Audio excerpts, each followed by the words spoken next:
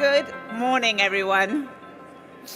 Thrilled to have so many people here with us for this very important session. Why is it important? Because we are at the third edition already of the Board for Change program at ChangeNOW.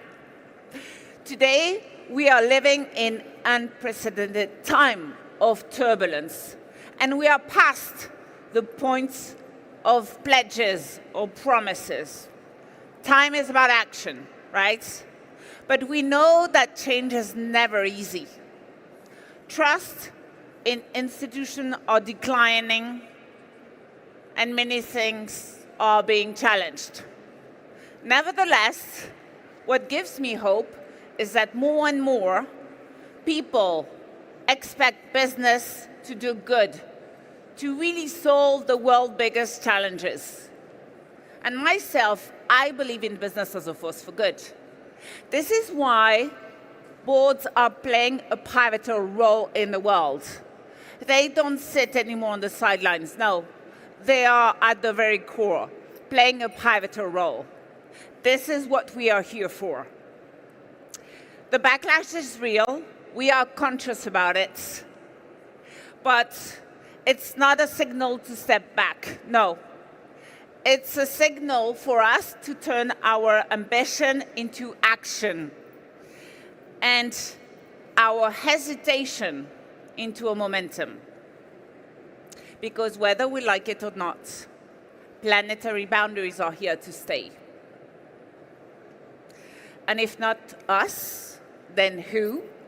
And if not now, then when?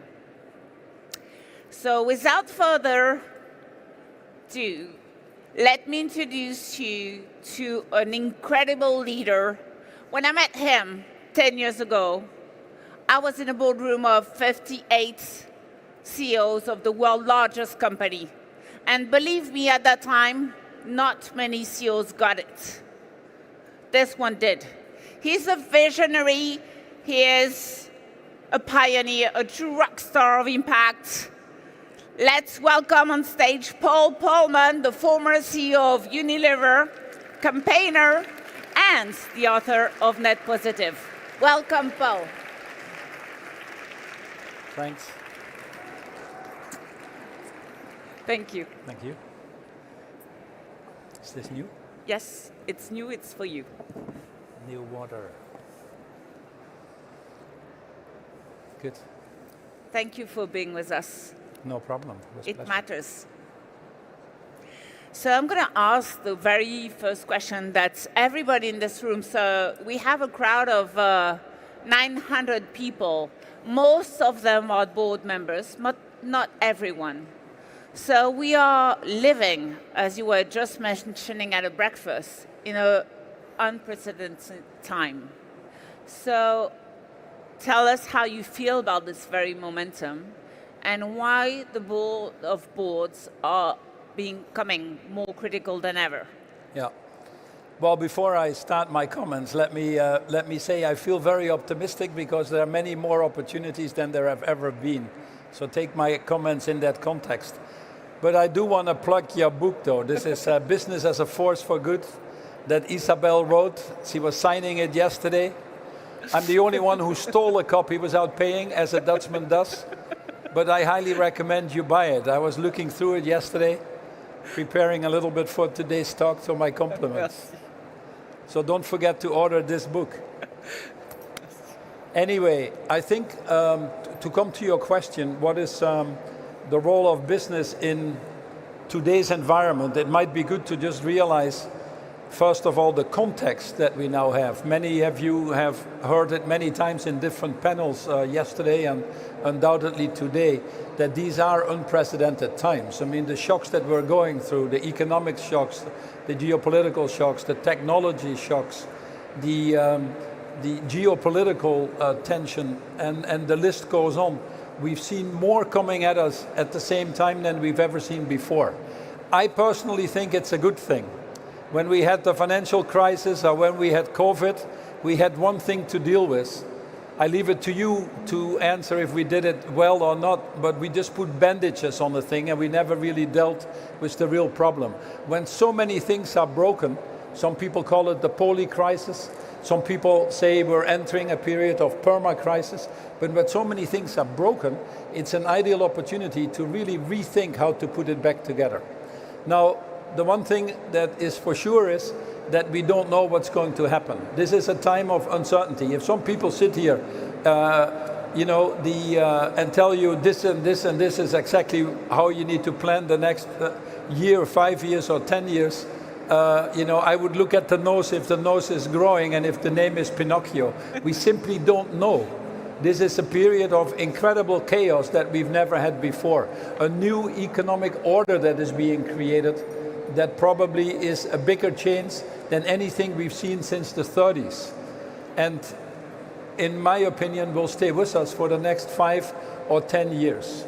Either we move to this fifth industrial order, or we create chaos for a longer period of time. And it's obviously for us to decide how to do that. Now, what is important in this is that the board start to realize that they increasingly need to move their mindsets away from just building shareholder value to increasingly building societal value. That's of course, a big shift. That is a big shift. That is a big shift. Today, Paul, you're saying also that in this unprecedented time, sometimes you feel that board leaders are losing the courage to do so. What's your opinion here? Well, my biggest fear is that too many, as I said, are still stuck in being stewards of the shareholders whilst they should be stewards of the future. There is this notion of fiduciary duties at the board, since we're talking boards, that I owe my whole life to the shareholder. So I don't know what is attractive to you to be a slave on a board to just make shareholder value if you don't have a deeper purpose of why we're here in the first place. That concept has never been attractive to me, nor is that really a good interpretation of what the fiduciary duties are in most, if not all, jurisdictions in the world. You need to be there to safeguard the long-term viability of companies, and the only way that you can safeguard the long-term viability of companies, which by the way is also in the interest of most of the shareholders, will be to look at optimizing the return for, by definition, all your stakeholders. And what has changed in this is that increasingly people are starting to realize that the stakeholders are not just the ones that, the voices you can hear, but they're also voices you can't hear, like the planet, like future generations. So what did you do when you were at Unilever, for instance? What was the first thing that you did with your board? Well, so the one thing, to finish my sentence there, is if I look at it now, I regret that in the conference rooms at Unilever, I put a chair, and it was an empty chair. People wanted to sit on it. I said, no, that chair is empty. People felt uncomfortable. What is that chair for? I said, the chair is for the citizens of this world that we serve, because the company had become very internally focused. I regret that I didn't put 2 more chairs there, one for planet Earth and one for future generations, because we would have probably faster taken better decisions. So a chair? Sorry, I'm asking, an empty chair, or empty have chairs. some Well, yeah, because the future generation, you can't sit down yet, but there is infinitely more people coming in future generations than what we have seen in the past. And yet we have the audacity to destroy more in the last 50 years than in the whole history of humanity. So that's a good call we to know action. The statistics. Yeah, it's a small call to action. But so what I did at Unilever, I don't have many demands. I was surprised I got the job. I thought there were many people more qualified for the job. And I came in from the outside. It was the height of the financial crisis, so it was difficult. But my only request was actually to change the board. We had a wonderful... Yeah, Why? and well, we had a wonderful board without any doubt. We had 6 white Dutchmen and 6 white Englishmen, and they could disagree so strongly that they thought they were more diverse than they'd ever been or ever seen in the world. I don't know if you've ever seen a Brit and a Dutch in the same room, but it's an interesting discussion. So we had a very diverse board, and probably served the company well up to a point. But this was a company that for the last decade wasn't performing very well, and had seen its business drastically decline, was in a selling mode. So as I needed a new management team, I changed about 75 of the top 100 people in the first year.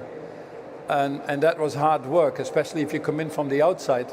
I also had to be sure that the board was held to that same standard. So we moved right away to a 50-50 board in gender. We had 2 people from the Far East. We had 2 people from Africa. We had the first black woman from Harvard and Fudge.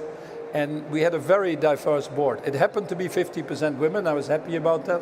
Which was But very also, pioneer at that time. We certainly were the first company, and it still is the case now, actually. Once you have it, it changes the dynamics in the company. But I also had to look at people that had a skill set that was in line with what we needed. So the 2 things I did really was create the right environment, hopefully, to succeed, although you never know when you do that. So one of them is to have the right board. They're becoming very important. And these people need to be aligned with the direction you want to take the company. They need to challenge you. They need to be diverse. They need to bring their different skill sets to the board. But they also need to be partners in that journey.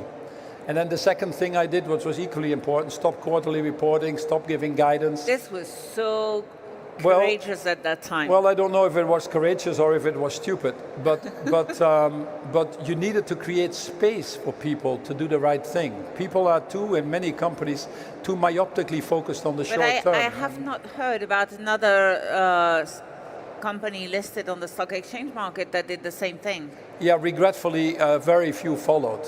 But what we saw when we did that was, obviously, the energy in the company was more towards value creation, which you don't do in a quarter. A value creation you do over 5 years, 10 years. It doesn't mean you don't deliver.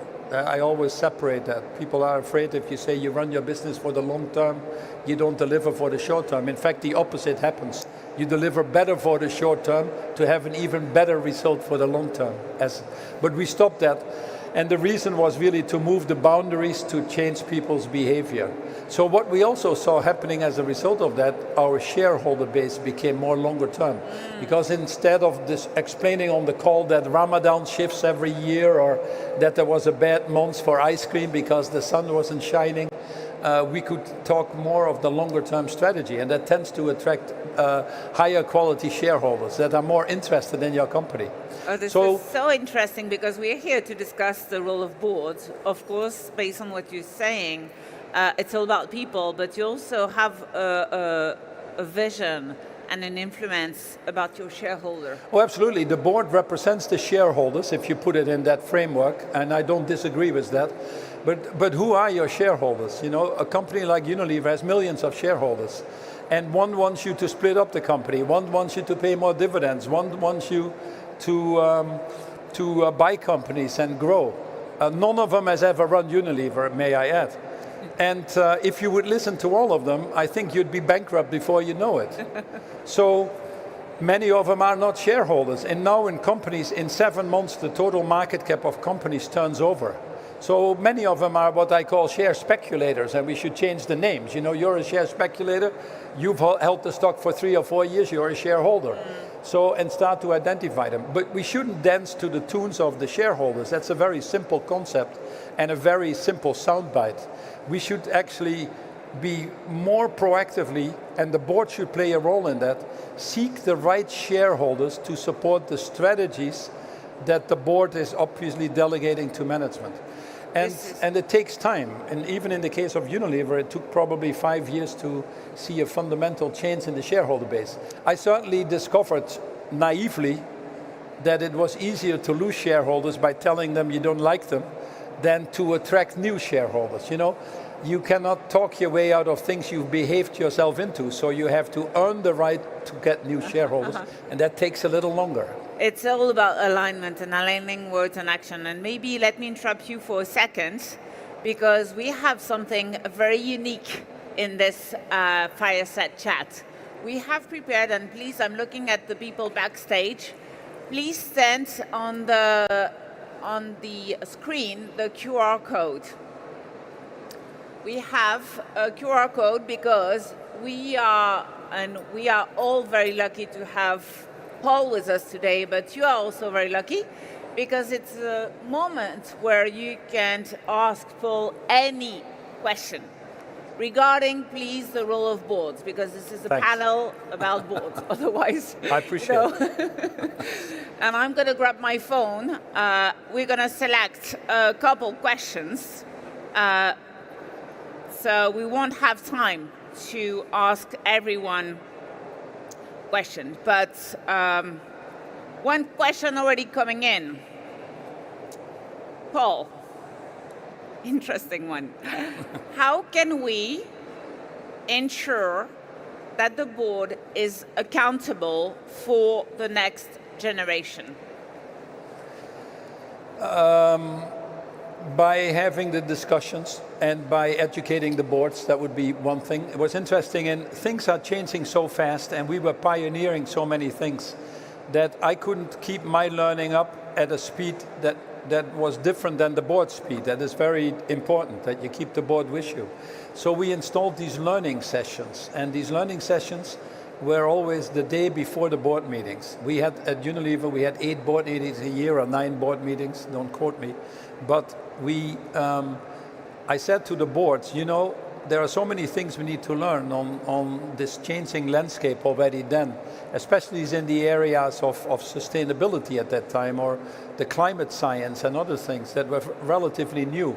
How to do value creation. Technology was equally developing then. So we installed these learning sessions, and the learning were on the ground? It was the same use? moment that I would actually learn things, and management would present. Sometimes people would come in from the outside, but I said to the board, it's voluntary, because you know there are only so many things you can ask a board to do. But it had 100% attendance all the time, so we learned together. I think that's part of holding each other accountable, is to be part of a team. Having a distance to hold people accountable, but at the same time being part of a team is very well possible. The other thing I did, which was important, was we had a very rigorous performance management system in Unilever that was the same for everybody, including myself. And I actually put the board on the same system. So this notion that you are a 9-year board member, or that you automatically get, you know, it's very rare that shareholders vote you off. Some board members, you know, if you look in the US now, 1 in 5 board members is over 75 years old. You know, they weren't even there when they were running the companies. The CD wasn't even invented, let alone what they think about AI. You have to be pretty smart at 75 to keep up with that. So we held the board members to that same standard, and then said with these performance reviews, it's also not a given. It used to be a given that you would be 9 years on the Unilever board, but that was not the case anymore after that. I have other questions. So that's a good one compared to what you just said. So how do you envision the role of AI and tech in the boardroom today?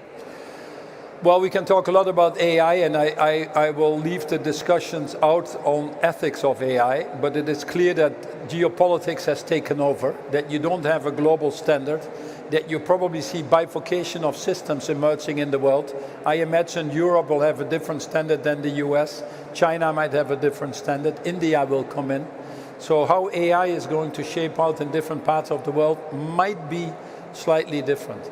But I think the AI is more than technology. If you look at surveys now, and I don't know if they are all correct, but they say that the bulk of CEOs or the bulk of boards see AI as a way to save, to efficiencies, to change processes like S&OP, you know, sales, operating planning, that type of thing. But I think it misses the bigger picture.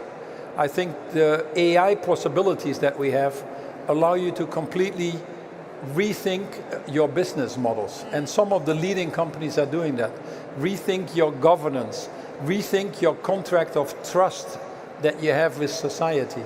And so if you see this as an enabler, it's not an end in itself, but if you see this as an enabler, it could become actually your best friend to convert your company to truly being a net positive, sustainable company. This is so powerful to have AI as an enabler and see that as a catalyst of change, helping your companies, your board, and your governance move forward. So last question before we close, because you know that it's all about leadership, always has been, always will be. What does it truly take as a leader of the board to act as stewards for better futures? If there was one thing. Well, there's never one thing, so this is a very difficult question.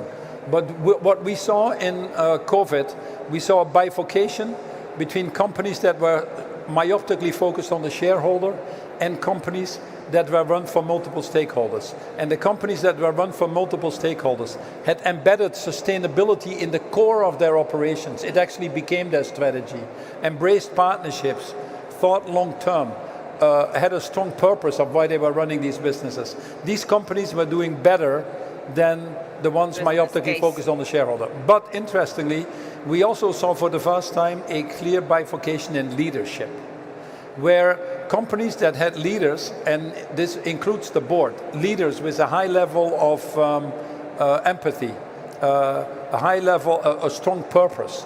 Purpose and empathy results in courage.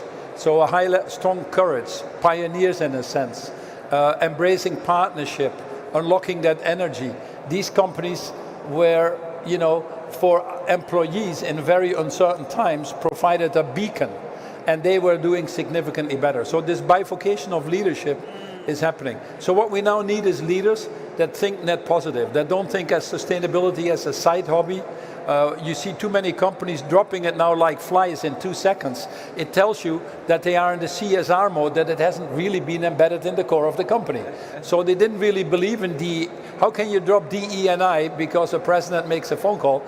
You must have a serious problem believing in gender if you overtly would do that. How can you drop ESG within a minute because there's a little bit of pressure? You must have a serious problem of being convinced that it drives your business or not. So the good boards understand that it drives it. The good boards think net positive. They think restorative, reparative in a world that is already overshooting its planetary boundaries. If you have not read the Net Positive book of Paul, it's worth reading. Definitely read it. And a good board, the last comment would be, a good board knows that these issues are of such magnitude that we all need to work together to address them. They go beyond their companies. They go into leadership with governments, in advocacy, not in lobbying, in advocacy, in partnerships with industries, etc. I want to finish with Paul about a story that you wrote not so long ago that I love. Is you say that when you tell story to your children or your grandchildren, right, that not a single one ends with the hero giving up. Right, exactly. So I have a little surprise for you. I love surprises. Okay. There is, for me, my favorite book that I read to my kids, but not only to my kids. It's called The Little Prince. Ah, good. From Saint-Exupéry. Yeah. And why do I love it? Because there are so many relevant things in this book, especially the one saying we don't inherit the earth from our parents, but we borrow it from our children. So I have a book of The Little Prince for you, but signed by the next generation of leaders that are the delegates of this Change Now event. Oh, very nice. Very nice. I'm going to give it to you. 1 sec. I have to say that's better than Machiavelli's Prince book, so I'm not sure that's fully applicable anymore. Am I? Wow, look at this. You are too nice. Thank you, Paul. Thank you, Paul. For my 7 grandchildren. Thanks. Thank you so much, Paul. Okay. Thank you. Yes.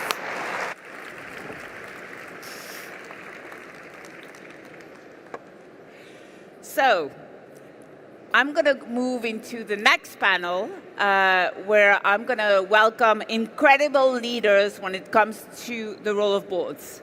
And now it's time to move from reflection to action, and I'm very, very, very honored to welcome on stage Marie-Claire Daveux, a non-executive board member of Crédit Agricole NG Le Ponant, and known also as her role of Chief Sustainability and Institutional Affairs at Kering.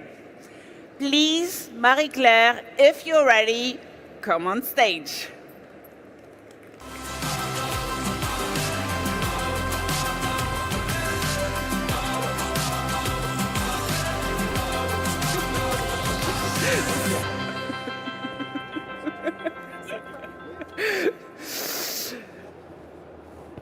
am also very honored to welcome on stage Laurence Debroux. Laurence has been a board member for several years in company that I admire so much, like Novo Nordisk, but also Exor, Randstad, and many more.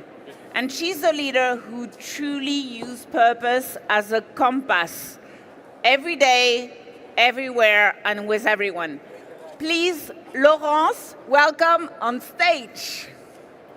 Laurence, welcome on stage. Personne. Paul is grabbing everyone, you know how he is. And last but not least, because this journey is not that easy, right? So it's a learning journey. And to learn every single day, we are very pleased to welcome on stage our dear partner from INSEAD, the Dean of INSEAD, Francisco Veloso.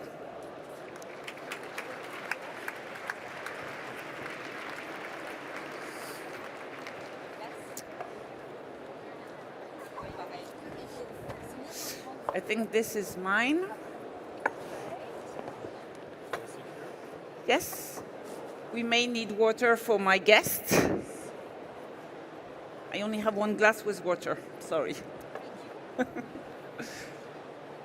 And Nicole, Sylvie Nicole, please welcome on stage. Sylvie is an executive leader at Henkel, and she is representing the executive side because it's all about governance, and it was important for us to understand also what is the executive perspective on the role of boards. Welcome on stage.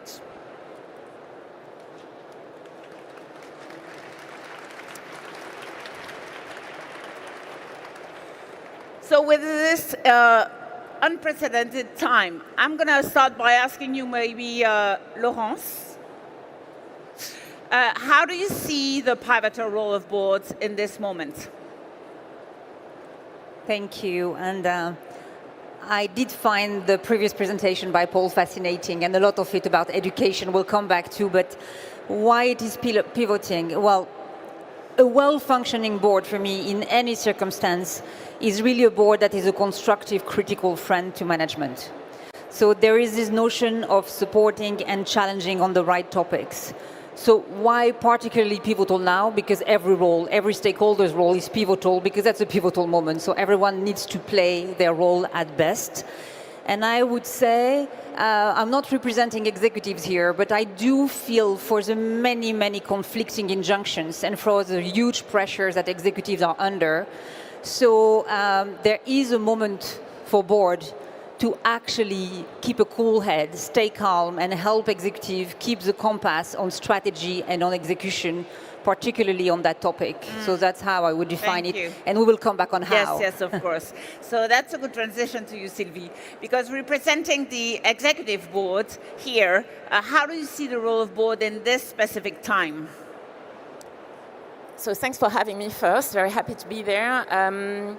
I would say the first thing is that the board defines the purpose and the strategy that the team has to follow. So for us, the purpose is pretty clear and fitting to the times, pioneers at heart for the good of generations. That's the message we communicate to the team. That's how we want them to operate business. So the how, the direction that you set, I think is one of the big responsibility of the board. And the second one is to create the conditions. Facilitate leadership, make sure that all your processes, your recruitment, your training, your leadership culture is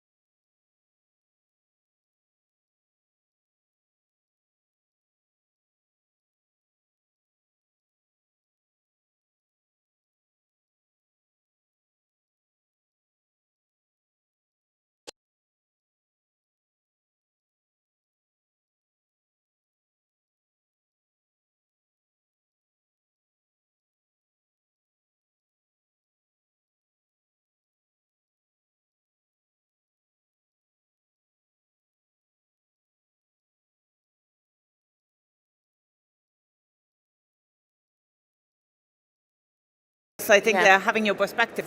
Maybe sharing two interesting observations, one more on the supervisory board and one on the executive board, because I have the privilege to be in both. In the supervisory board, our chairwoman realized that we need more time. The topic is complex. There are a lot of new topics popping up permanently on sustainability, so she decided to create a subcommittee of the supervisory board fully dedicated to sustainability, where a few members of the supervisory board come together. That's good, because These it's something experts. that, if I'm not mistaken, in the last 4 years, this number of committee doubled. Exactly, and that really makes a huge difference, because you have the time you need, you can educate, you can really go deep in some topics, might be study, might be target setting, might be challenges that you face, and they give guidance. They give guidance to experts. They talk directly to the experts of the company who are driving the topic. This guidance helps, but it's also strong encouragement. That means we are behind you, we support you. We are going to be with you on the journey. So that really, really helps us. In the other direction, in the board, in the executive board with my colleagues, so for sure we have a lot of business topics. When we set our net zero pathway last year, we made the commitment to become climate positive by 2045 as a company. It required also a lot of time investment. To level the playing field, we have two business units which are extremely different. To be B2C, you can imagine that having common ambition on two businesses which are so different is difficult. So it took several rounds of education, of alignment, of creating the narrative together, deciding how we're going to communicate that to the organization, and then taking responsibility collectively to bring this narrative in the organization and to pave the way for the teams to commit and to really execute this pathway. So it all comes back to strong governance, time investment. It doesn't come without effort. Time investment, and also allowing time. I mean, exactly. It takes time to take bold It's a very humbling decision. topic. Very humbling. You need to learn permanently. Thank you. Marie-Claire? Very quickly, for me, 3 points. First, it was already mentioned, it's about training. But I will say specific training, which are also on the ground, because it's great to have experts, to have people that come to speak and to raise awareness. But I think when you are at the level of, it's really very important to see what does it mean on the ground in link with business side. And I'm very, I will say happy, because I am at the board of NG and also Crédit Agricole, but we do the same thing for Caring, and I would like to welcome to 2 board members of Caring in the audience, so hello girls. I think it's very important that it's organized to see, take example of sustainability, what does it mean for the resilience of the supply chain? So one thing. Second thing, it's very linked also with the chairman or the chairwoman to be sure that the directors will be enough comfortable to say what they think and to dare to challenge, because sometimes there is a theoretical approach and the reality. It is so true, because in corporates we talk a lot about the CEO and the role of boards. We are starting to discuss the role of the chair, but it is not there yet so much tackled. So that's why I think for the second point, when we think about the board, I think the chairman has a specific role to play, and to be sure, okay, directors, if you don't agree, please express. It's really freedom to express, and after it's a collective approach. And last but not least, I think also what is very important is to have transparency between the executive management and the board. So when there is a failure, when there is, I will say, something that goes wrong, to be sure that even if by rules or by regulation the executive management is not obliged to share and to be transparent, because it's important to have trust. And sometimes it's difficult also to build the trust, because, as you mentioned, one of the key roles to the board is really to identify the CEO and also people from the executive committee. So the most important thing for me is trust. And of course, after you train people, you explain. But it's more, I will say, technical things and technical things. We have answers. What is more difficult, it's trust. Yes. Francisco? I wanted to go back to the training part and to think about why that is important in the context of the discussion that we're having and some of the things that have been mentioned and also Paul mentioned before, which is this notion that most of that are here are already with the right mindset, but many don't have yet either the right mindset, or even if they have the right mindset, they may not have kind of the actionable approach that they can do. And this is something that's quite important, and kind of the approach that we take in the way that we think about training the boards, which is part of that. I mean, in particular, this issue of going from compliance, for example, to competitiveness is a very important shift. And thinking about what does that mean, show examples with others, is with that shift and understanding what that means at a high level, and then bringing it to the specifics of the board about what does that mean for my company, for my context, for my aspect. The other aspect that's quite important, and I think is going to become even more heightened in these, is navigating dilemmas, which is another of the topics that we bring to our board program. The first one is, Subi Rangan, that typically teaches the one of going from basically compliance into competitiveness, and that Mark Menestrel that teaches the one on navigating dilemmas. And this is quite important because of the challenge that we face. I mean, it's very clear, and this is the reason that connects to the trust point that you were making, that there's going to be difficult decisions to be made. And so that trust is the foundation, but then you think about how do you navigate that?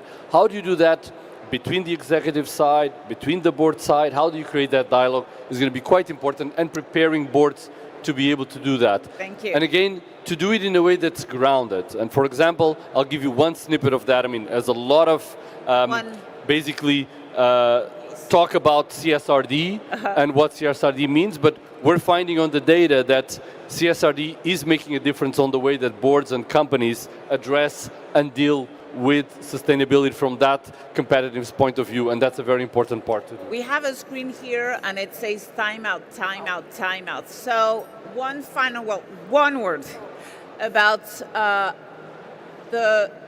what it takes as a leader to make the shift happen. One word, skill, whatever, one word. Collective mindset. Team exercise. Resilience. Courage. Thank you. That's my word. Thank you so much to every one of you. Bravo. Avec une photo tous ensemble.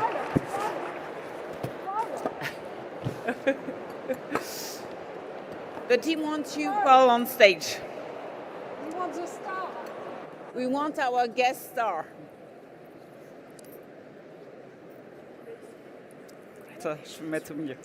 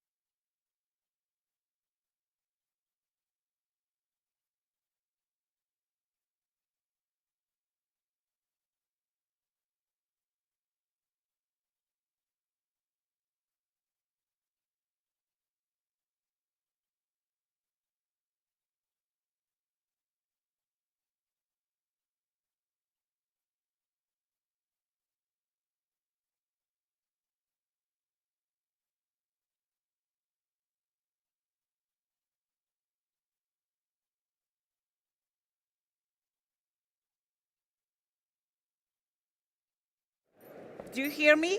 Do you hear me? Sorry, we continue the show. You know what? We have heard amazing leaders when it comes to the role of boards. And we were wondering, do you hear me well? Yes? So I'm going to do a little trick here. Do you know on which stage we are? Yes? It's the legacy stage. And when we talk about the role of boards, it's about the legacy we want to have. So what I'm going to do is I'm going to call a friend, right? Because understanding what's, please, for the next speakers, may take a seat. I'm going to call a friend from the next generation that I love, and I want to make sure that we capture together what she has to say to us.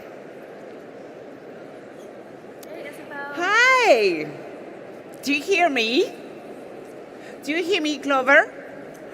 I'm at ChangeNOW. I would love to get your perspective. I'm actually backstage at the Grand Palais, so oh, no, why you're didn't I just come kidding. to you? You're kidding, Clover. Come on stage with me. I want to hear you right now. Hello! Please take a seat.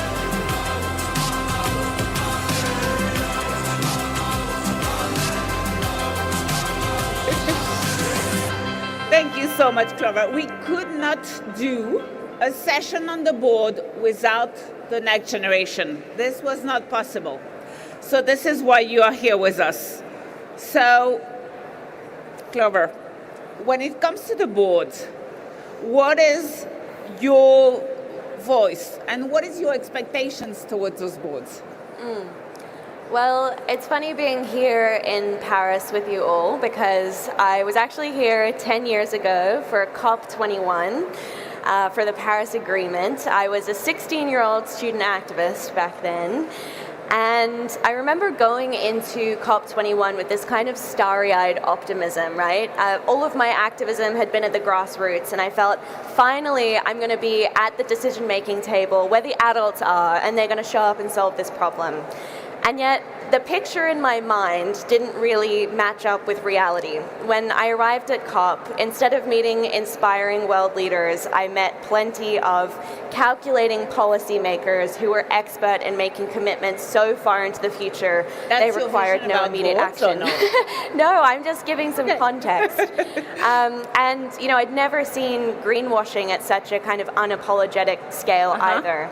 And so I wish that I could look back now and tell my younger, more skeptical that I was wrong, but unfortunately I think we've really seen an absence of courage and leadership when it comes to corporations and when it comes to boards. So the short answer, I suppose, would be I would want to see more courage, and I would want to see boards and leaders who are acting from a place of legacy, but unfortunately that's not what we're seeing at the minute. That's why we are on the legacy stage. Boards needs to be more vocal, as we were saying. So how can boards help you believe in themselves? So when I say believe in themselves, it's not about believing in boards, but what is the role of boards for the future generations? Well, I think a lot of people are still treating sustainability as a kind of tick-boxing activity or a nice to have. And the science is really unequivocal, right? For the first time in history last year, we surpassed the 1.5 degree heating point, which was established in the Paris Agreement. We've now surpassed 6 out of 9 planetary boundaries. So I would like to see boards actually acting not from this place of kind of fantasy, but actually responding to the science. You know, we would see a very different corporate landscape and boardroom landscape if people educated themselves on what's happening. We were discussing about education. It's true that we were, and Paul was saying, have a seat for the next generation, have the seat for Mother Earth at the table, but we could also have a seat for the science. Yeah, I mean, you can't argue with science. Unfortunately, a lot of people are deluding themselves that you can pretend that what's happening isn't happening, or you know, I think so many people in business are really, really good at putting their heads in the sand. And I think what was really interesting is that in the wake of the 2016 presidential election, you know, there are so many leaders who said, well, even though Trump is pulling out of the Paris Agreement, we're still in, right? And unfortunately, in this most recent election, just look at Trump's inauguration photo. Like, all of the tech CEOs are there, all of the billionaires are there. They're no longer acting on sustainability and climate because there isn't this momentum and it's no longer cool, right? And And so we need leadership to actually happen when it is difficult. And I think the fossil fuel industry is throwing everything they possibly can to delay action. The fossil fuel industry funded the Trump administration to the tune of $75 million US during his campaign, right? There's that quote, you know, first they ignore you, then they laugh at you, then they fight you, and then you win. So beyond the geopolitical tensions that we are living in, how can the next generation, as you, Clover, help boards to become stewards for better futures? How can you help? Well, I would say that I think young people, you know, we're often called radical, but what we're asking for really isn't that radical if you think about it. Like, young people are asking for the right to clean air, the right to clean water, to have a say in the decisions that are ultimately affecting my future and our future. That isn't that radical. We've been made to believe that it's radical. And so boards need to have young people at the table to actually hold them to account and to hear not just the moral courage of young people, but their capacity to imagine how we might do things differently. You know, young people are so good throughout all of the movements, civil rights, anti-apartheid, the suffragette movement. Young people are capable of not just asking why is the system the way that it is, but what if we did things really differently? And that what if question is what we need to be focusing on now. I love the what if question. I'm a what if person. And maybe one last question is that what truly counts from your perspective in terms of leadership for the boardroom? When I've worked with boards and they've told me they really care about climate, they want to take action, typically it's not because they've read the IPCC report or even because they went to COP, but because their kids came home to them at the end of the day and asked, Mom, Dad, what are you doing about the climate crisis? And so it is that question of legacy. You know, so many business leaders work their entire lives climbing the corporate ladder to be able to provide for their families, and yet they're now at that pinnacle looking back and saying, okay, but what is the world that my kids are inheriting? And so that question of what you're actually leaving behind, realizing that you're part of this lineage, I think that can be the clarifying question for boards. This is so true. What do you want to be your legacy to be? And myself, when I work so hard and when in challenging times, I'm always telling to myself that in 10 years from now, I want to look at my kids' eyes and say that I've done everything I could at a time that it really matters. Thank you, Clover, for being with us. Thank you so much. Thank you. Thank you. Now, let me call you our last panel. And you know that ChangeNOW is about bringing together change makers. Well, here we are also, in this third edition, bringing together collectives of boards. Why? Because when you are a change maker, when you're a board member, you need one another. That's the reality when you drive change. You are individuals. And today, for the first time at ChangeNOW, we gather board members from 25 different countries. So this is a huge numbers, and thank you for being in this room. You are more than 600 to be there. So I'm very honored to welcome on stage 3 leaders of those board collectives. So to start, I'm going to ask Karina Litvak, who is not only, of course, a board member, but the co-founder of the Climate Governance Initiative, now called also Chapter Zero. Welcome on stage, please, Karina.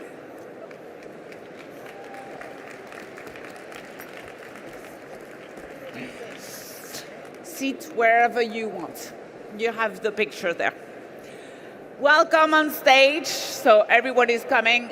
Céline Fornaro is a Deputy CEO at Agence des Participations Françaises, which in English, it's the French government's shareholder agency. No, please sit in the middle. I will sit here. And board member of Air France and NG, like Marie-Claire that we just saw. And then last but not least, Denis Terrien is the chair of IFA, the French organization for board members that has been very active also in gathering many board members from France, but also with our partners, Ecoda. Thank you for being with us. So I'm going to ask you the first question, not about your opinion about the role of boards, because I think that we get that from previous session, but why collective of board matters?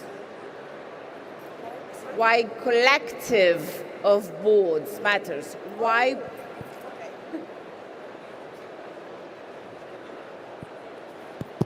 Why do you bring people together as board members? Shall I start? Yeah. So basically, I think a collective for board members is actually really important because it enables to cover some of the suggestions that maybe other people mentioned in the other panels, such as share, learn. And to be more specific, it could be different types of networks, really. It's a forum.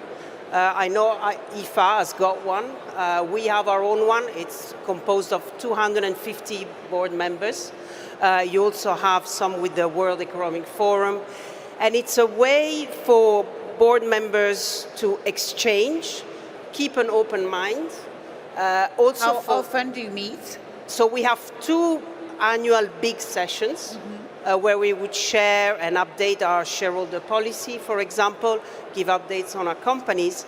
But also we have regular sessions, maybe once a quarter, on specific topics. Where you have an external speaker? Yes, or, okay. yes, and we have external speakers. But I think what is also important is that you cross-feed ideas, and it brings diversity, because this is where you have a lot of your board members that are different backgrounds, different experiences, and some of our board members are also executive management teams. And so that's where we also cross-feed that into our thinking as well, and the way we carry our dialogue Learning with from the board. one another, this is so true. Well, one is not born a board member. It is like plumbing or baker. You have to become a board member. So there are a couple of ways to do it. One is to train yourself. INSEAD does it. And at IFA, we do a lot of training. Over 1,000 people are trained at IFA every year. But also it's an exchange with, as you would say, with other board members.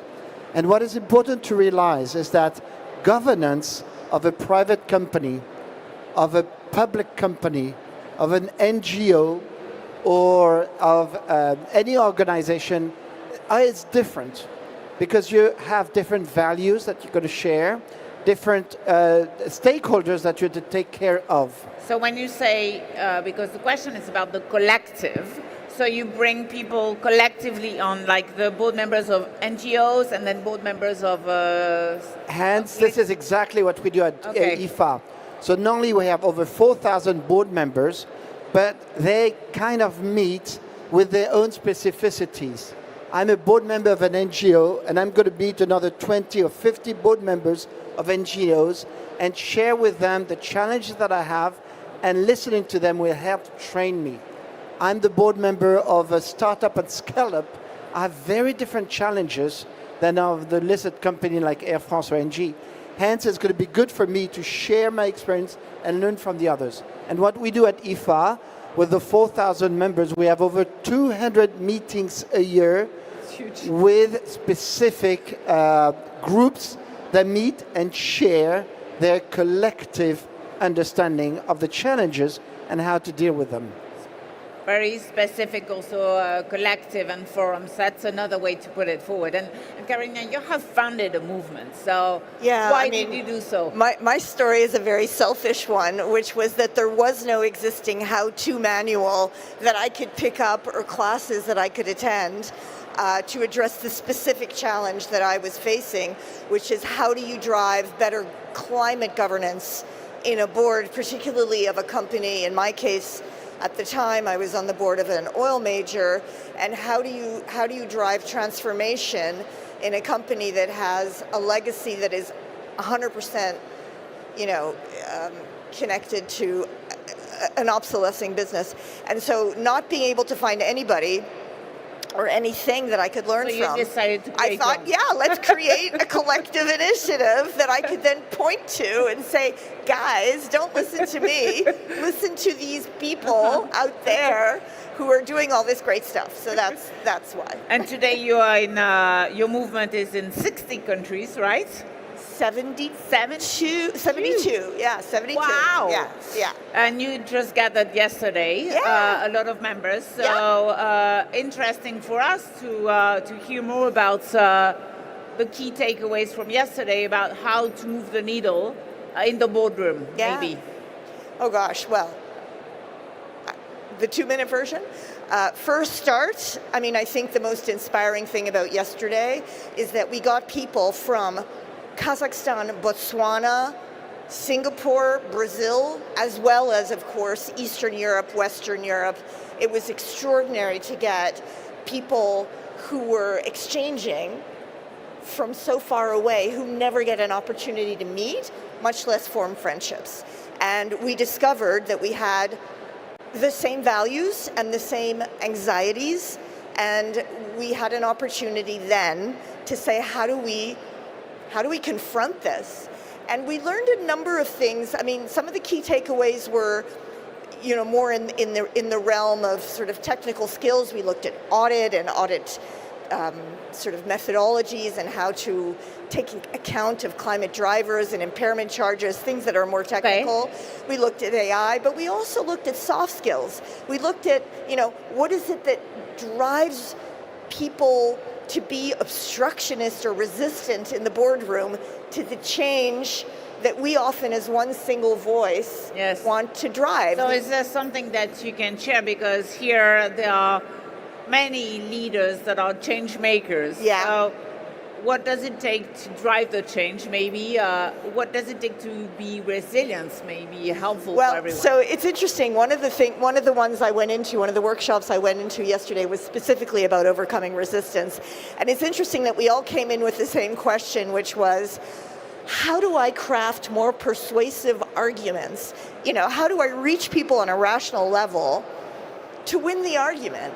And in fact, what we learned is that ultimately, it's how you connect with people on an emotional level. And nobody will admit that. Nobody will admit that. But it's how you touch them in their sense of status, autonomy, as in how much control they have, their sense of belonging. Like, do they feel that you're threatening their sense of belonging to this group? I mean, all things that are very, very soft and very uncomfortable to discuss. 2 people got up and left. Okay.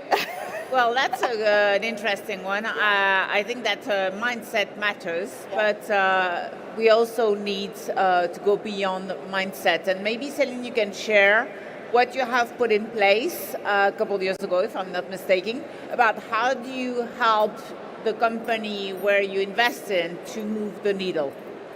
Yes, and I think it's a slightly different perspective maybe to some other people that participate in panels, as we are a very long-term shareholder as the French government in our corporates, which are 85 corporates from very big international top CAC 40 entities. I'm also at the board of Safran, for example, or Orange, to very small service companies, radio, French companies.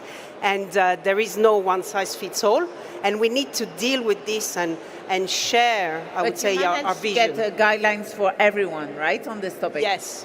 And the thing that is important is that we need to define a policy and a framework that basically gives us great foundation but remains agile, so can weather crisis, as we've seen, or volatility or volatile times.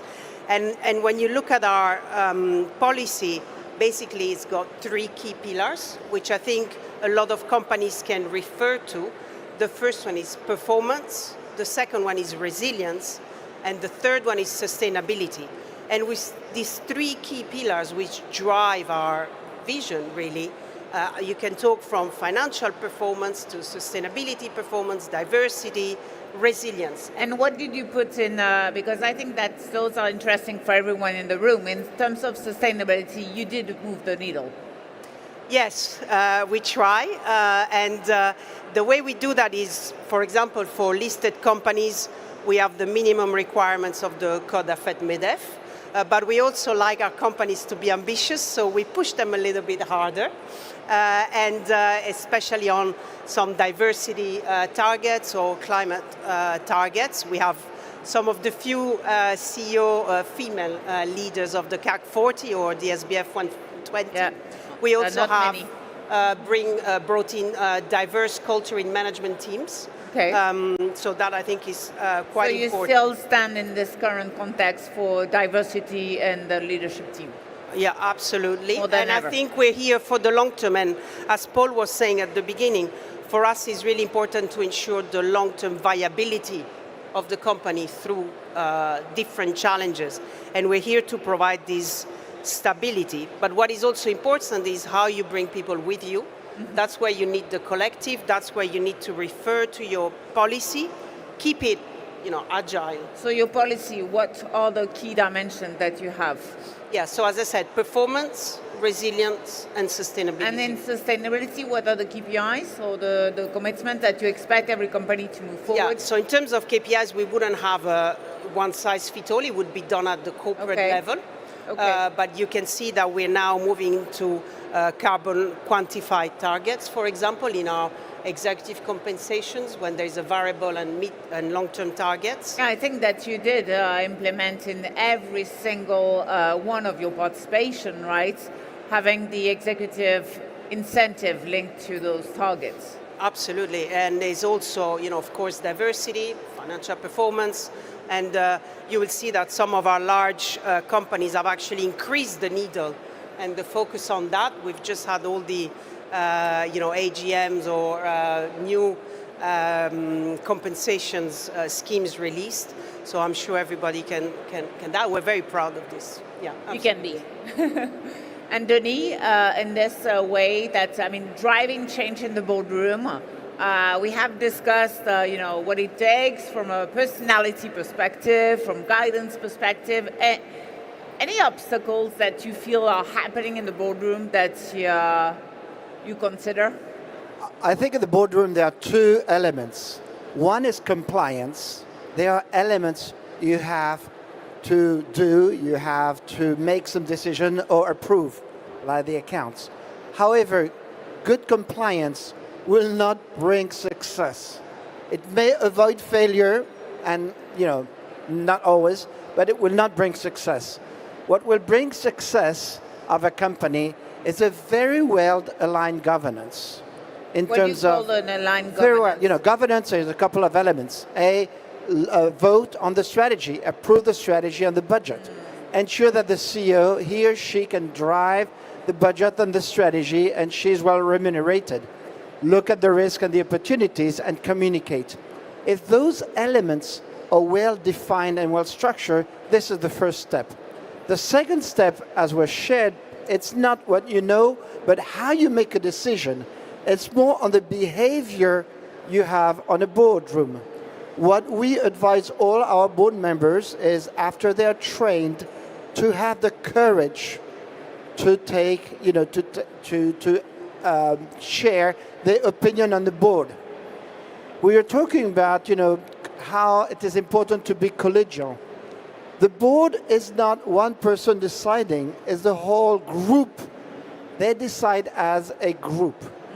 However, for a good decision, not only you need diversity, which we talked earlier, but you also need people to have the courage to go with their own conviction, which is based on experience. And how do you see the role of the chairwoman or the chairman? The role of chairwoman as a chairperson is to help the dialogue between the different board members. And in a scale of 1 to 10... And what's interesting... I want to ask you a question. In a scale of 1 to 10, Denis, how today you believe, for instance, in France, in the listed company, how much the chairperson is playing that role of opening up the dialogue, making sure. Scale of 1 to 10. 10, perfect. 1, not so well. I think it has improved substantially. What we can see in companies is It is not because you have a good governance that you always have success. However, when you have a failure, you always have challenges in governance. You know, even some state-owned companies like Renault have some challenges in governance that leads to challenges in the companies. Other companies as well. So look at the companies that have fundamental challenges. You go back, there is not a proper governance. Then the role of the chair is ensure that all the topics are discussed. This is good compliance. That also he or she leaves the decision, the discussion within the room and ensure a decision is made. Yes. And sometimes it happens, you know, I've been chairman of a company, I'm actually even chairman of a company today. Sometimes we do not have enough element to make the appropriate decision, and that's okay. Let's have the courage to say, we cannot make the decision, this board. If ever it's not business critical, let's lay it to the next board so that we'll have an informed decision made by the board. Thank you so much. I fully agree with you. And maybe one last question to you, as it's all about leadership. So I'm going to ask you, from your perspective and your experience and your movements, what does it take as a leader to be a board member for better futures? Well, you asked that question earlier, didn't you?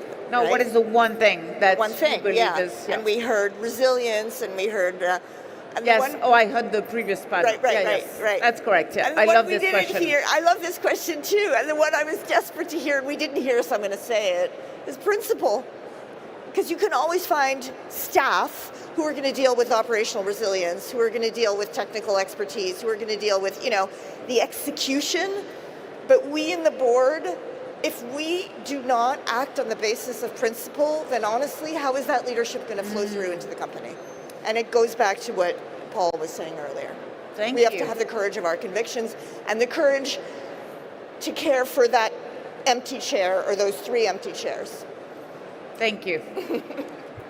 I'll probably say dare to be ambitious, not to be complacent.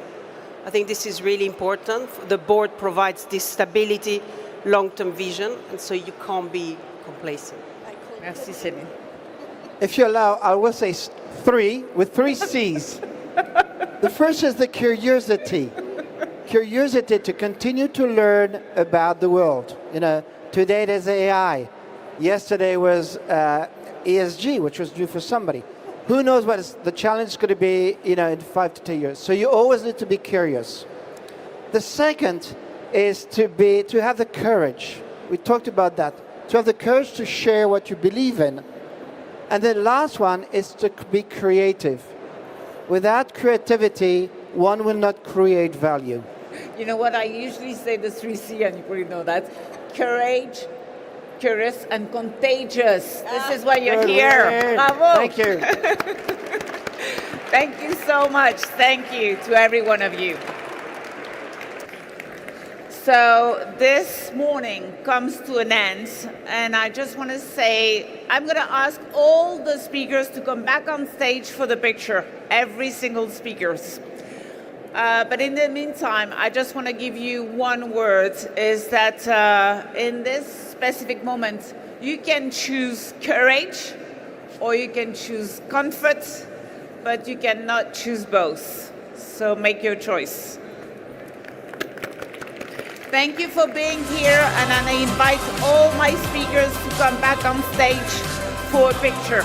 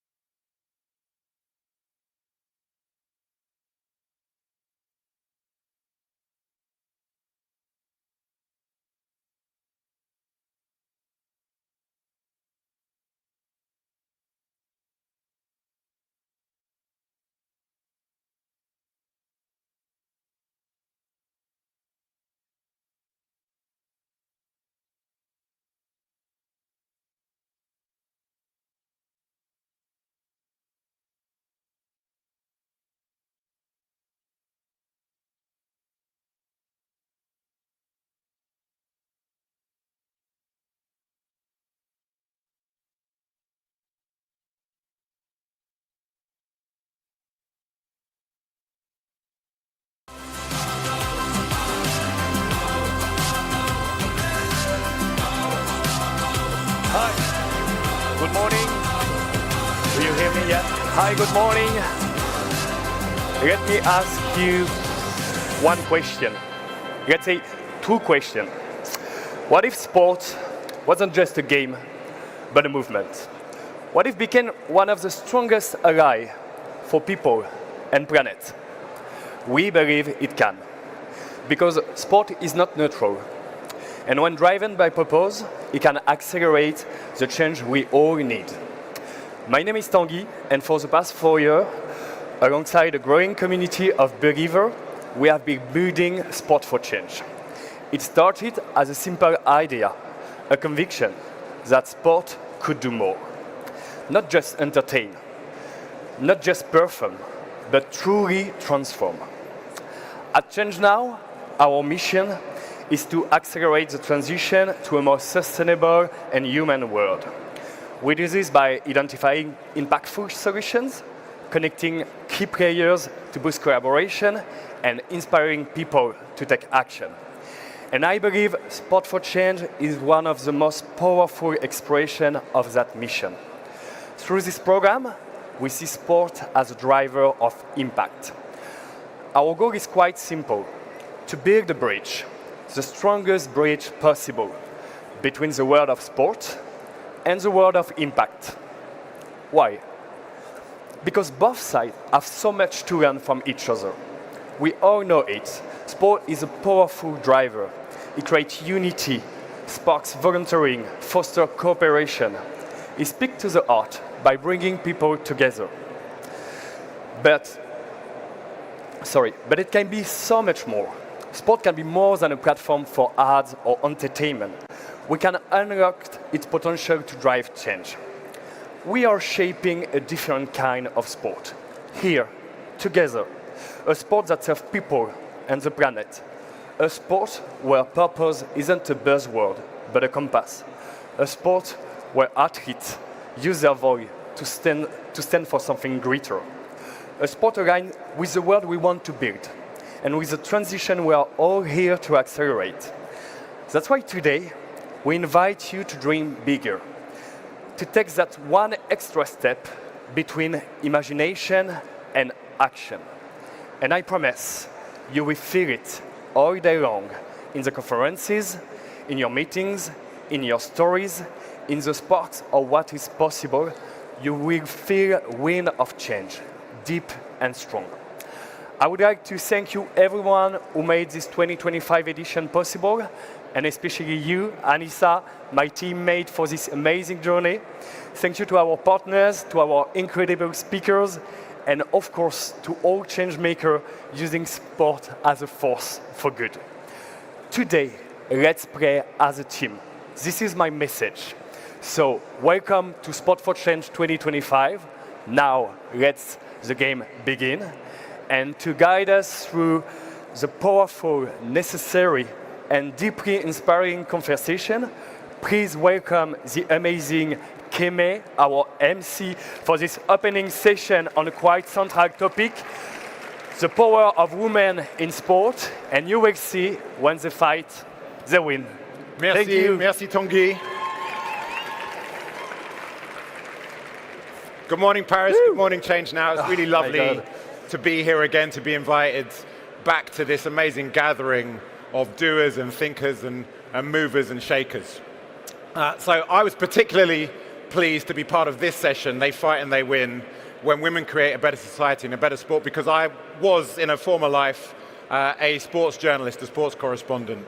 And to see the journey that sport has gone on in terms of activating the power of athletes and how we are elevating their voices and encouraging and enabling them to make positive social change, it's very, very beautiful for me to see, because it wasn't always that way. Now, we've got 3 fantastic sessions coming up for the next 45 minutes or so.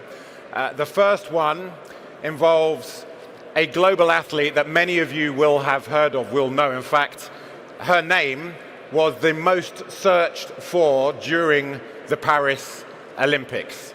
Iman Khalif. I'll talk a bit more about her in a moment. Yeah, give it up for Iman. Don't come out yet, because there's more to say. But I'm particularly looking forward to the conversation with her. We've also got a panel with 3 leading global female athletes, and they're going to be talking about what motivated them to get involved in the things that they're involved in. Women's rights, land rights, and ocean health, marine conservation. Panel 3 is a bit of a surprise, so I'm going to leave that one hanging. But first off, let me just talk a little bit about Iman before she comes up. A lot of you will remember her story and how she has had to, as a boxer, not just fight inside the ring, but outside the ring, just for the right to be herself, just for the right to compete. To rewind a little bit, London 2012, when I was a sports journalist, was the first year that the Olympics had women fighting in the boxing ring. Algeria at that time had no female boxers that they were able to put up to that Olympic level. So they went on a search. They went on a search throughout Algeria and they found a 17-year-old called Iman who had the makings of a future Olympic champion. Fast forward to Paris, and Iman became Africa's first Olympic female boxing champion. That is a big deal because, as I said, she has had to do a whole lot of fighting just to be herself. It is my great delight to invite to the stage Iman Khalif and her translator, Inez. They are going to be talking, Iman's going to be talking in Arabic and Inez is going to translate for us because her words in the past have been twisted and she wants to be able to talk in her mother tongue to land her story in the way that she wants to do it. So please welcome Iman and Inez.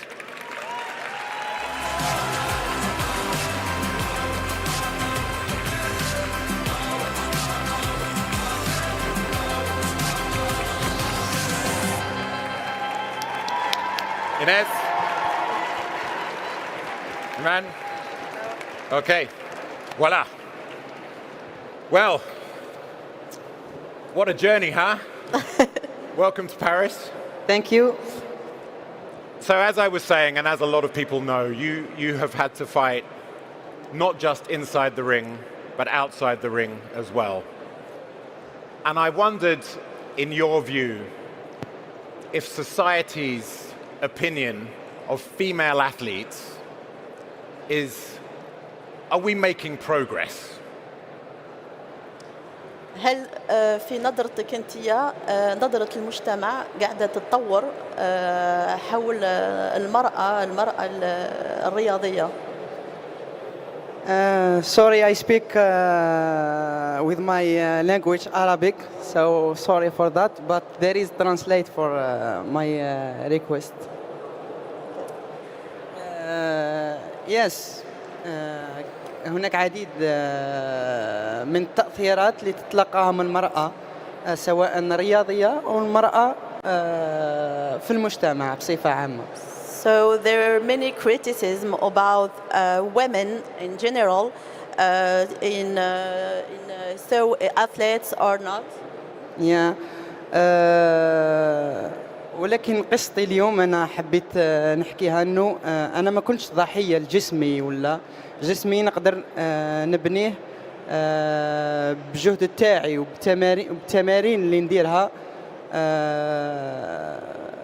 ولكن كذلك الجسم تاعي ما جاش بالصدفة ولا هو حبوب سحرية ولا I've never been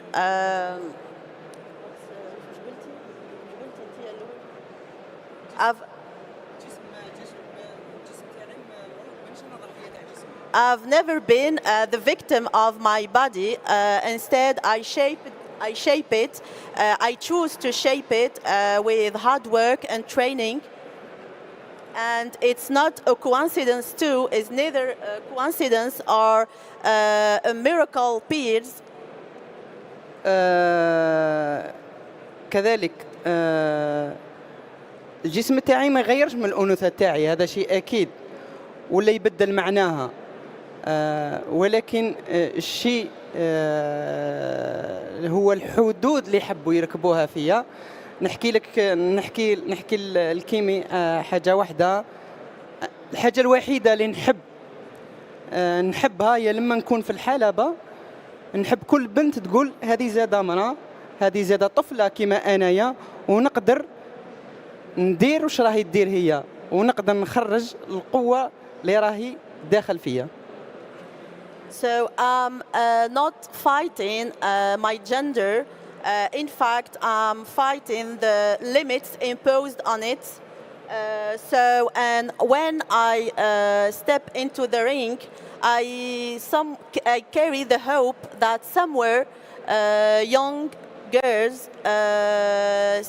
see me and say she is a woman like me, and I can just strong as her.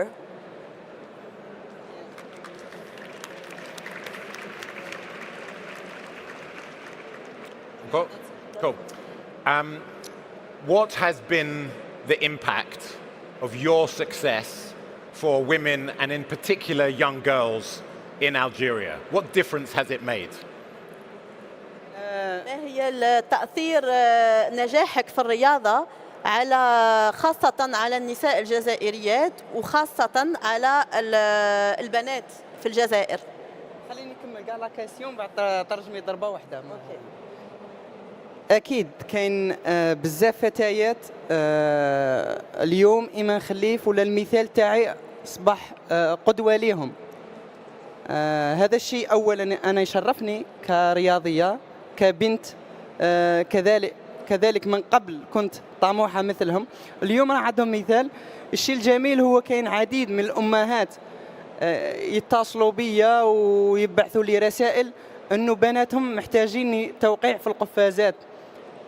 في السابق كانوا يقولوا البنت لازم تمارس الرياضة الرجالية، البنت لازم تمارس الرياضة اللي فيها القوة وفيها الجهد وفيها مثل ملاكمة اللكم. اليوم رانا نشوفوا انه المرأة زادت عزيمة وزادت قوة. راهي كل وحدة يحبها تجرب، كل وحدة يحبها تخرج قوتها. كاين اللي حتى البنات اللي رجعوا مساحة منازلهم إلى قاعات ملاكمة. هذا الدليل على أنه شيء جميل أنه القصص ترفع، لأنه الرياضة فيها عديد من القصص والحكايات، وشيء جميل أنه الحكايات ترفع. اليوم المثال تاعي أصبح قدوة لجميع الفتيات، مش بس في الجزائر. في الجزائر أكيد هنالك عديد من الفتيات، ولكن تقريبا كل الفتيات اليوم راهم حابين يجربوا تجربة جديدة في ملاكمة اللي هي رياضة كانت حكر على النساء. So it's an honor for me to be the example of these women and girls specifically. So I have mothers write to me to tell me that her daughters ask for gloves to yes for gloves. So I'm proud of that, and I think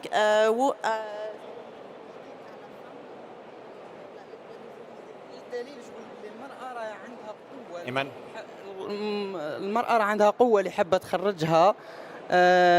هذا يدل أنه المثال دخل عقول الفتيات. And my story tells a lot to those girls. So I'm very happy to be the example for hers. Yes. Bon.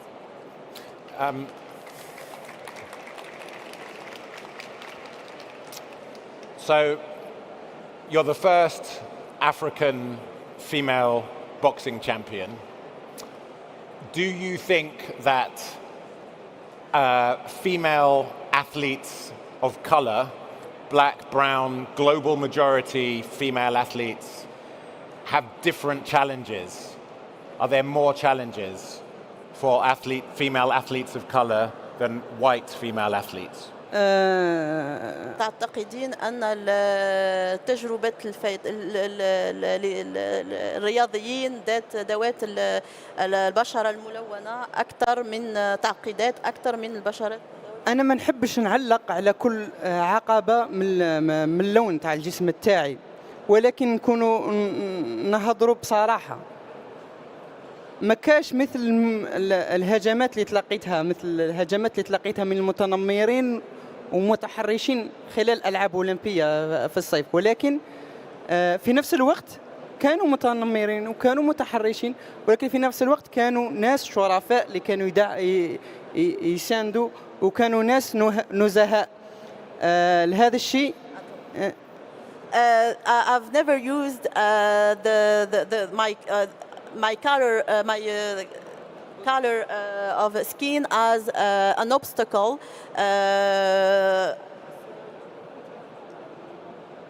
قلت لك ما عنديش مشكل في اللون تاعي، ولكن اكثر شيء Iman? ما كاش كيما الهجمات اللي تلقيتها في الالعاب الاولمبيه. So the attacks, the violent attacks that I had during the Olympic games, it was really complicated for me. كانوا كثير متنمرين وكانوا كثير متحرشين، وفي نفس الوقت كانوا كثير متساندين. أنا نفضل أنه هذو اللي كانوا يتنمروا عليا ويتحرشوا عليا نكسرهم بلا ما نبكي عليهم كما يقول. And I have also a lot of support from others, and so I prefer focus on supporters than those who attacked me. And we're unfortunately la dernière question because we're about to be out of time. But my final question, how much difference does it make when you receive support, when people love you? وش هو شعورك كي الناس تحفزك وناس تسيبورت يو؟ بطبيعة الحال شيء يشرفني أنا كشخص، وشيء جميل أني نكون مثال حي وقدوة، لأنه الرياضة نشوفوا أنه الرياضة اليوم هي اللي تقدر تغير المجتمع لو كان القصص تاعها يطرحوا، لأن الرياضة فيها عديد من الحكايات. So sport tells a lot of stories that inspires us. So it's important to focus on it. وأكيد شرف لي إنه الناس يدعموني ويحبوني ونكون مثال لهم. And I have the honor to have this support and to be an example for them. وكما دائما نقول أنا في كلماتي، كل واحد يدعمني ولا كل بنت يعني نكون قدوة لها، كل بنت نكون قدوة لها، ميدالية اللي راح ناخذها في المسابقات راح يكون إنجاز جماعي. And every gold medal that I will have in the future, and at the same time, people who support me, and more specifically, young girls who will support me. So this gold medal will be a collective achievement. Yes.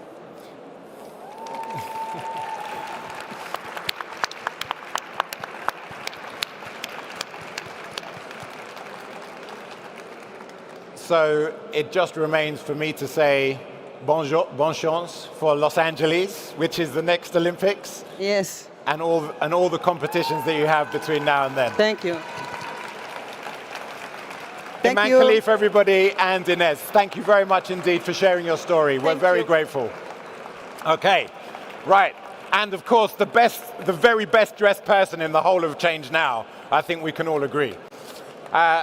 So that was very meaningful for me to be able to start off with somebody who is changing the world with her actions. She's not just talking about it, she's doing it, and she's doing it by just being herself. The next session, we have 3 incredible female athletes who have chosen to take what they do and use it as a platform for change. There are, in that number, an amazing hurdler from Togo, Naomi Akpopo, a brilliant surfer, Pauline Addo, who is a former world champion, and from Afghanistan, now living in Paris, Marzieh Hamidi, who is a taekwondo player and represented the Olympic refugee team in the Paris Games. And she has dedicated her life to campaigning for the welfare and the safety of women, as we are about to hear why. So please welcome to the stage Marzieh, Pauline, and Naomi. Bienvenue.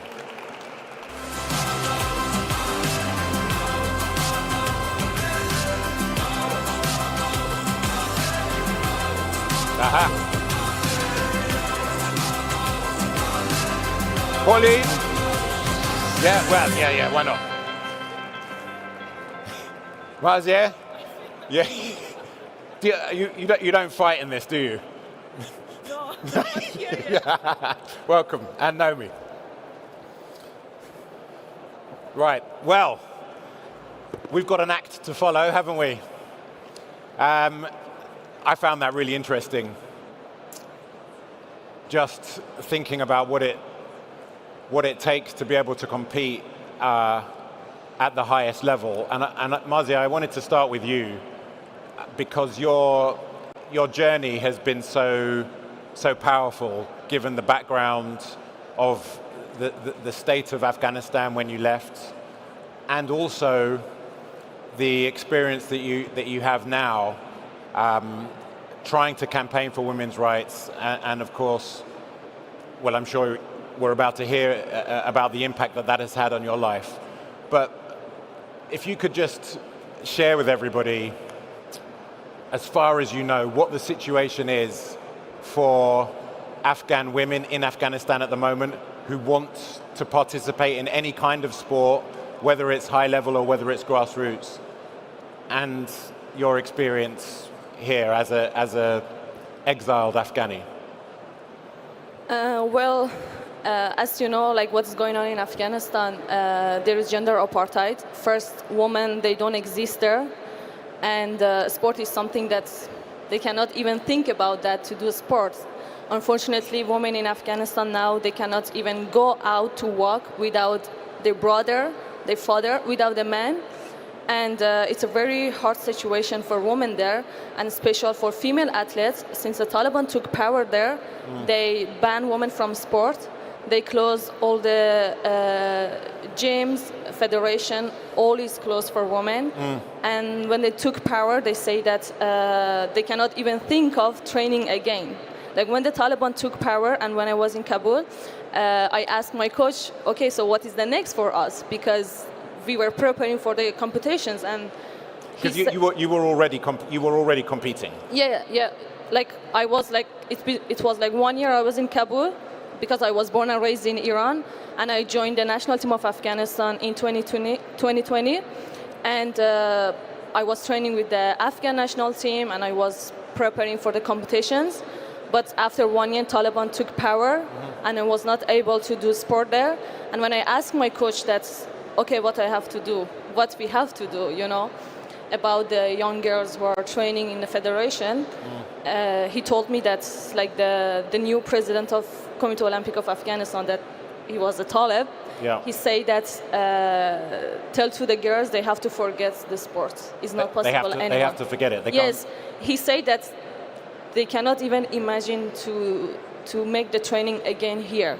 So for me, I was like, it was like a movie for me, because I was in shock of coming of Taliban, and then when I heard that they said like this, that we cannot even imagine ourselves to kick again, for me it was really hard and it was really sad, and I was just thinking of other female athletes, that what will happen to us and for them.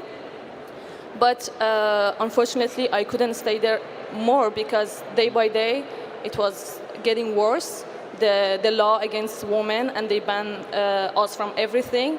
Then I decided to leave Afghanistan because I was like, okay, I cannot do anything here. Yeah. I cannot do my sport. I am a professional athlete, and even if I want to study, I cannot go to school. So everything is like, it's finished for us. So I decided to leave my country and to come to Paris. And it's been 3 years I'm here in exile, training with French national team, and of course fighting for women in Afghanistan back home, because unfortunately many things is going on in the world, and there is not that much people to speak for Afghan women. And I want to be a voice and to be a light for them, because they are in a dark life and there is no freedom of speech for them to speak out. And even when they protest, Taliban arrest them, and it's a really risky situation for them. So I want to be a voice for them here, out of the country. And it's a bit complicated for me, because when I speak out against Taliban, I received a lot of death and rape threats. And I live under the police protection now in Paris. Yeah. And I was not imagining myself leaving my country to be safe here and to fight for the women in Kabul, all in Afghanistan. I'm facing like the same situation that I was in Afghanistan, to be in danger, and I have to be always with bodyguard. And at some point I lost my freedom, because I'm a young girl, so I want to live free, to enjoy my life. But for me it's very complicated to be free, and I have to be always prepared if something going to happen to me. So it's really risky and dangerous, but I prefer to raise my voice and to be their voice than stay silent and to be a useless person in society. So yeah.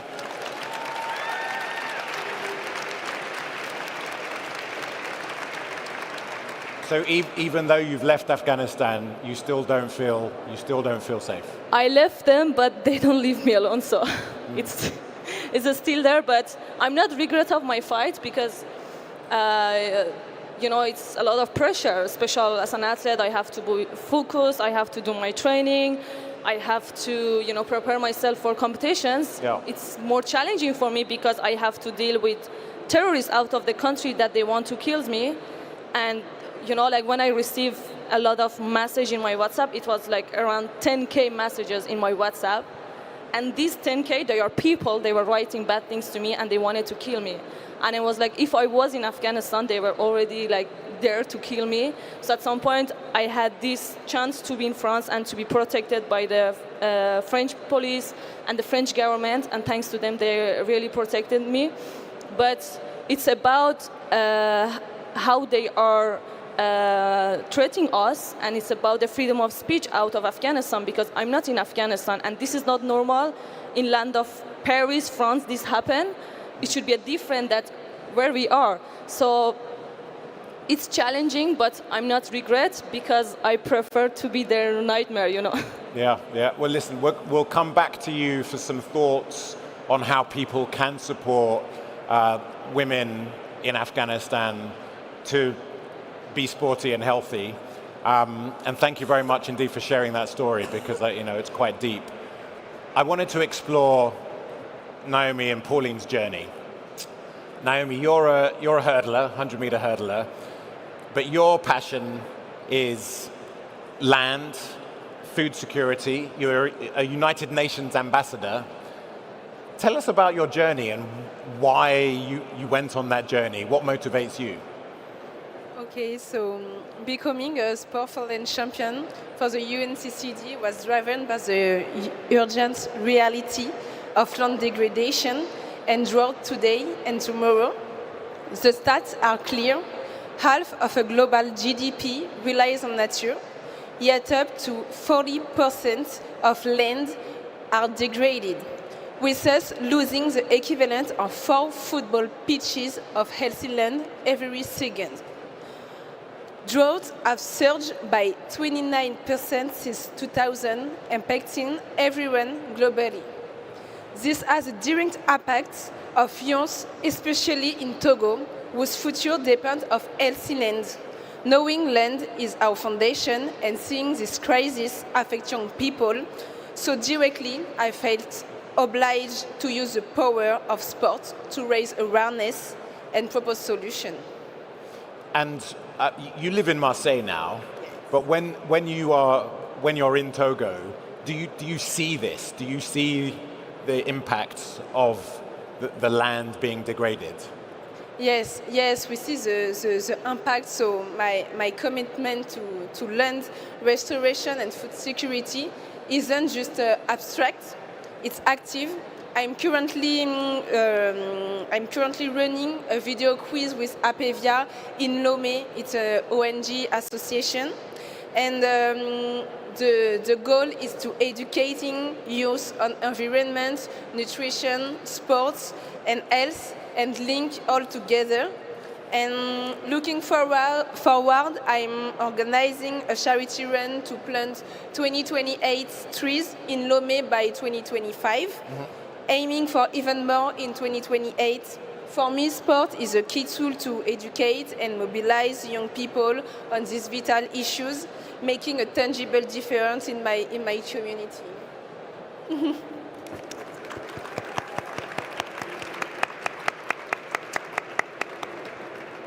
Pauline, as a surfer, you're very connected to the environment because the water is everything. So tell us about your journey and why you decided to become an advocate for marine health and marine ecosystems. Yes. Hi, everyone. Thanks for having me. Yes, of course.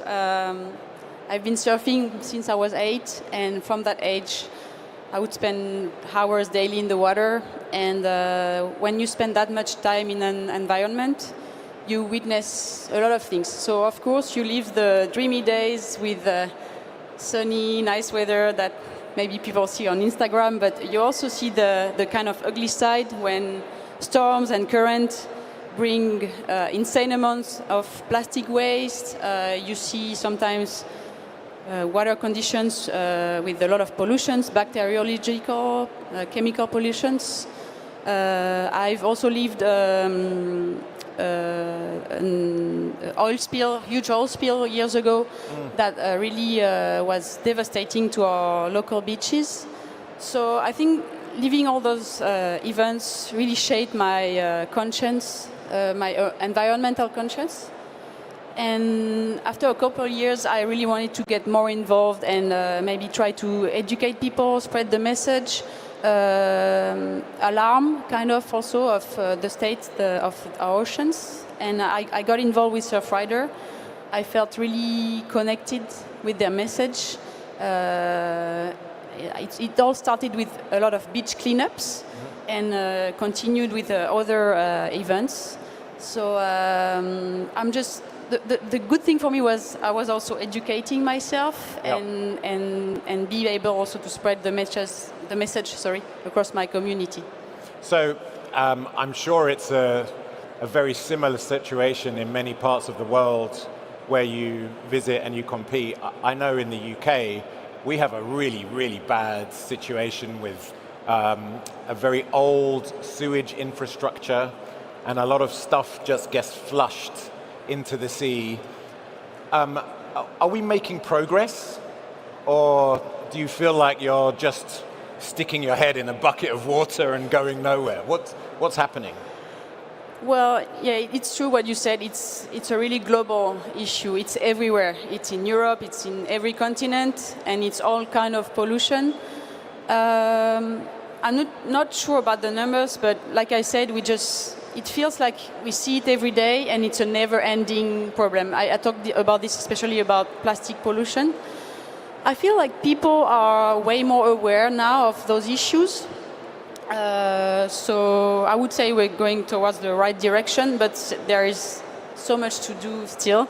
I think the effort needs to be collective. It needs to be everywhere across the world. The ocean has no borders, so it needs to be a really collective effort. So let's start with what people can do. How can people help? Well, I think there are many layers. The first thing is, of course, as individuals, educate yourself, try to have this consciousness. There's so many habits we can change. We've been used to do things the way we do forever, but we can actually do things differently and better. And then, of course, big companies, big industries can be leaders in the change. They have so much influence with consumers that they can really be leaders. And the third layer, I would say, is more like institutional, because sometimes the only way to move things is to have laws that tell you what you need to do. So yeah, there's many ways, but first is as individuals, and then after across a bigger stage. Because in an environment like this at ChangeNOW, when we have so many people from different parts of the business and governance community, and we are all in charge of our own individual decisions, there is something everybody can do to leave here and make a difference. Yes, for sure. Marzia, in practical terms, how can the international community, can we do anything for the rights of women and young girls in Afghanistan? Do we have any influence?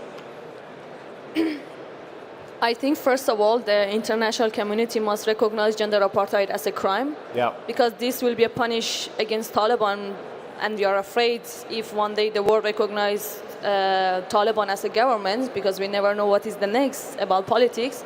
And I think one of the most important thing is that the world recognize gender apartheid as a crime.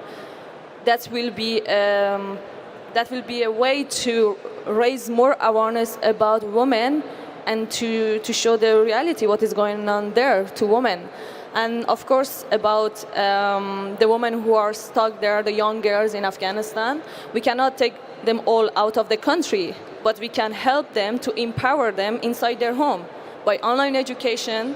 And there is many secret schools right now in Afghanistan, and there is also online education, so we can empower them, the NGOs, the associations, international community. They can help them to educate themselves, even they are at their home, because they cannot go to school. And at some point, we don't want the young girls to go to madrasas, because the education is very important, and we don't want the young girls go to madrasa and become terrorists.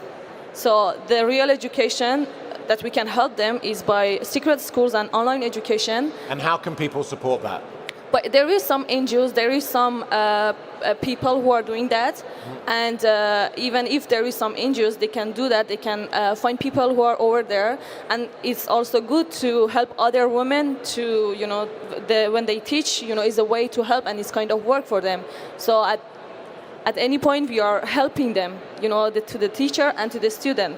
And for the female athletes in exile, I think we need to give more opportunities to female athletes and to welcome them to their team and to give them this chance to train and to prepare for the competitions. And unfortunately, we cannot represent officially Afghanistan in international competition, but we have refugee team. And I think refugee team can have more Afghan female athletes, not only men.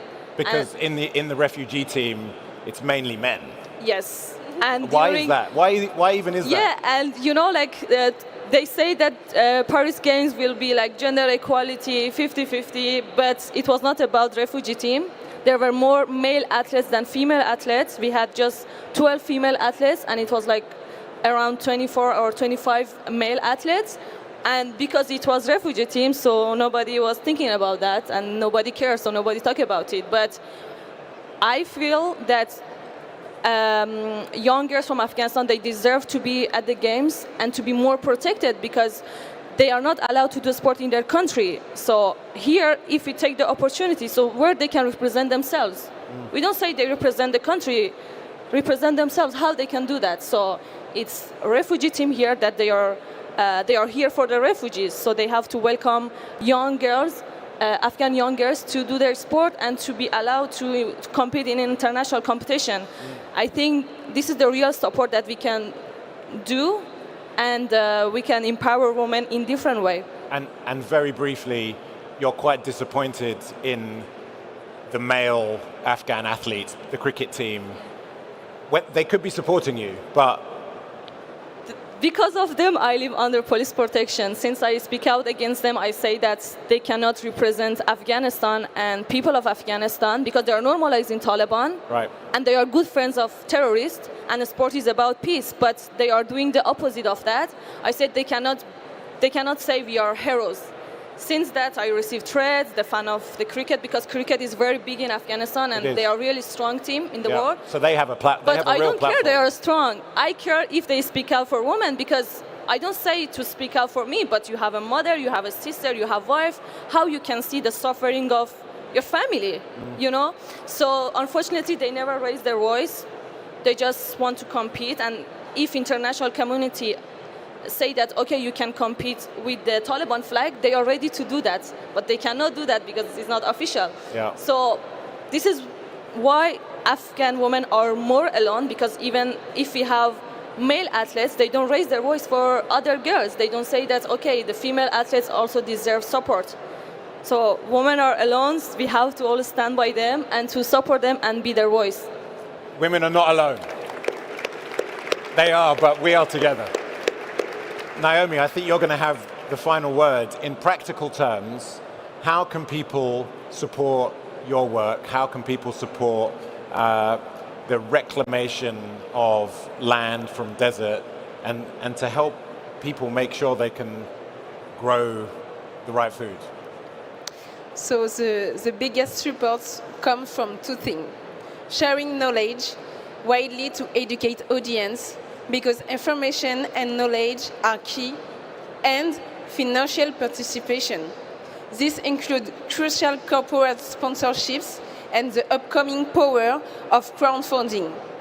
By combining awareness with funding, we can create real and lasting change. As a dietitian and athlete, the connection between healthy land, good nutrition, and peak performance is obvious to me. My Beyond Limits mindset extends beyond sport. I believe I can have an impact beyond the track, knowing my voice can positively impact and influence youth. I am committed to land restoration and for food security, because a healthy environment directly fuels our health and well-being. It's about using my social media to push for change and inspire a healthier future for everyone. If you are an athlete wanting to make a difference, but you don't know where and how to begin, start small and simple, celebrating each step. Lead by example and accepting imperfection. Your action inspires. Most importantly, team up with solid partners like me, with the UNCCD and APEVIA, championing their work, because remember, making an impact is a team sport. There you have it. It's all about the team, isn't it?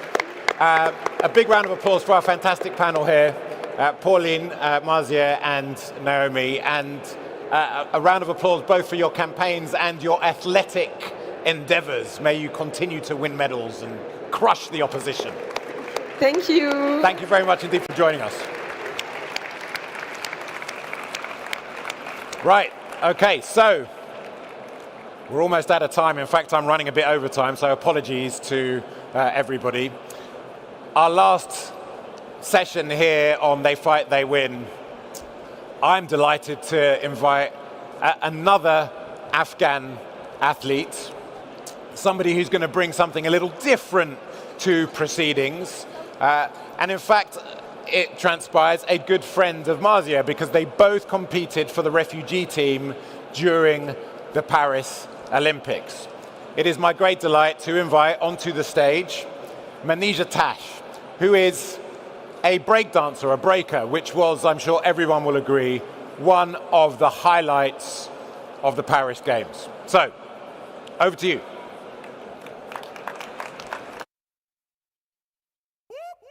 That's the sound of the police. That's the sound of the beast. That's the sound of the police. That's the sound of the beast. That's the sound of the police.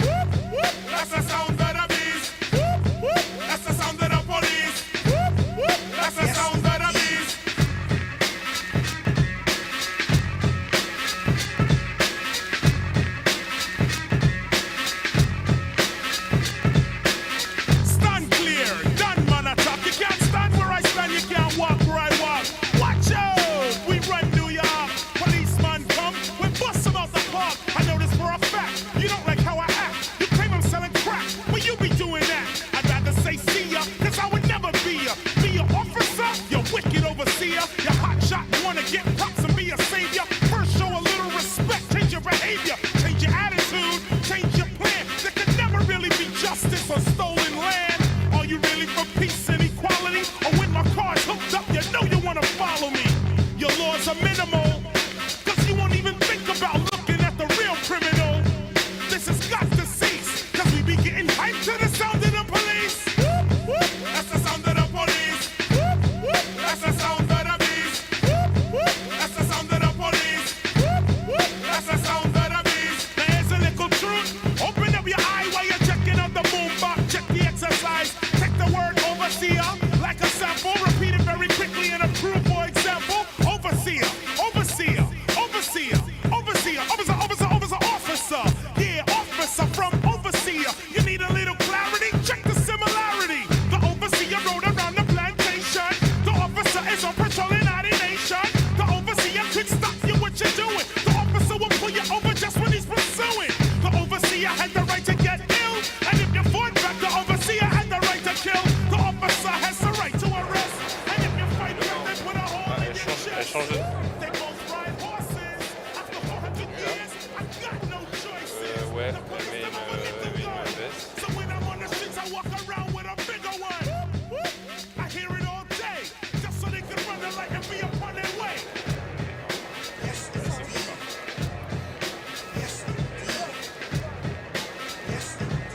What's up, Paris?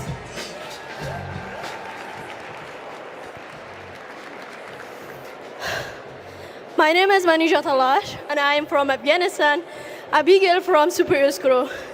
Some of you may know me from competing in breaking at the Paris Olympics as part of the refugee team.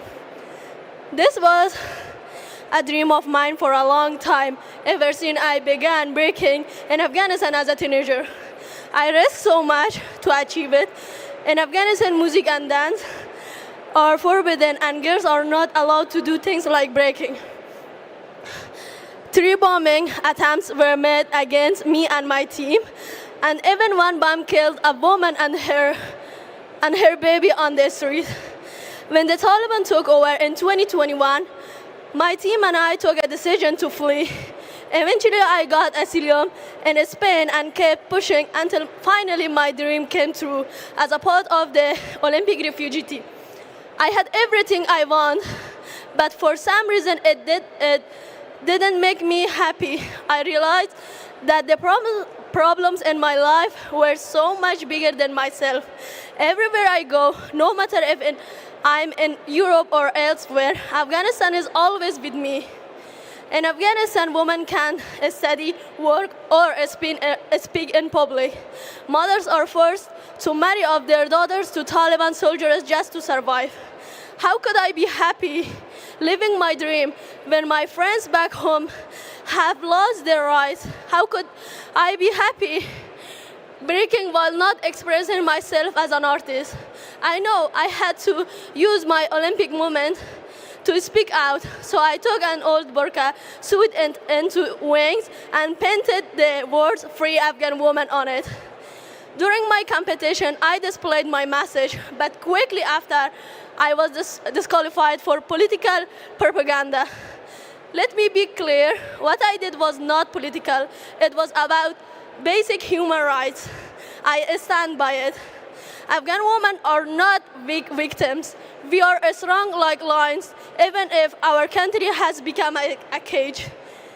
Everyone deserves rights, no matter who they are or where they are. I am now taking legal action against the IOC for discrimination and unequal implementation and their rule on political propaganda. But today, here, instead of being punished for my message, I want to use this time to celebrate Afghan women. I want to help my friends back home. I want to help Zeba, but I can't do it alone. I know I have been talking a lot, but while words are important, actions are stronger. Join me and don't forget about Afghanistan and Afghan women. Thank you.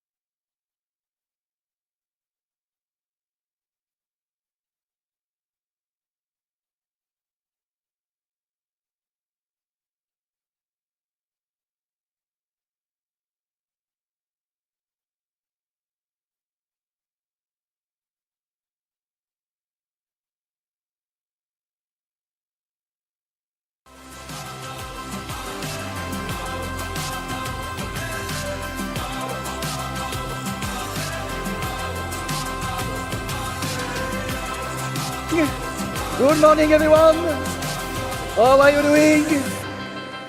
I hope that everyone is doing great today. Good morning, good morning, good morning. Before beginning, I have 3 questions for you. Who knows the 9 les écosystémiques planet boundaries? Who knows? Okay, some of you. You know. Who has ever done a climate fresque in its organization? Climate fresque. Okay, that's great. Who has ever read a report of the IPCC, rapport du GIEC? Okay, not so much. I'm very, very happy because a few years ago, the sport ecosystem was not so much involved in this big event. You know, the sport industry is more and more addressing and tackling sustainable issues. Few figures to share to all of you. Do you know, in 2023, how many deals with non-sustainable companies have been done between the sport industry and polluting one? Do you know how much? How many? 250 deals have been done between polluting companies and the sport ecosystem. In the football industry, 55 deals have been done between clubs and polluting organizations. So the sport industry needs to change. The sport industry needs to tackle this issue. And we will speak with amazing panelists today about a very interesting topics. That's to say, how can we link the sport ecosystem with the Paris Agreement. So before beginning, please make an upload for Chloé Léger. Chloé.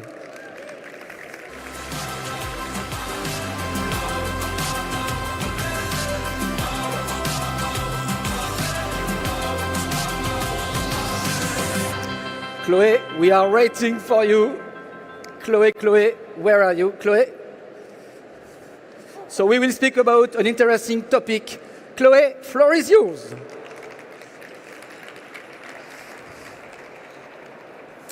So a few months ago, in this very venue, was held one of the biggest sporting events.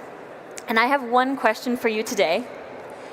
What would the Paralympic and Olympic Games look like in 2048? This question, we asked it to 48 elite athletes from different sports and different backgrounds. And thanks to them, through different workshops and consulting with experts, we created 4 different scenarios on the future of sports. These 4 scenarios are based on the 2050 scenarios from l'ADEME, and all paint a picture of what the future of sports can develop to be. So, what are these 4 scenarios? Well, scenario 1, we have a very low-tech future with drastic reductions in consumption. In scenario 2, we're more on creating competitions and sporting around sharing and cooperation. Scenario 3 is about green tech innovations and limiting impact. And on the other end of the spectrum, well, we have scenario 4, that's hyper-connected and a high-tech sports world.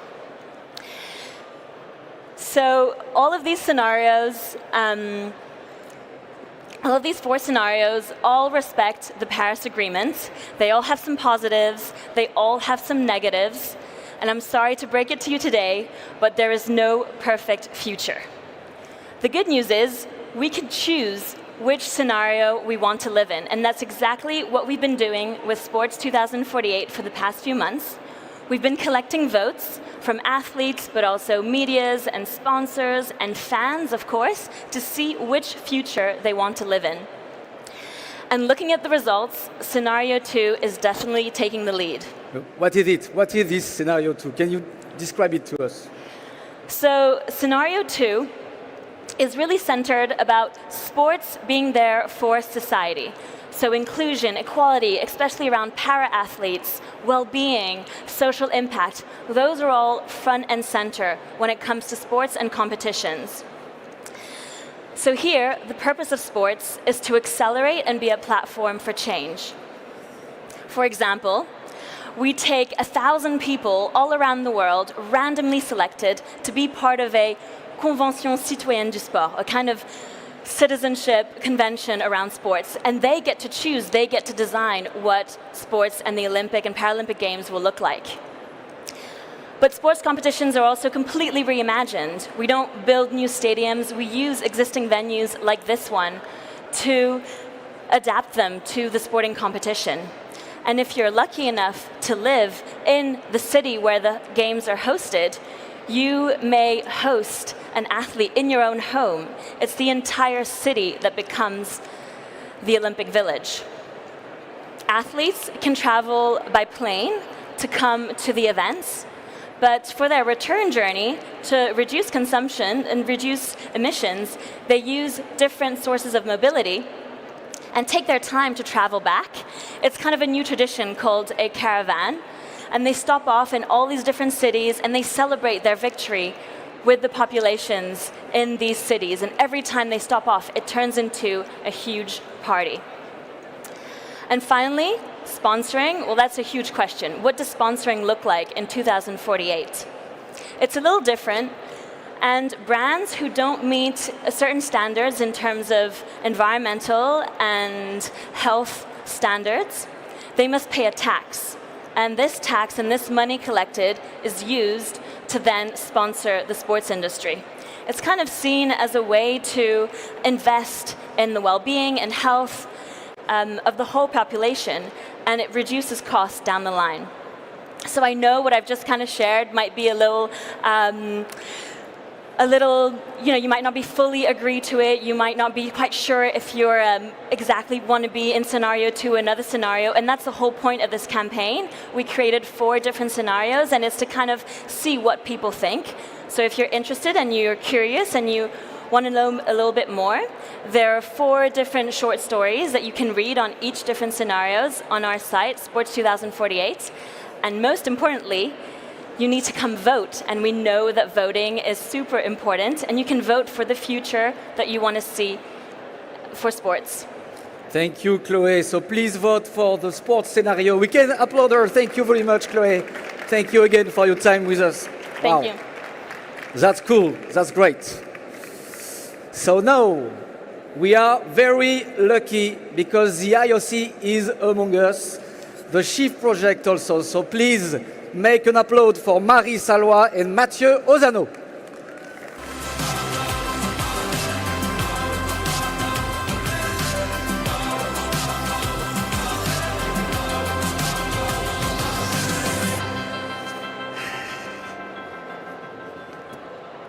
How are you doing? So thank you very much for being there with us. We will begin by you, Marie. Thank you very much to be there with us today.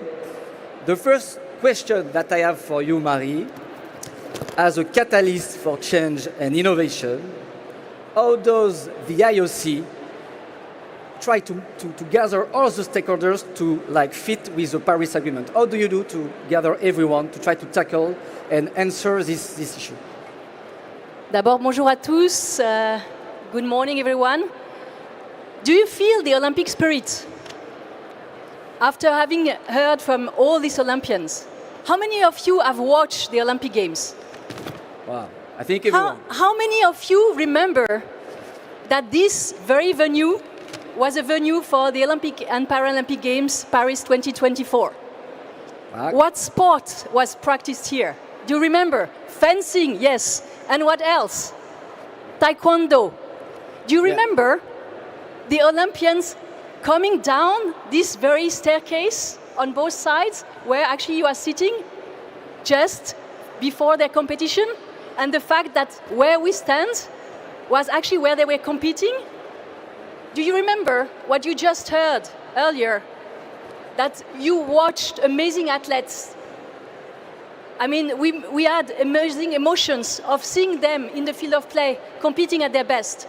But what did you see apart from that?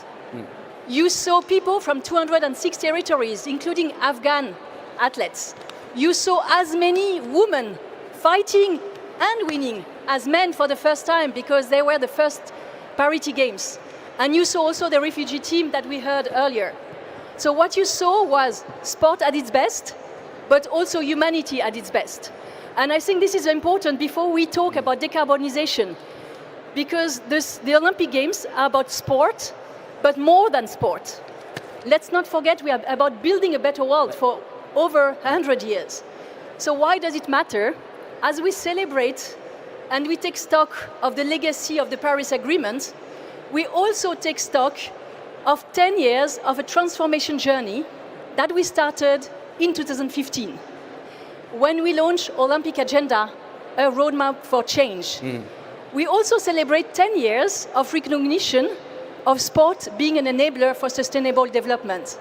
So for us, it's very important because since 2015, we have really elevated sustainability, decarbonization, climate action as a strategic priority. And this was done as a result of a consultation process throughout the Olympic movement, but also with all the stakeholders. So what did we commit to in 2015? And why are we happy to be with you today to actually present the results of this journey? We commit to put sustainability at the very heart of our decision-making process.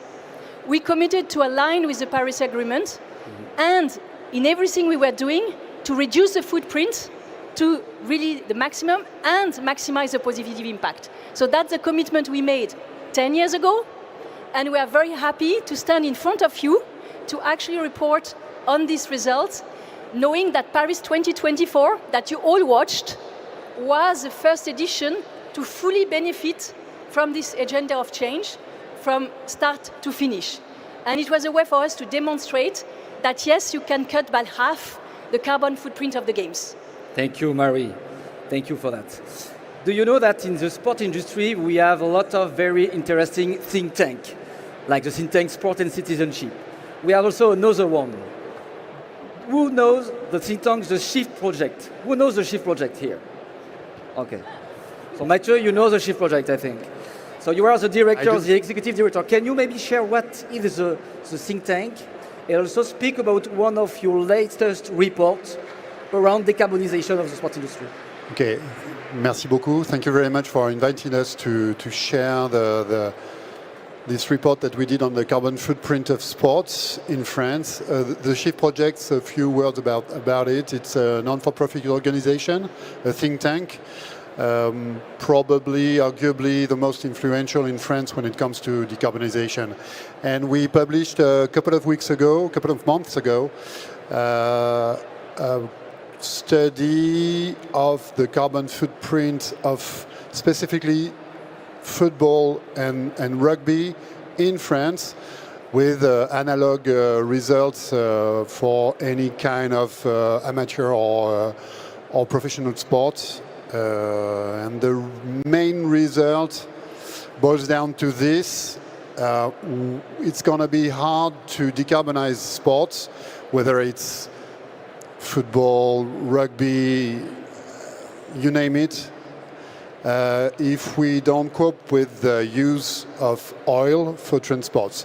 Basically, half of the carbon footprint of sports comes from transportation. That's no surprise, but that's huge, and that's the most complicated part to deal with.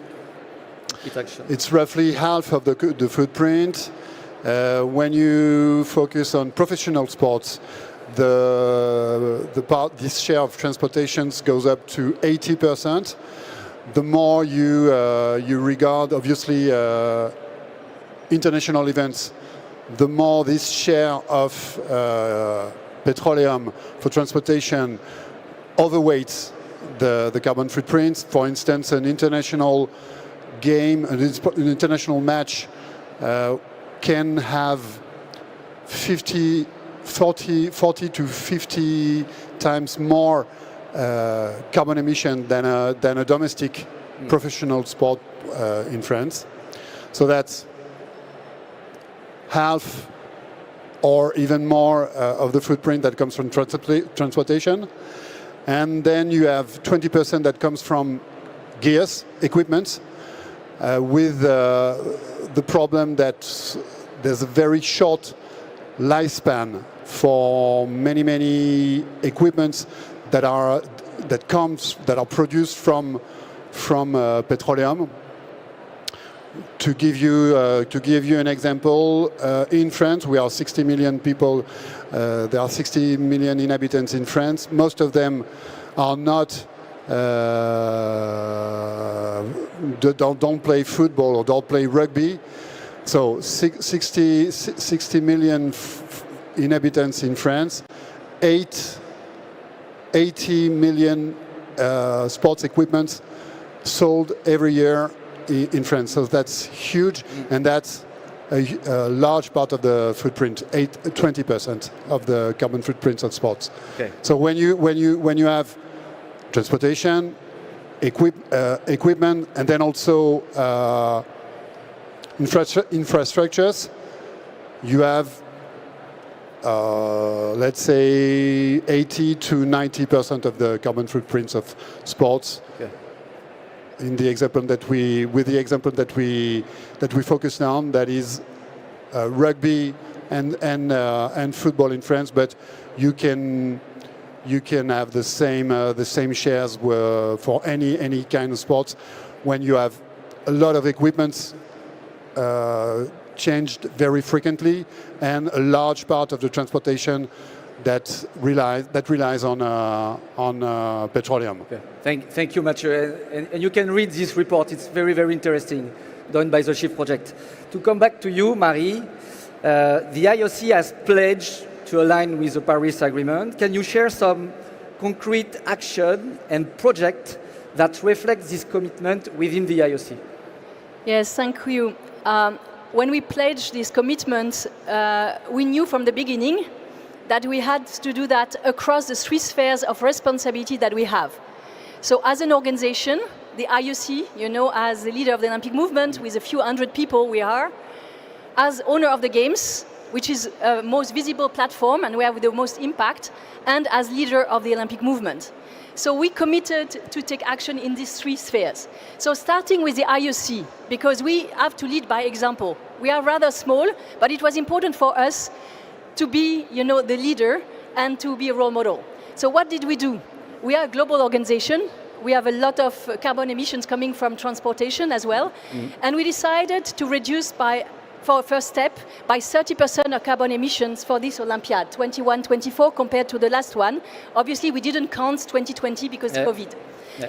And what we did is we introduced carbon budget for each entity of the IOC. So it means that they have a financial budget, an HR budget, and they have a carbon budget, and we treat carbon as a scarce resource.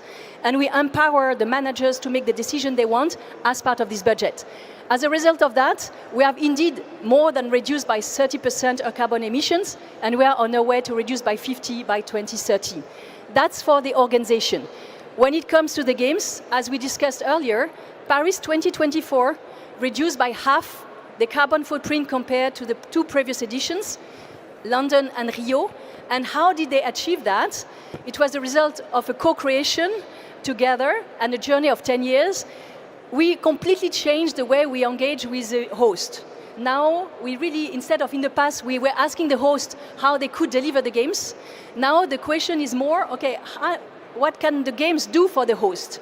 And how they can accelerate the sustainable development of the host territory. Therefore, we discussed how Paris and the region of Paris, and more generally France, can leveraging the existing infrastructure or build only temporary ones, and to reduce the footprint. And this is what was done. I mean, you all watched the Games, and you saw that Paris was turned into a playground, the whole city. This building, but also the Seine, into a swimming pool, the feet of the Eiffel Tower in the beach volley arena. So we took advantage of everything that was existing, and the only very small venue that were built was the aquatic center and the villages in Saint-Denis, where we needed this infrastructure. So this helped reduce drastically the footprint, but obviously there were many more measures like renting instead of buying, using renewable energy, and so on. So we reduced the footprint of the Games, and we demonstrated it was feasible. Okay. And last but not least, we are active everywhere in the world, across the 206 territories, and dozens of federations, And how can you engage this vast movement that is financed, by the way, by the revenue from the games? We invest $4.7 million every day in sport worldwide. So how can you engage this very organization? They are very small sometimes. Sometimes there are 3 volunteers. So how do you do that? And for that, we created with UN Climate in 2018 a platform for action, Sport for Climate, which support this organization. Okay. And 300 of them have joined forces and committed to the Paris Agreement as we speak, and we are monitoring their progress. Okay. So we can say we have been working on the IOC, on the Games, and on the Olympic movement, and we are well underway to meet a commitment by 2030. Thank you, Marie. Very, very interesting also to have this insight. The sport, as you know, has the power to inspire. There is some initiative, very interesting. I don't know if you know the Sport Sponsors Climate Pledge launched by the ChangeNOW and 17 Sport a few years ago. The French Professional League is also putting some licensed club points to linked sports and sustainability. I have a question for you, Mathieu. Finally, why is it not so long, but what can we do to accelerate the sustainable transformation of the sport industry? What can we do? Because there is a lot of initiative, but it's still not going so quickly. Like I said, a very large part of the carbon footprint of a sport event comes from transportation. So obviously, when you deal with short distance, you can use public transportation. You can use couches instead of individual cars. You can promote the tools, the many tools that helps you to avoid using individual cars and flights. So the reports that we did that only deals with rugby and sports, and football and sports in France shows that roughly for 90% of the travelers, there are solutions.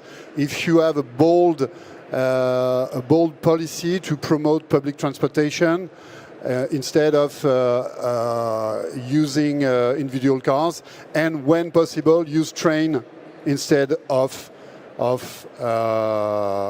plane. Okay. It's way more difficult when you deal with international competitions. But even with this scope, there are solutions. For instance, we did a study regarding the Olympics, and obviously when it comes to the way that infrastructure were used, like you said, it's a very interesting progress that was unfolded for this Olympiad. But we believe that we could continue to progress by developing fan zones, not in France, but all over the world, to help give incentives not to take planes to come to France for some of the spectators that are interested in this kind of solutions. And we believe that that would be an interesting way to route the event, this international event, in each country that takes part of to the competition, not by inciting people from, I don't know, Latin America or Asia to come to Paris this year, but to stay in their country and to use fan zones that could give the vibe of the event in their domestic country. That's the kind of solution that we would like to promote. Thank you, Mathieu. Marie, I know that you want to answer Mathieu, but I have a question for you. What gives you hope for the world ecosystem, for the world of sport? What gives you hope that the sport can fit with the Paris Agreement? You were also speaking about an athlete initiative that you have. Can you very quickly answer to Mathieu and share your answer? Yeah, not just to follow on Mathieu. I mean, you were watching the games and you were part of the 5 billion, and I say billions, of people watching the games. Out of these 5 billion people, only a few million came on site, and out of these 4 million, we had 8% that represented 80% of the emissions. It's the Exactly. hugest part, yeah. Exactly, and this is the hugest part, and this is the population we need to work on for the future. But more generally, why I am confident in the future? First, because yes, it took us 10 years to get where we are, but we demonstrated already with Paris, the first edition of this agenda, that we could make progress, and tremendous progress in 10 years. Second, I believe we will continue to be made accountable by our stakeholders, our audience, but also our athletes. I mean, a few years back, prior to the COP, right after Tokyo 2020, 50 athletes came to us and said, we want to be part of this journey and we want to work alongside you. Recently, 400 athletes wrote to the future president to say, we want to be part of the journey and we want you to continue to accelerate the pace. So the athletes being at the heart of the movement, as you heard earlier, very committed themselves. I'm very confident that they can support and help us sustain the momentum. Thank you very let's much. continue the journey. Thank you, Marie and Mathieu. An infinite growth in a finite world is impossible. You said it. Yeah.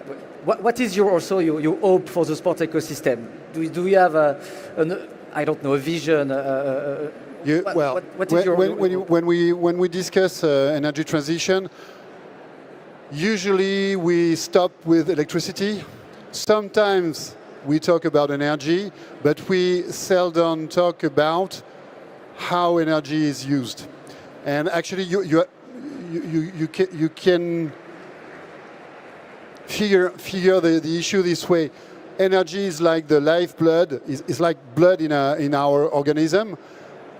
When you, for instance, that's the case for sports, but that's the case for any sector that uses energy. You have to face the fact that it's going to be very complicated to keep the same level of consumption without petroleum or fossil fuels. Therefore, you have to, at a certain stage, you have to transform, you have to modify the way the energy is used. That's why we say you have to focus on, at a certain stage, you have to focus on solutions that make you avoid plane travels, for instance. There is no way that we can decarbonize the economy without reducing, collectively, reduce the energy that we need to make our system work. There is no way, because fossil fuels are the most abundant, the easiest form of energy, and that's the only reason why it's still so huge in the worldwide energy mix. Thank you very much, Mathieu. You can upload these two persons with us, inspiring guests. Thank you very much, Marie. Thank you, Mathieu. Thank you. Thank you. Thank you very much. So, do you know, have you ever read a study from the MIT that say that athletes are today in the society the most influential personalities? Before politicians, before singers, before influencers, the athletes are the most followed and inspiring people on the society. So when they speak about a topic, when they speak about sustainability or social impact, they have a massive role to play.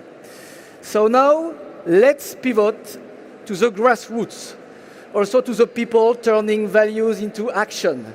This apple pie of lots of personalities. Please welcome Antoine Pin from Protect Our Winter, Laure Jarlot from Outdoor Sport Valley, and Hilary Jardy. Thank you very much. Please.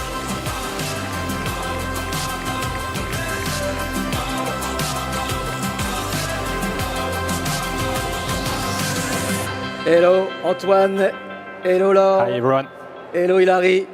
Please take a seat or stand. It's better, yeah. Cool. So you will talk about an amazing project called The Ordinary Project. Floor is yours.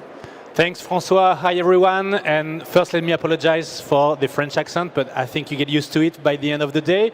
I'm here to tell you that athletes can have a positive impact by having influence on their peers as well as wider communities. However, the efforts and the message should not rest solely on their shoulder. It should be conveyed in conjunction with the industry, brands, sponsors, event organizers, as well as the organizations that oversee the sport activities such as federation, clubs, and the states. Like Madame Salwa told us, sports brings us together.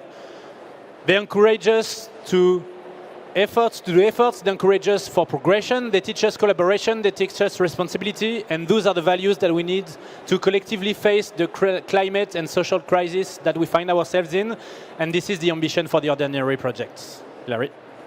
So hello, everyone, and thank you so much for welcoming us here on the Legacy stage. Just to introduce myself quickly, I'm Hilary Girardi, and, well, it's marked behind me. I'm a mountain endurance athlete. I grew up in the US. I've lived in France for 15 years, and I specialize in a kind of mountain running that's very technical, have to use your hands to scramble around a bit. But I was competing on an international circuit of races for nearly a decade. I stopped at the end of last year. Then it had me traveling all around the world. And during that time, I think that, I was certainly aware. I knew about climate change. I was a bit engaged in climate change. But I wasn't necessarily making the connection about my own practices and the impact that I was having. And it wasn't until 2020 with COVID, when all of the races were canceled, that I kind of started to step back and think a bit more critically about what I was doing. And it was at that time that I started making changes in how I approached my sport. And what I found, my experience, was that being an athlete, climate advocate, or activist can be pretty lonely. Honestly, there aren't a lot of us, and we're trying to operate and compete at a high level in a context that's really not made for sustainability. It can be very tough. I think that, the majority of athletes are actually aware, at least I should say athletes in Europe are aware of climate change and how it will impact their sport and the challenges that it will pose for us as individuals and as society. But when I speak to my peers, I see that there's a lot of obstacles that get in the way of them being able to take action. And, maybe, for example, it's that they don't feel legitimate because they don't know enough about climate change, or maybe they don't know what would have the biggest the biggest impact. Maybe they don't have the support of their sponsors. Maybe they're afraid of getting criticized, or they just feel like a hypocrite. There are many different reasons. All of them are legitimate. Now, at risk of sounding maybe a little bit cliche, everyone here who's done sports, and even if they've done individual sports, knows about teamwork. And when I learned about this project that OSV was working on, this Ordinary project, that's what I identified it as, an opportunity for teamwork.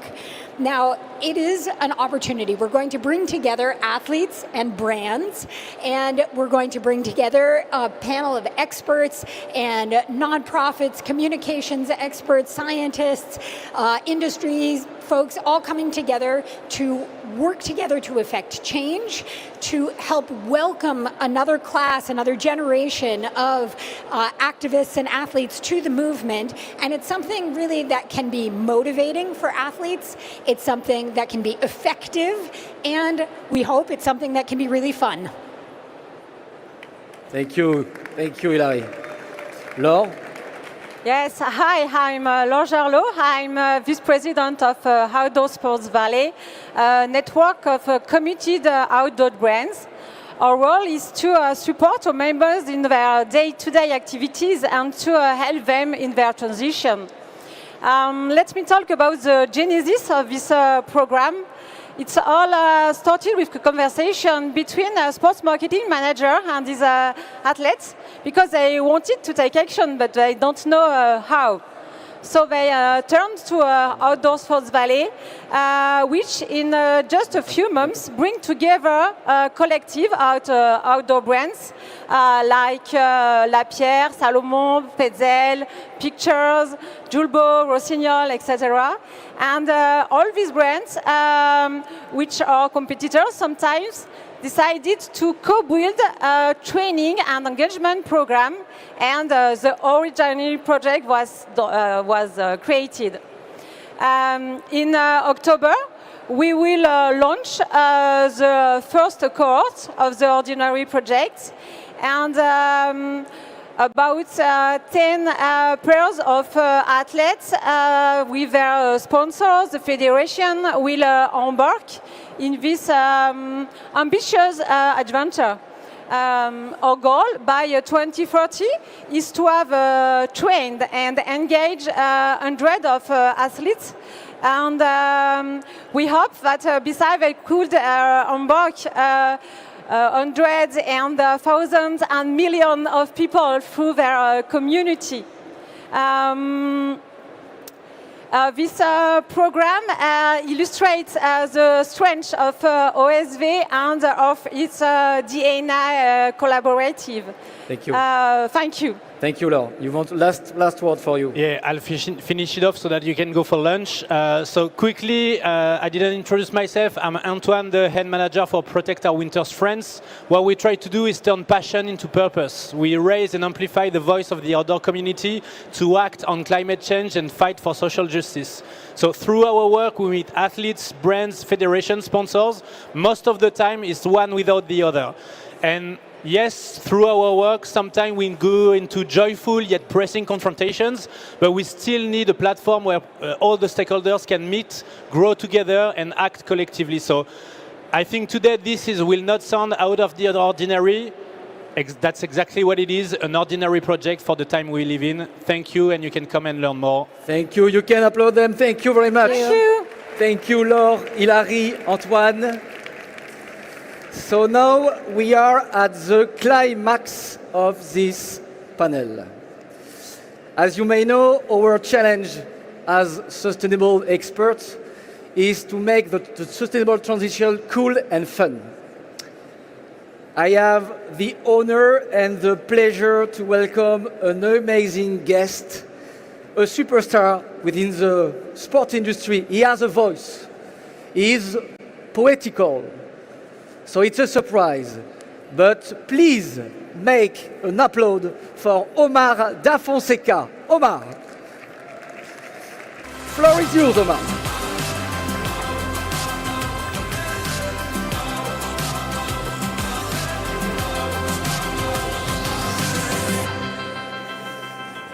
As the superstars, he's here. Please, Omar, take floors. Bonjour. How are you doing? Fine. Fine, merci beaucoup. Merci beaucoup. Bonjour à tous. D'abord, évidemment que après beaucoup d'anglais, désolé, mais en argentin, on va vous parler en français. Et ensuite, le fait que ma mémoire est plutôt fébrile, je vais donc vous lire quelques lignes. Bonjour à tous, merci de m'avoir fait l'honneur de m'inviter. En tant qu'ex-joueur de football, commentateur, père, aujourd'hui grand-père, français d'adoption, et plus simplement en tant qu'homme, depuis 50 ans et sur plusieurs continents, j'ai pu mesurer comme vous tous la formidable puissance du sport.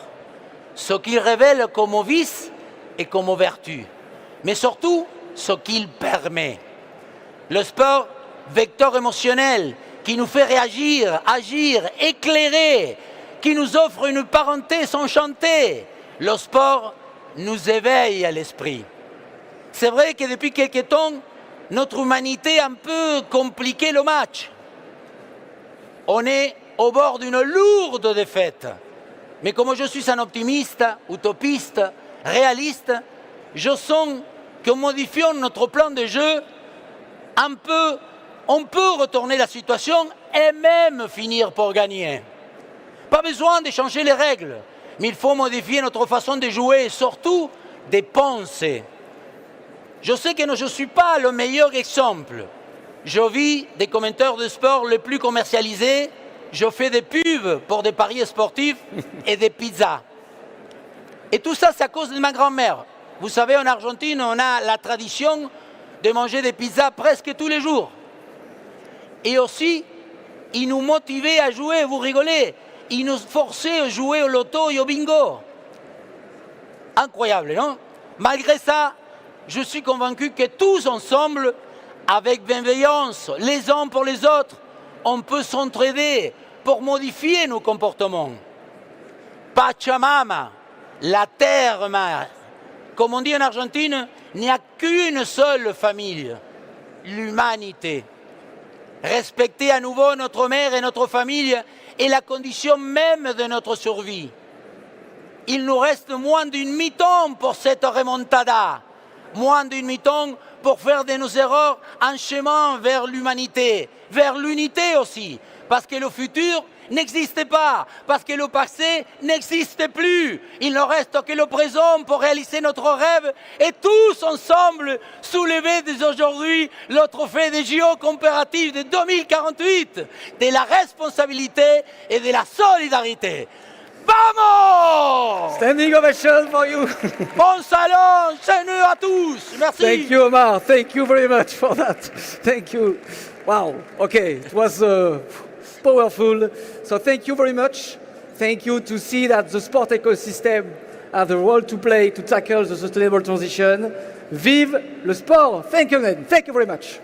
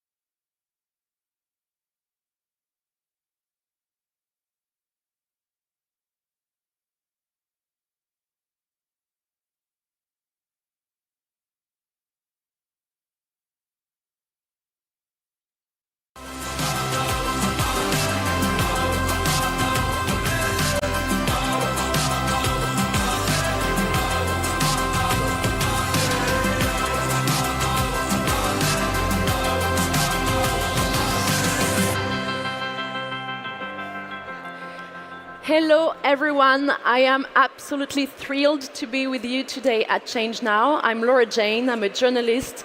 And in 5 minutes, we're going to talk about how to create radical change. But first, we're going to welcome a dancer. I'm so happy to have her with us today. Her name is Amélie Joannides. She's a dancer from half Greece, half French, and she's at the Opéra de Paris. She's a ballet. She uses dance as a therapeutical tool. So she will make us breathe and be in our bodies. Ladies and gentlemen, please make a round of applause for Amélie Joannides.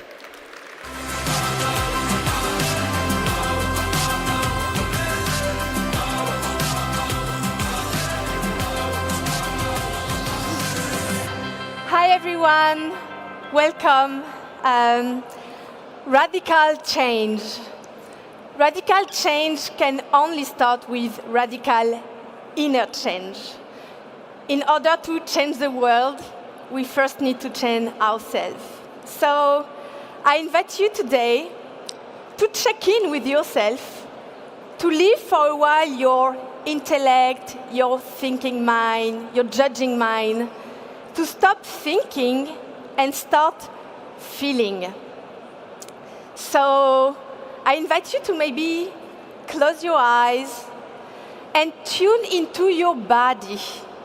What is your body telling you right now? At every moment, your body is sending you information about your outer environment. Is it noisy? Do your clothes feel heavy today?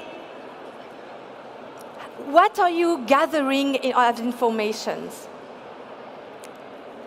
And now, what information is your body sending you about your inner environment?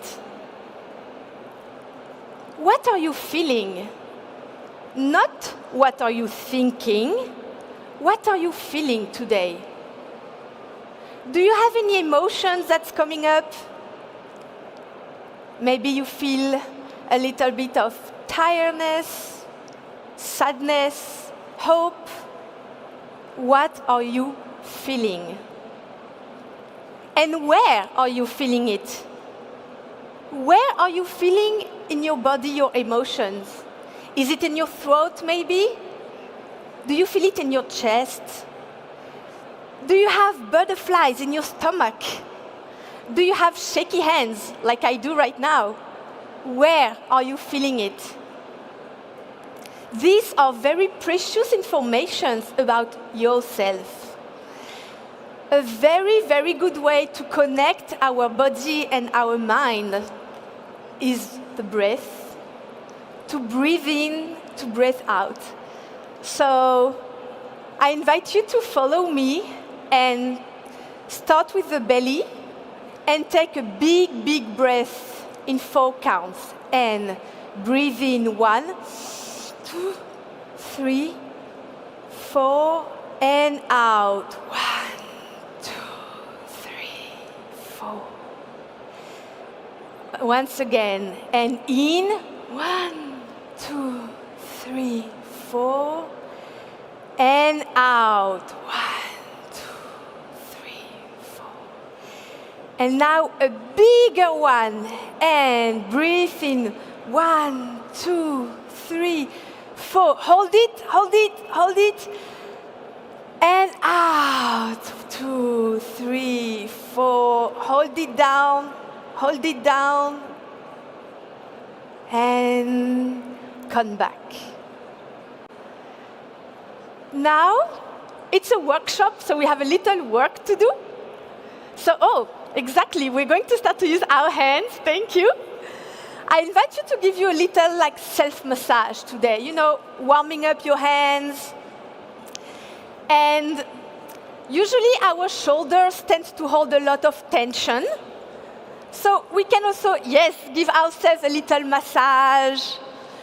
If there is a space you feel is tight, don't hesitate to tap on it, Yeah, we need to take care of our bodies. Our body is nature. So, little take care, yes. And now, if you feel like it, I invite you to rise up, to stand up. Hey, yes. And without pay attention to to the people close to you, but we're going to look like fools, but it doesn't matter. We are going to start to shake. Shake it, release all the tension. Amazing. Shake it out, shake it out. Woo. Yes, release tension in the hips, in the shoulder. Shake the hands, shake it off, really. Yes, yes, yes, amazing. And now, big breath, pay attention to your big breath in and stretch and try to reach over there. Try to reach, hold, and let go. Yes, one more time. Try to take like a big ball of sun, of energy. Stretch it, hold, try to reach the sky, and let go. Yes. One last time, and even bigger, try to like really touch the walls, gather all your energy, and now we're going to go down, but slowly, like we are pressing the air.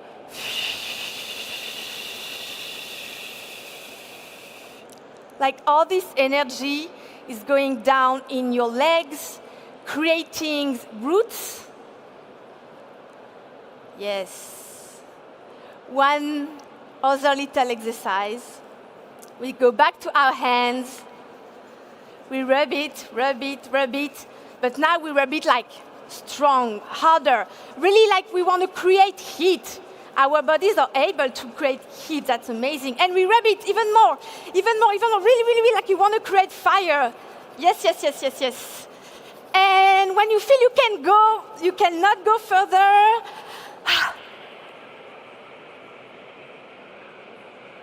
and stay there. Stay with yourself. Just stay there. Yes.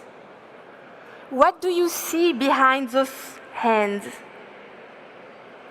What do you feel in this position? Yes, and you can gently come back. Put your hand on your chest. Another big breath.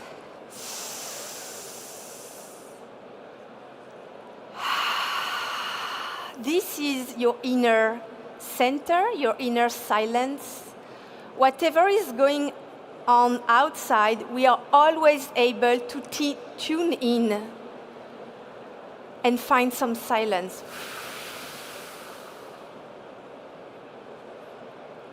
Yes. Our bodies express what our mind suppresses.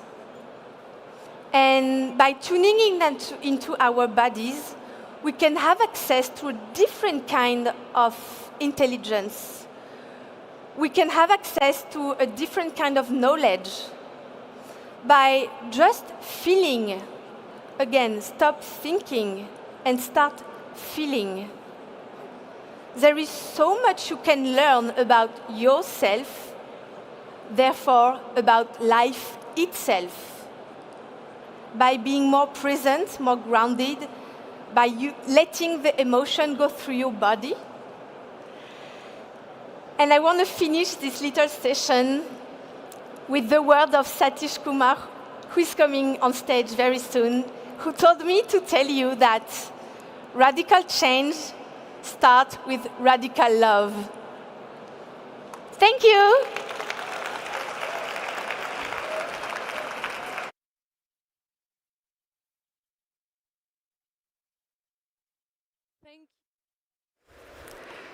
Thank you so much, Amélie. It's now time to welcome our two rock stars guests. Please, ladies and gentlemen, welcome Satish Kumar and Otto Scharmer.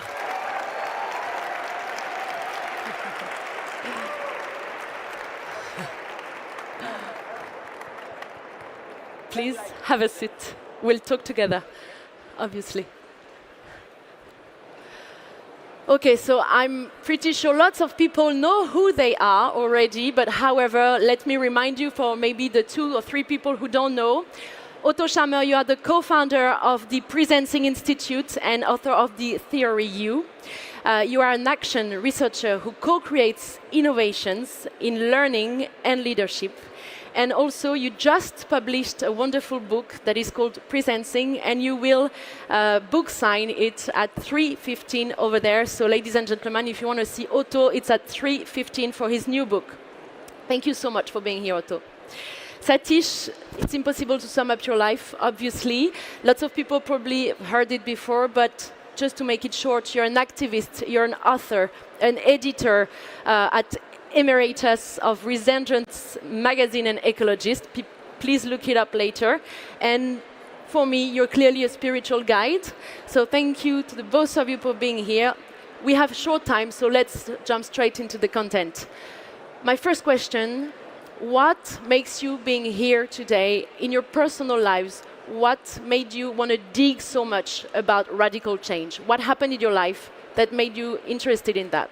Should I start? Okay. And I have come here because I feel that the change will come from the grassroots level. Change is not going to come from Palais Élysée. Change is not going to come from White House or big industry. Change will come from grassroots level, from bottom up. And this change now, and a radical change, and I've written a book called Radical Love. So radical change will come from radical love. And that has to be led by ordinary people like you and I who are here, and not wait for governments to bring change, because they are always going to be engaged in power and ego and prestige. So real change will come from grassroots. And this is a conference where businesses and ordinary people and NGOs, they're all coming together to bring about a real transformation. That's what's bringing me here. Satish, you know this. You know that change will come from grassroots people, people from the room. Yeah. But most people, they think they can't bring change. So what would you like to tell to the grassroots, normal people, everyday life, not people from the White House, for them to be empowered? The change starts from where we are. I started to walk from India to America, walking. How did I do it? Step by step. I started 1 step, 2 step, 3 step, 4 step, 5 step, and after 2.5 years, I was in Washington. So, change will come from the first step, step by step. And so, I would like to say that before you start to change the world, start with yourself. Be the change that you want to see in the world. Be the radiator. Be the shining example. And when you are the radiating change, then that will affect other people. And then communicate the change like we are doing here. Because communication is very important. And then organize the change. Work together. At the moment, we don't work together. We are always criticizing other people. He's not right, she's not right, that is not right, that is not right. We waste too much of our time in criticizing other people. Join other people to bring about change. So 3 things. Be the change, communicate the change, and organize and work together for change. The change will happen. Thank you, Satish. Otto. I would say that says it all. Be the change, communicate the change, and organize for it. And wow, yes. What a voice. So that says it all. And then an early experience I had in my life that put me on that path is that I grew up on a regenerative farm. And what I learned from my father is that the quality of what's growing above the ground is a function of the quality of the soil. radical comes from radix, right? It means literally roots, right? So it literally means we need to deal, when we talk about social change, about the social soil, about the quality of our roots. And that's the invisible part of the change, which in all social change is the most important one. What is that? It's the quality of our awareness, our consciousness, and it's the quality of our relationships. And that's, I think, the three principles that you mentioned are all speaking to that. And that is something I think we all have learned in many experiences of our life. We are here 10 years after the Paris Agreement. We all reference the Paris Agreement as one of the milestones of what we have accomplished. But how was that accomplished?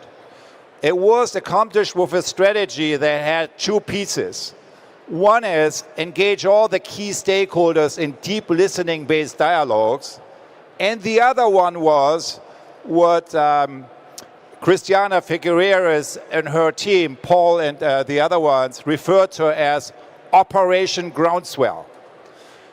Because of all the principles that you just mentioned. At the end of the day, what happens in politics is a function of civil society. It's a function of Operation Groundswell, kind of all the engagement we can mobilize together.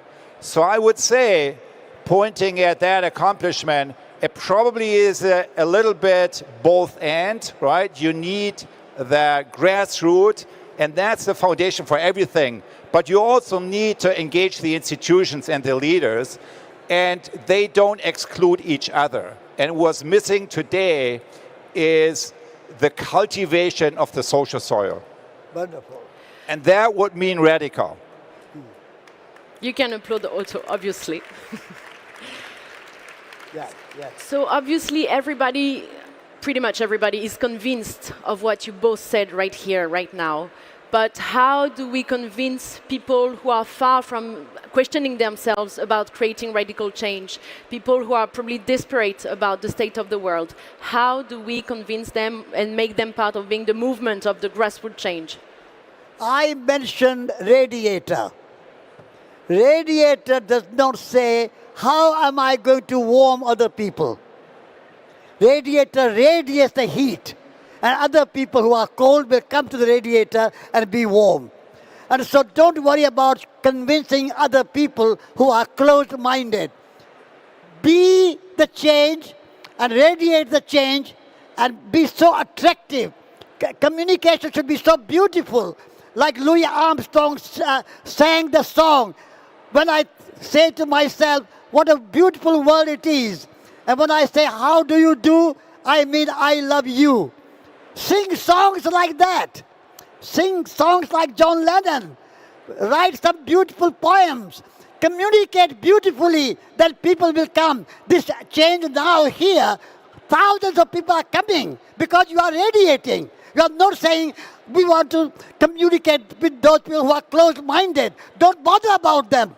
Communicate to those who are ready to listen, and they will come to you, and when they will go and radiate more energy. So this way, we are building the grassroots movement, and that is the real change. And don't bother about those who are closed-minded. They will come to you when you are radiator, because they are cold, and they need warmth, and that warmth is with you. So be the radiator. Let's be radiators. Otto. Again,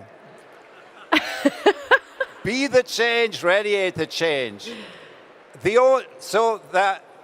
only footnote I would add to that is this: and connect with the reality around you.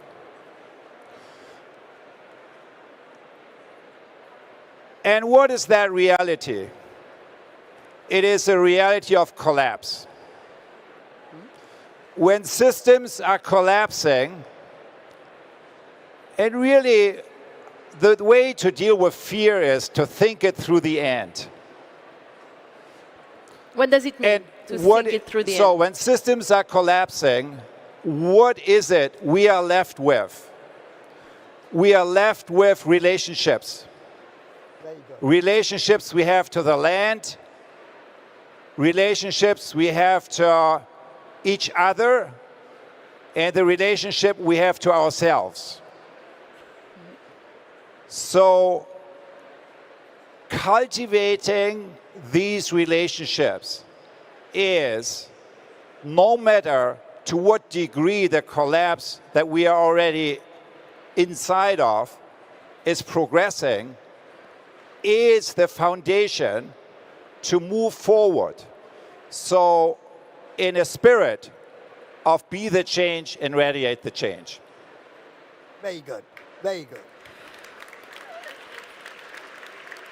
I think there is something we all witness being powerless, which is that youth, the young people today, are in a bad place. Their mental health is really bad, and that's something we talk more and more on a debate in society. However, what would you like to say to the youth who feel desperate in front of the system collapsing? What would you like to say to the young kids who are teenagers right now? I would say, young people, leave your smartphone behind. Leave your social media behind and go out in nature. Your mental health, your physical health will increase and improve, and you will get imagination, you will get creativity, and you will come with new ideas. When I am feeling low, I go and walk in nature. At the moment, our young people are disconnected with nature. They are all the time sitting indoor with their smartphone, their computers, and they don't see the trees, they don't swim in the rivers, and they don't go out in nature. So the treatment for the depression and the kind of low energy and anxiety is to go out in nature and do something with your hand. Something with your hand. We are not using our hands. These hands are miracle. These hands can build this beautiful building like this one. And these hands can make beautiful things like pottery and furniture. So you cook your food, garden, do something. Just don't sit by your smartphone. Your smartphone will make you more depressed and more anxious, and more social media will make you more depressed. So if you don't want to be depressed, you are causing your own depression by being glued to your smartphone and social media and not going to garden and not going into nature. I'm going to drop it right after the stage. Put in the bish.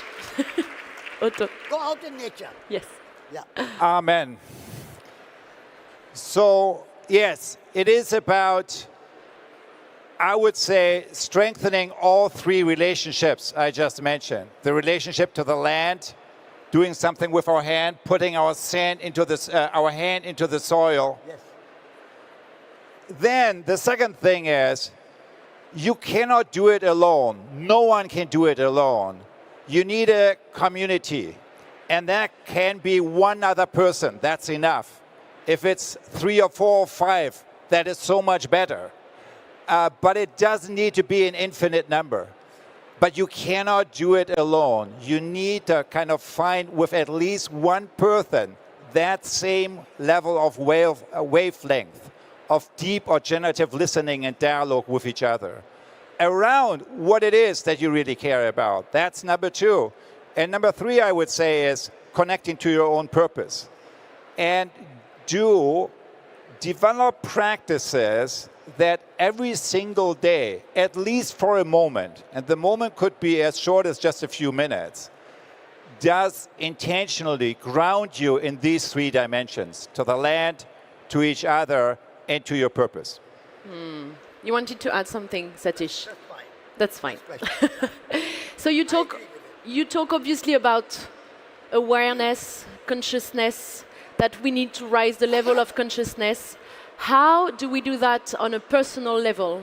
If I have some topics in my life I'm blocked on. I can't move forward. Is there anything else than therapy? Personal level. First of all, I would like you to wake up in the morning at a personal level and read poetry. How many of you read poetry? Okay, good number, but not enough. Every morning, I and my wife, we read poetry. Hafiz, Rumi, Dante, Shakespeare. That's wonderful poets in the world. On a personal level, read poetry every morning. That's your meditation. Then I would say, personal level, go and plant a seed in the ground, the soil. When you plant a seed in the soil, you will feel inspired. So gardening, even if you're living in a Paris, have a window box and make some soil there. As Otto said, soil. Unless you do something with your hand, you say, how do I get out of depression? Nobody else is going to give you medicine. You are the doctor of your own body. You are the doctor of your own mind. You are the doctor of your heart. Don't wait for somebody else to come and tell you what to do. So read poetry, plant a seed, and then make something with your hand, and you will be fine.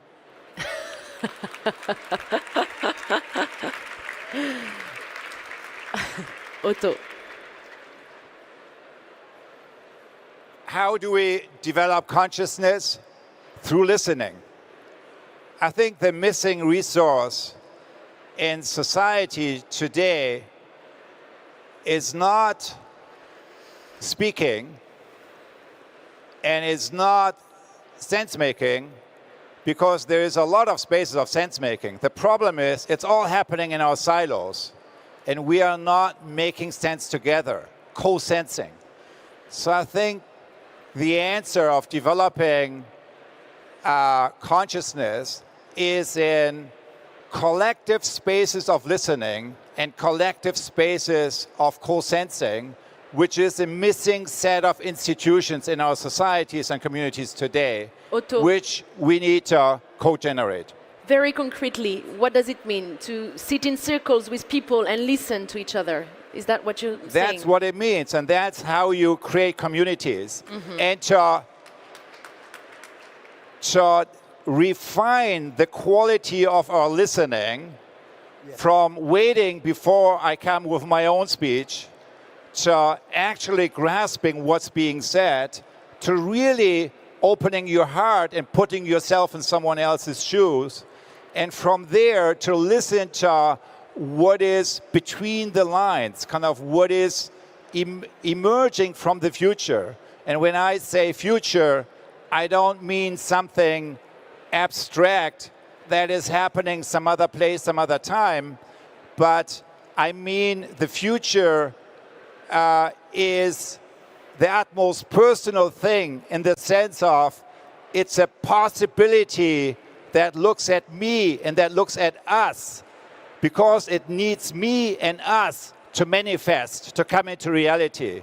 So that how to connect to that space of inner resonance, to the emerging future, is a listening that needs to go, a collective listening that needs to go through the space of silence. And that's the missing resource in our societies. It's related to the social soil, the quality of the social soil. If we are not creating these spaces, all the individual efforts that we have will not add up. When you talk about listening, just you remember, we have 2 ears.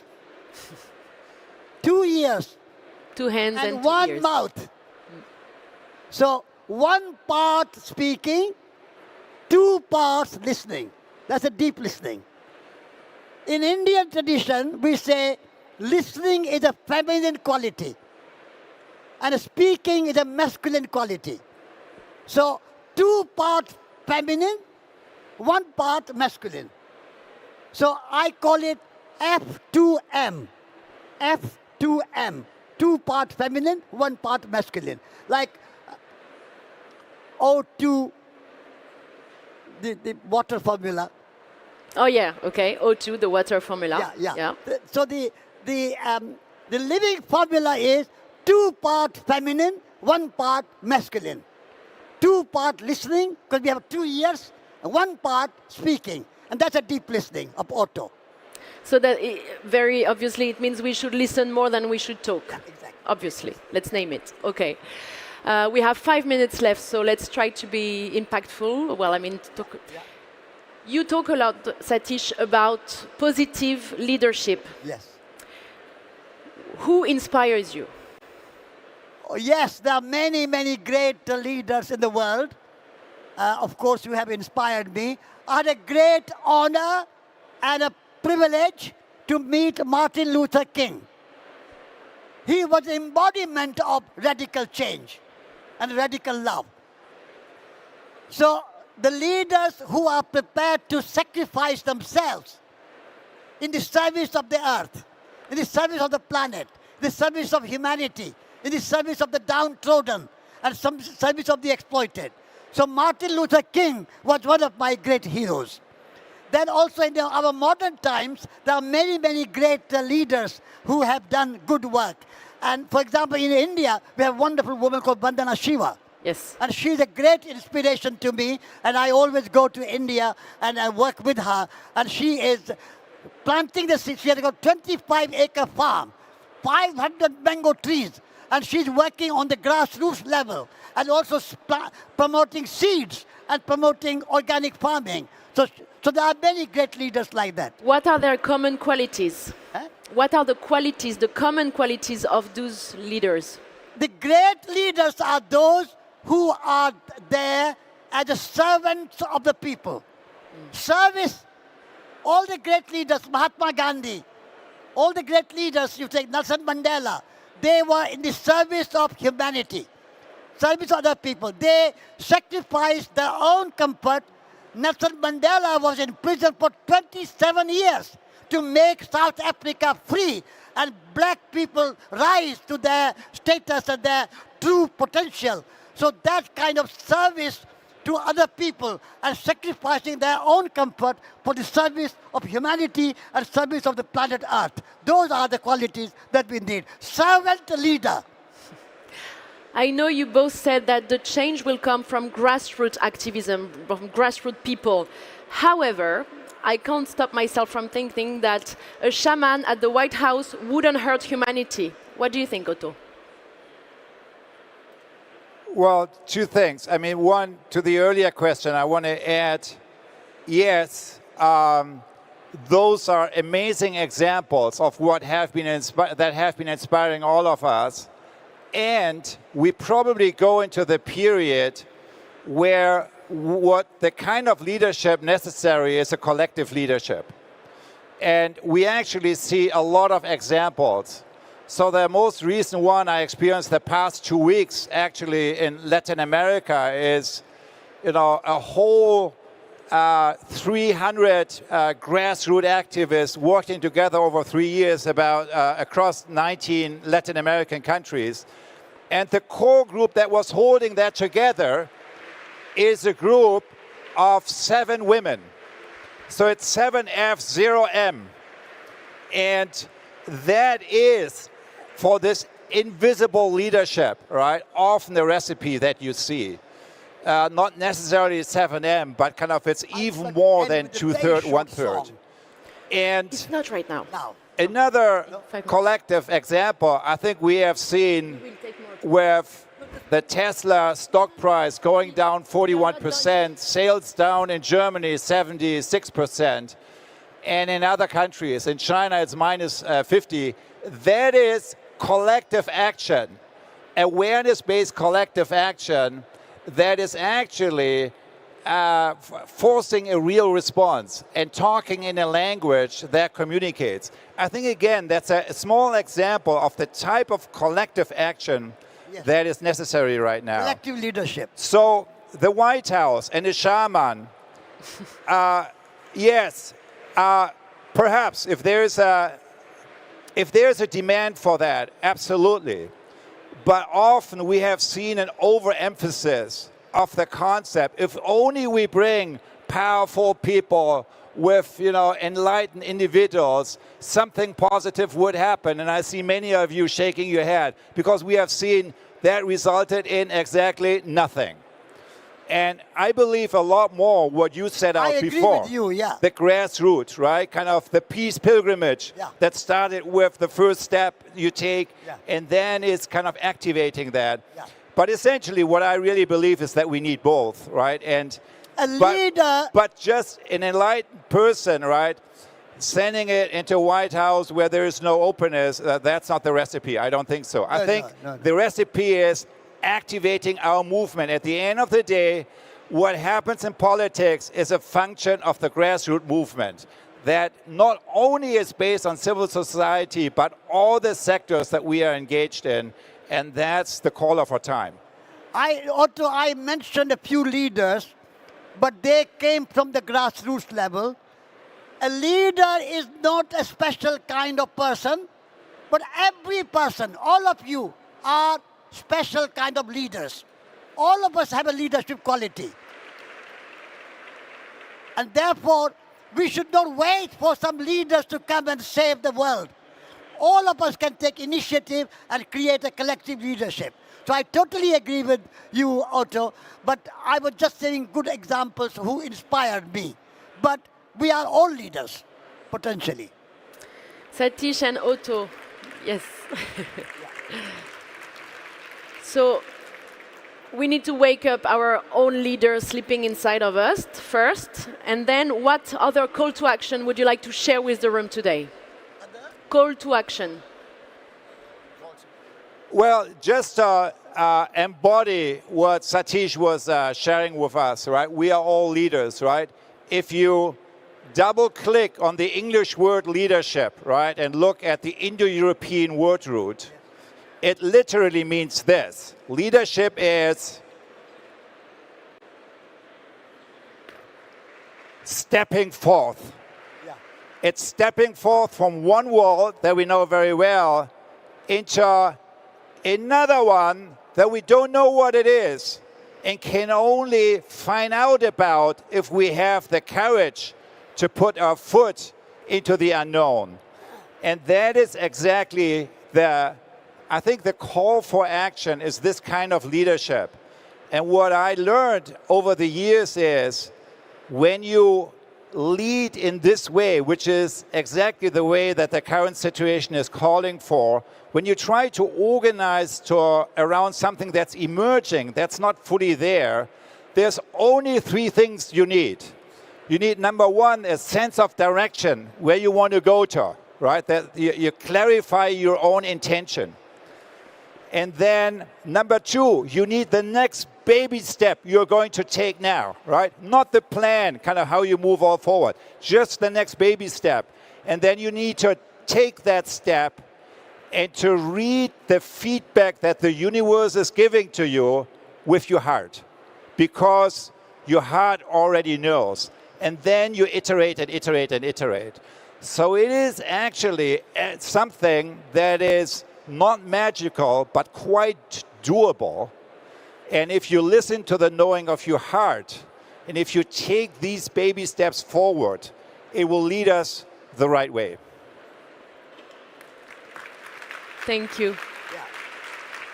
Satish. In order to be a leader, you and I, all of us, need to be prepared to take a risk.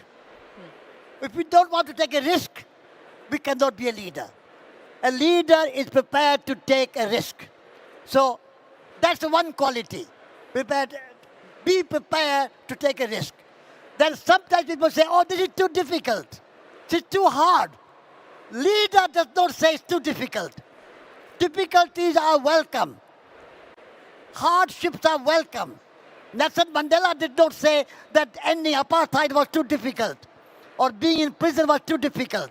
So do not do something because it's too difficult, too hard. The leader will take the responsibility to take hard decisions, take a risk, and not be afraid of difficulties and hardships. I totally agree with what you both said. However, this morning I was talking to Paula, who's right here, and who had a formation. She's becoming a therapist in hypnosis, to get people hypnotized. Sometimes in our lives, as we have so much goodwill, but we can't, there's something, I want to be a leader, I want to take the first step, but I can't. For whatever reason, my ancestors, my childhood traumas, whatever. What can we do when we have something really blocking us? I mean, getting hypnotized, what else? You need community. You need a holding space.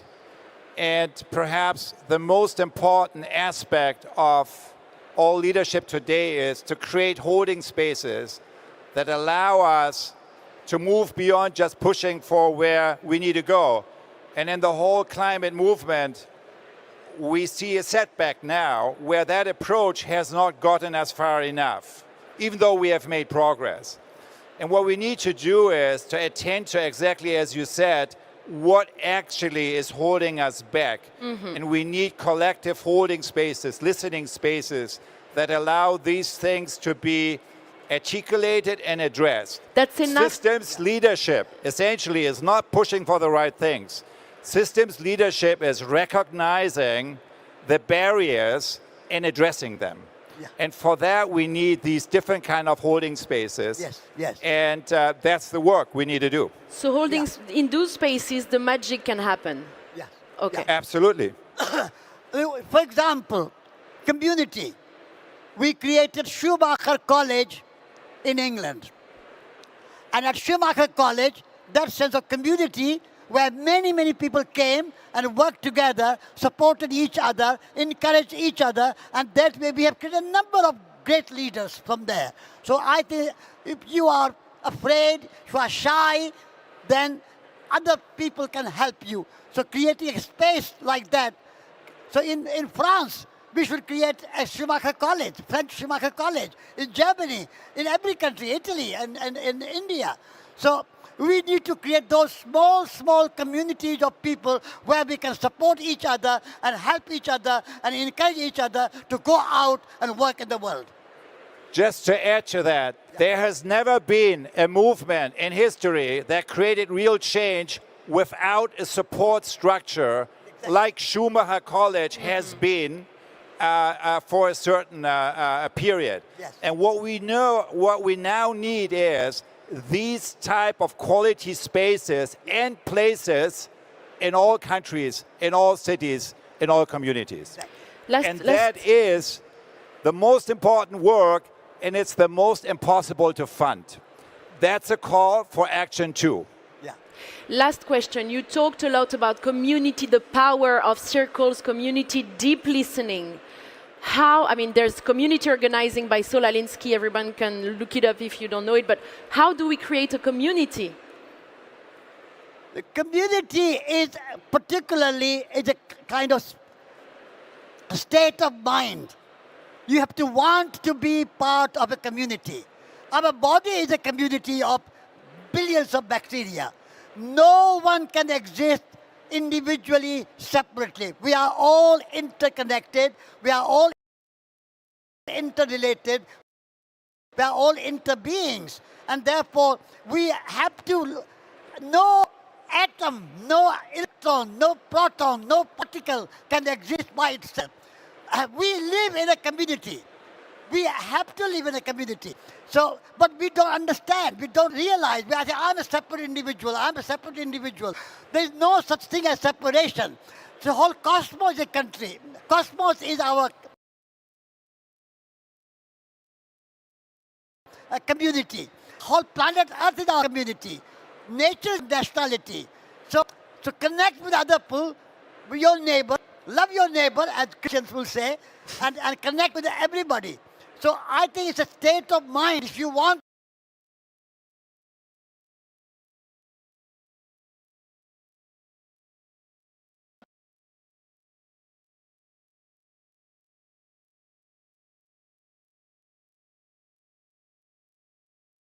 to create a community, you can. Always people are there.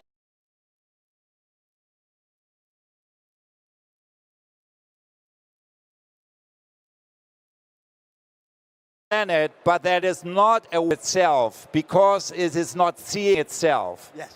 And what's missing is mechanisms that allow the planetary movement that we already are sense and see itself.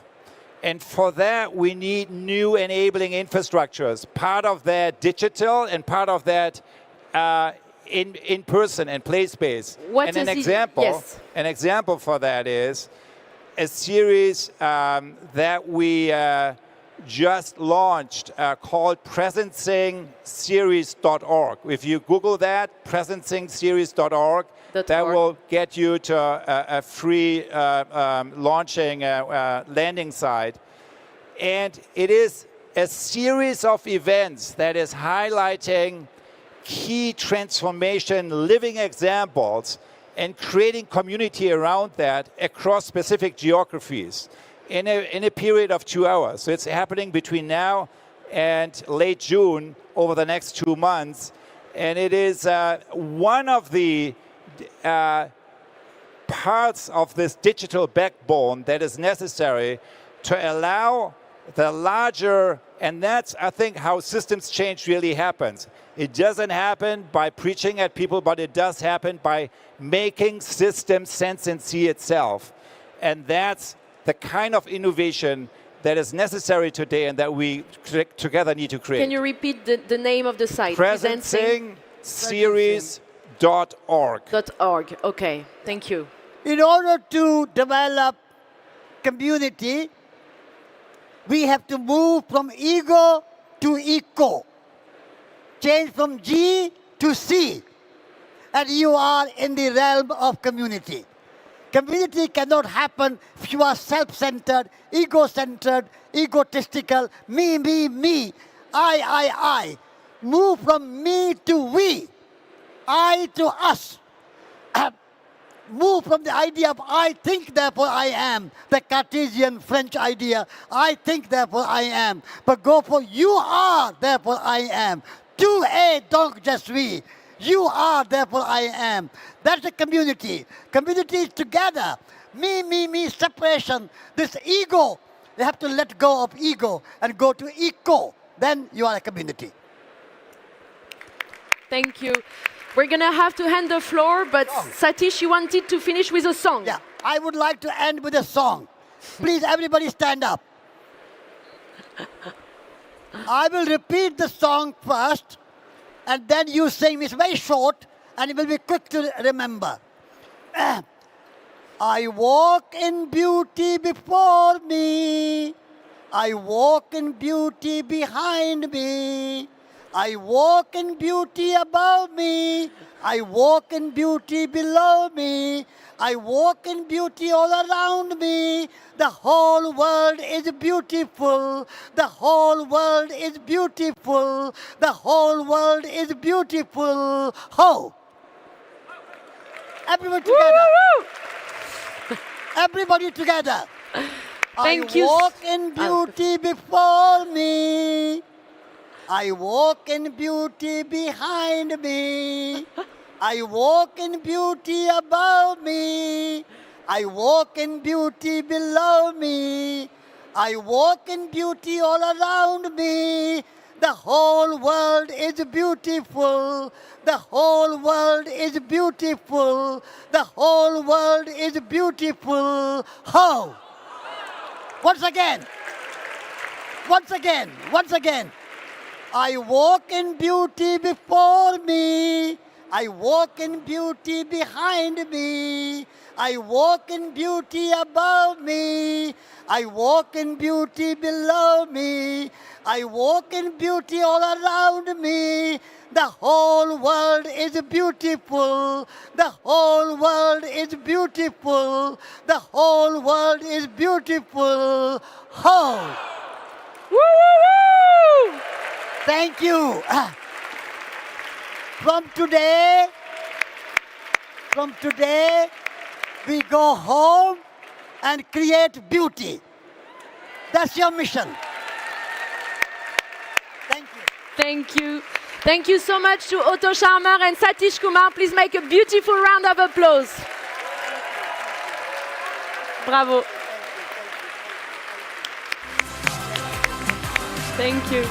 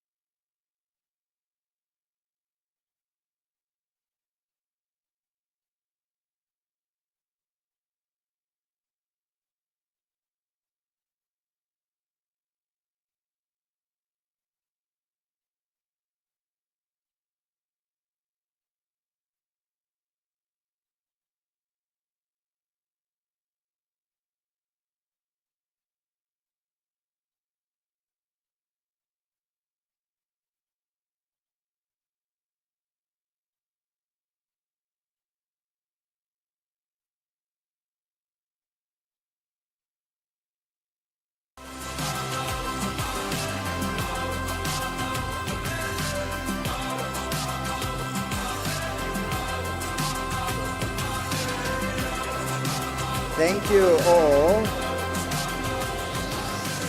Wow, what a room and what an amazing and difficult role it is to go on stage after Satish and Otto.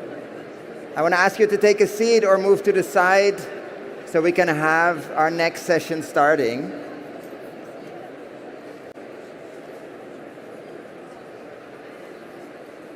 I'm going to ask you to or move aside or take a seat so we can have the next session starting. Thank you so much.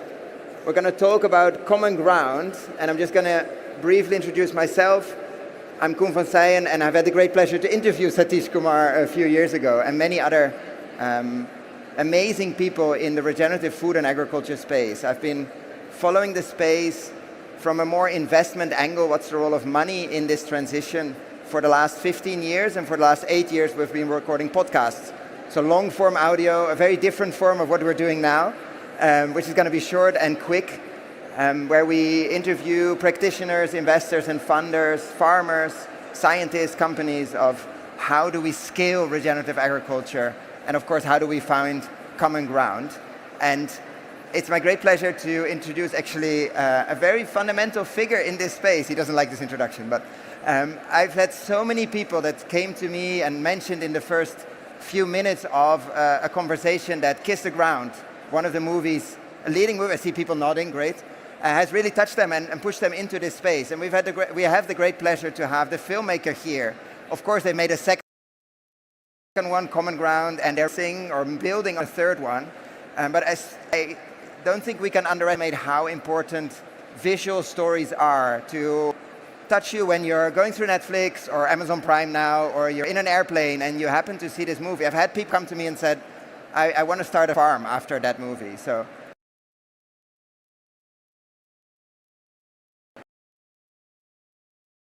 we shouldn't underestimate how much you can touch people. Of course, we make podcasts which are long form, very deep into the subject.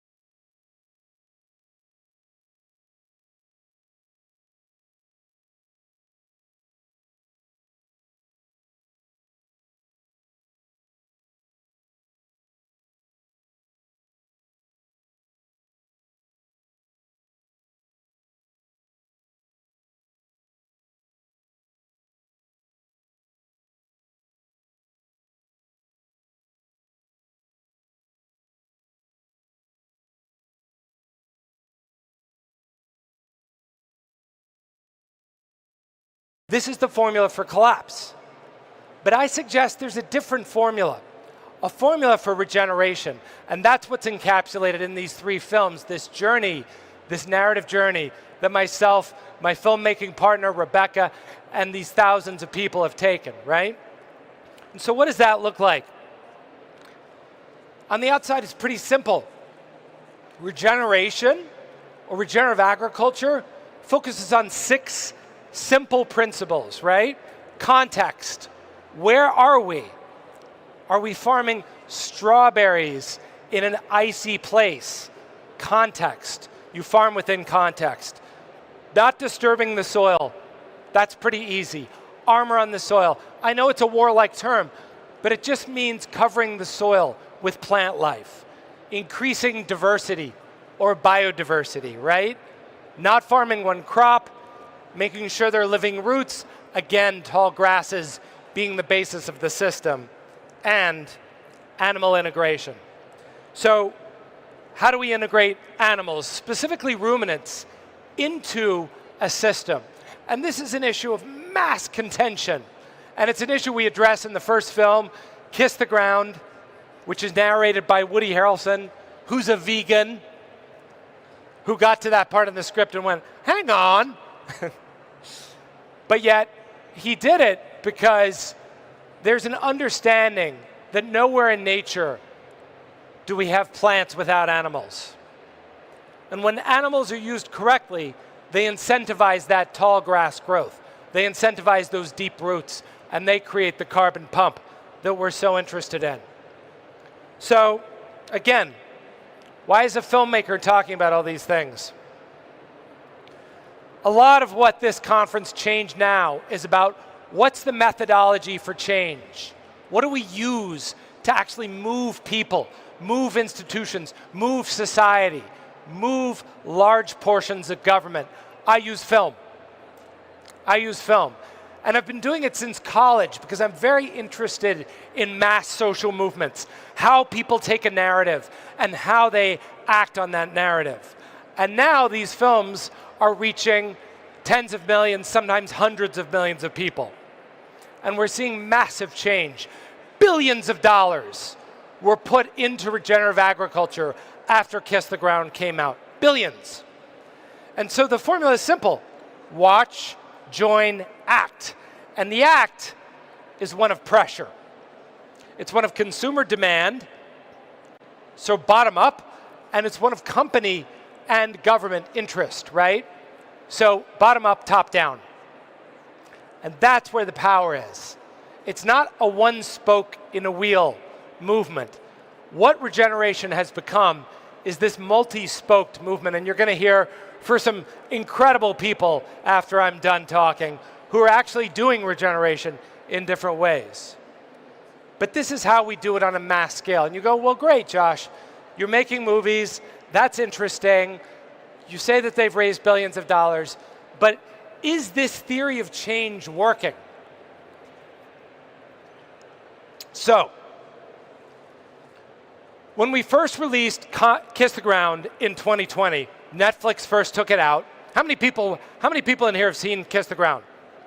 Thank you very much. Appreciate that. The other half of you, watch it on Amazon Prime.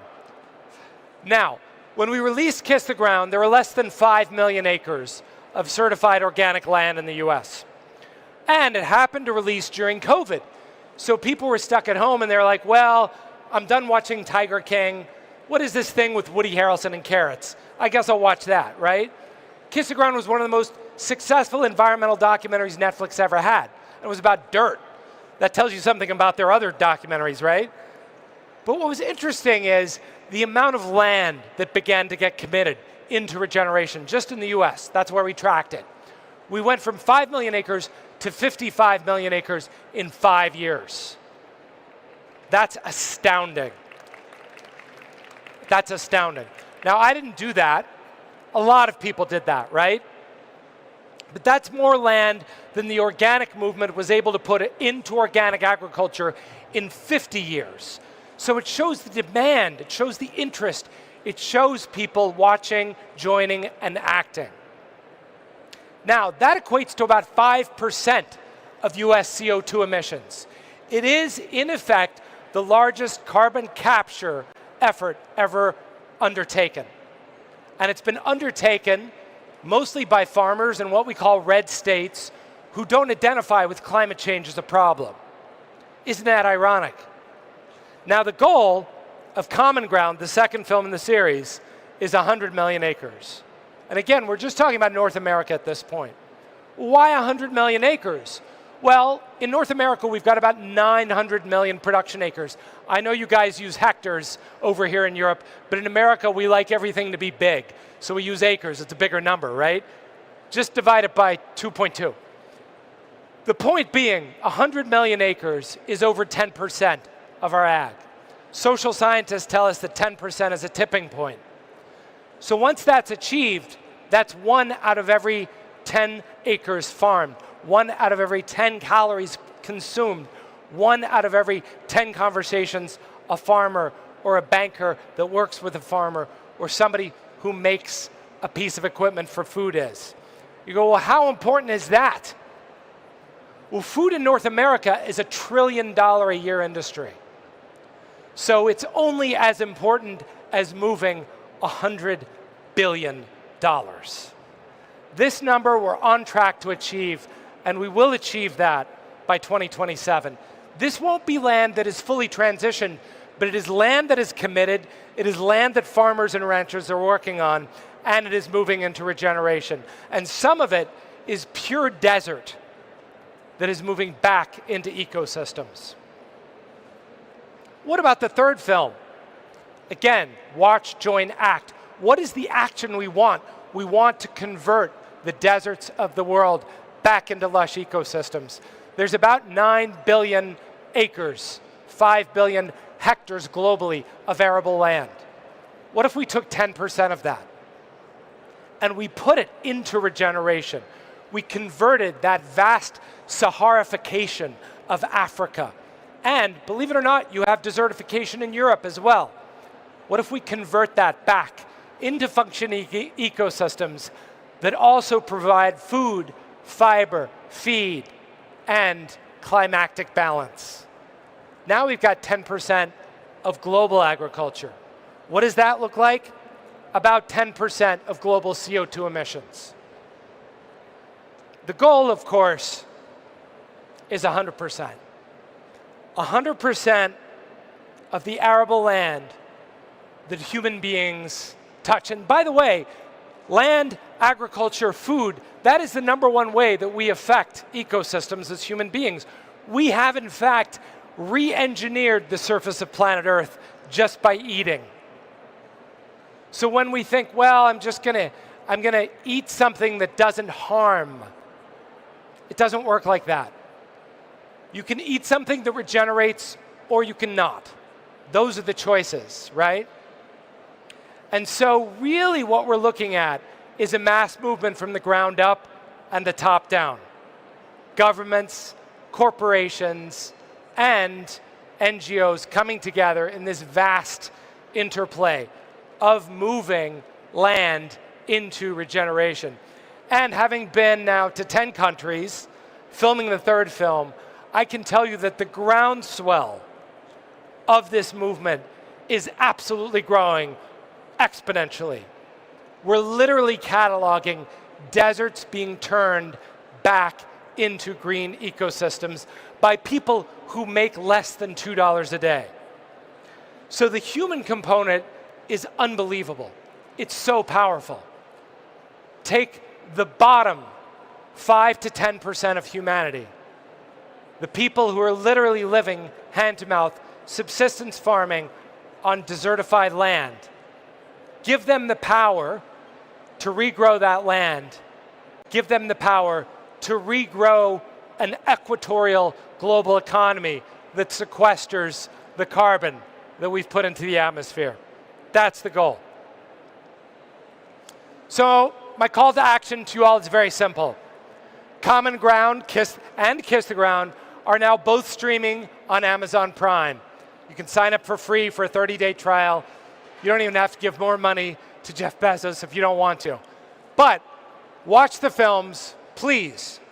Share them with your friends and family. Every single time one of those films is watched, it is a vote for a greener, more regenerative future. Together, we can absolutely regenerate this planet. We can balance the climate, we can achieve net zero, and we can do it in under a decade. Thank you for being my partner in that mission. Have a great day.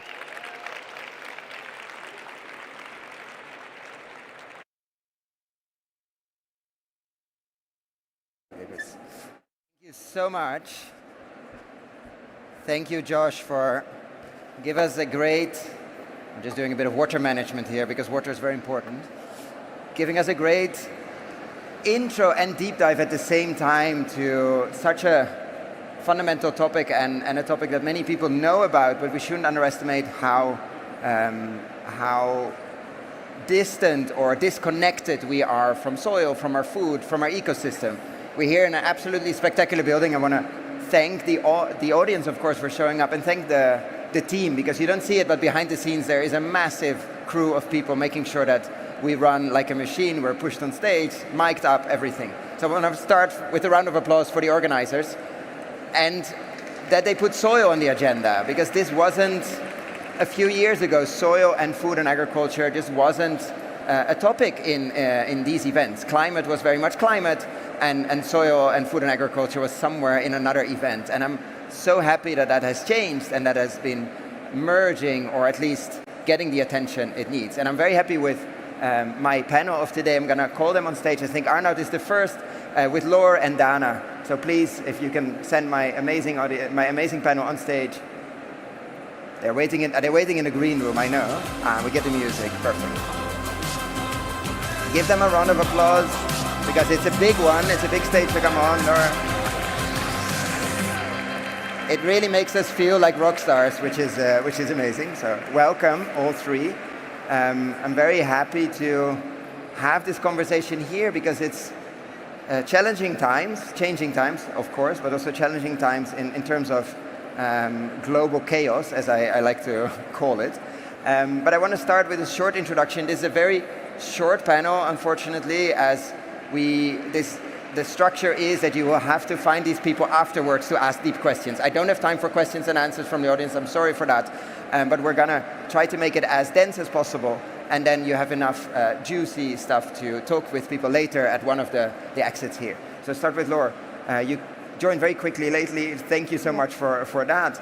And brief 2 seconds introduction. And if you have seen anything around here, what surprised you at ChangeNOW until now? Hello, everyone. So I'm Laure. Just a first personal background. I grew up in Alsace, which is a wonderful place here in France, and my grandparents and parents were farmers and winemaker. So all those concerns are really tough in my ground, and it's something that I have also inside me, so it's something really important. So I work for 17 years now at Björg & Company. I'm now operating as a marketing director for Björg. And Björg is the leading brand of organic and plant-based food in France. And we were a pioneer, so we started that 40 years ago. So it's really, since a long time for this. And we belong to Ecoton, which is a mission-driven company. And biodiversity is at the heart of our mission. And why is it so important for us? It's because the current food model is responsible for 70% of biodiversity loss. So it's a huge number, and we really believe that we can make the things change and have an impact. Thank you. And with that, we go to Arnaud. Sorry for my French pronunciation, obviously. I'm butchering all the names, and I'm aware of that. But I didn't pay enough attention at French class. What brings you here? And again, a 2-3 sentence introduction. And then if you have been around here, if you saw something that happily surprised you or not happily surprised you? So, very good pronunciation. My name is Arnaud. I'm the president of a wine company called ChangeNOW. We make sparkling wine, and we have 6 vineyards all around the globe, from Argentina to Brazil, California, Australia, China, and India. And we are currently moving towards getting our vineyard 100% regenerative. Voila.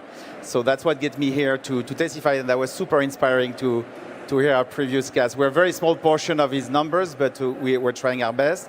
And what surprised me the most here is three things: the energy, the diversity of the initiative, and how so many concrete actions are in play and how many good ideas there are. Amazing. Dana, thank you so much for joining. And again, a short introduction. We have the great pleasure to interview one of your colleagues before, so I won't spoil anything, but please go ahead. And what brings you here? Thank you, and hello everyone. I'm Dana, and I represent the One Planet Business for Biodiversity Coalition. Well, we're here because we've been, for the last 6 years, as a coalition, really supporting regenerative agriculture. The coalition's mission is to actually catalyze collective action so that we are able to transform agricultural models. And so it's very natural for us to be here today. It's also great to see how much this conference is growing. So very excited to be here and to be listening to these really insightful speeches before us. And to stay with you, actually, because I don't think you have two amazing acronyms, which I always mess up when I try to, that's why I didn't do it. But common ground, I think, is a very good theme for, because I don't think many people realize how unique the coalition is that you have set up, basically, because it's not normal for those kind of companies to work together. Can you just allude on that a bit? What common ground in that case is actually so relevant for you? Sure. So OP2B is actually a business coalition that was created by pioneer businesses that have been actually transitioning their production for a regenerative one for more than a decade. And they thought that they have been sharing some really common challenges, and rather than addressing these challenges separately, they thought that they should come together to work in the pre-competitive space to figure things out. It's a coalition that's quite cross-sectoral, so we have the food manufacturers that are represented, but also we have the fashion and textile sector and the cosmetic sector. And having those different sectors working together and benefiting from the different experiences is very helpful for them. An additional layer to that is that we have the full value chain that is represented. So from farm cooperatives all the way to the distributors, and that helps in aligning the vision and the work forward by working together. Yeah, I think it's that the word you mentioned, pre-competitive, like these are challenges in landscapes, in regulation, in policy, in finance that are, even if you are a Nestle or one of the big ones that moves roughly $1 billion a year or $100 billion a year, you're not big enough to even move that. So, but it's it's an interesting thought that probably us in business school haven't been taught that you can do pre-competitive things without turning into some kind of monopoly or some kind and that's probably not easy for companies or policy to get used to. But it's a fundamental piece of work which mostly happens in the background. And moving more to the foreground, I want to go to an organic pioneer. Like 40 years is definitely a pioneer in the organic space. How have been the chaotic times recently, of course, with tariffs, with political situations, but also organic was quite under pressure a couple of years ago, 1 or 2 years ago. Like how is the current pulse, the current photograph of the organic space? So, well, in organic, we have really felt the turbulence. We were in a chaotic time. So what happened is that after the COVID, the inflation raised. So the prices grew up by 20% over 2 years, which is massive for consumer. And so they paid more attention to prices, for sure. So what we experienced is a market contraction for organic and volume dropped. However, and we have a really great news, and it gives us a lot of energy, is that organic is again in a really good shape. We see in 1 year now a strong rebound in terms of economy. So this year we expect a growth of 3 to 5% in organic. And last year, the leading chain in France of specialized shop, they recorded a growth of 9%. So organic is in a good shape and it's back to grow. We are not in the crisis anymore. And how do we analyze the situation is that organic is a good, reliable label, and it speaks to the consumer. So it really speaks on what we eat, on our health, on the soil behind us, on also the water we drink, the food we eat, etc. So it's one of the major concerns. And we think that today there are a crossroad for two systems. One system that is about intensive agriculture, and the other one, which is the organic one, which is reliable and which proves that you can do really good food without using any chemicals and pesticides. So for us in this chaotic time, it's more an opportunity, we see it like that, for a wake-up call for everyone and for us. So a great wake-up call to start to listen to the 8 French people over 10 that are really worried about the use of pesticides. It's a wake-up call to start also to choose a different food, like apples that are organic, so meaning to stop to eat the apples with 36 different treatments. And just to repeat, 36. 36 chemical treatment in conventional apples. That's a key figures.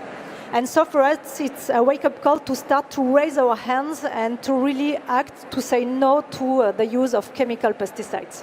And as a small follow-up, and then we go to Arnaud, like, do you see that, let's say, health angle of exposure to 36 treatments and to the pesticides, etc., as a key driver, because you come from the marketing side, for consumers, I don't like the word eaters, for people to buy one brand or one type of product over the other? Do you see that now in terms of response, let's say? Yeah, we see it. The consumer is changing a little bit. So 40 or 30 years ago, it was really about health, but now it's shifting also towards more climate action and environmental. We know that also the youngest people, they are really keen to eat organic because also of the positive aspect on health, but also on the planet, which is the second key criteria for them. Which is a perfect bridge to Arnaud, who runs vineyards around the world where you always like to say the sun never sets. What have been the main drivers for a company like yours to start seriously investing in soil? What was originally, let's say, the trigger, and then after that, of course, why are you continuing now in these challenging times? Well, if you are, but you're here, so you're doing that. Yes, absolutely. I think when you think about our product, our sparkling wine, you think about the creator, the winemaking, the blending, the pleasure of drinking the product with food, with friends. But sometimes what you don't see directly is the relationship with the land. I mean, we have 6 wineries across the globe. When I go there, I'm very frustrated because I live in Paris and I have to travel 1,400 kilometers to see the team in the land. And our team every day, they drive to a place that is the land where they have beautiful vineyards. And our teams have a very special connection with the land first. They've been seeing change in condition, in climate every year since 10, 15, 20 years. So it's not something new for them. So it's very natural. They've been working on improving the way they grow the fruit, which is grapes. And they've been improving, and we have today sustainable viticultural practice everywhere in the world. And now we're moving to the next level around regeneration through big discussion with the group, with our company, and Soil S is at the heart of what we do. We have a responsibility. We own land. We work with farmers. We are farmers.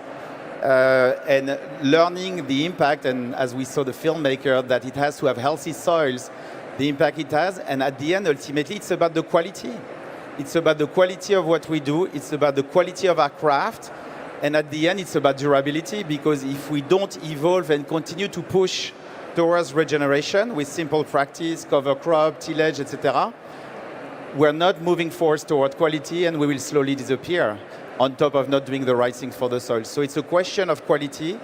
Is that myth of the suffering vineyard that has to suffer to make the best wine, is that true, or are you saying actually a healthy vineyard produces great quality? Probably the grape can live in the most difficult place in the world, but the soils around it, and you can farm differently, and it's just a change of habit and practice. And when you work on vineyard, in any case, it's something you do over 10, 20, 15, 20 years. You know, when you have sick vineyards, at one stage you need to take a decision to pull them off and replant them, and it takes 5 years to grow fruit again. So the relationship of time with nature is very different from the relationship we have in business. And our team have been doing it for years. They see change every year. So it's quite natural. And at the end, as the leader of this company, it's my responsibility to support and empower my team to do the right thing for the land. And that's what we're doing. So we're actually super committed. It's a journey. We're learning every day.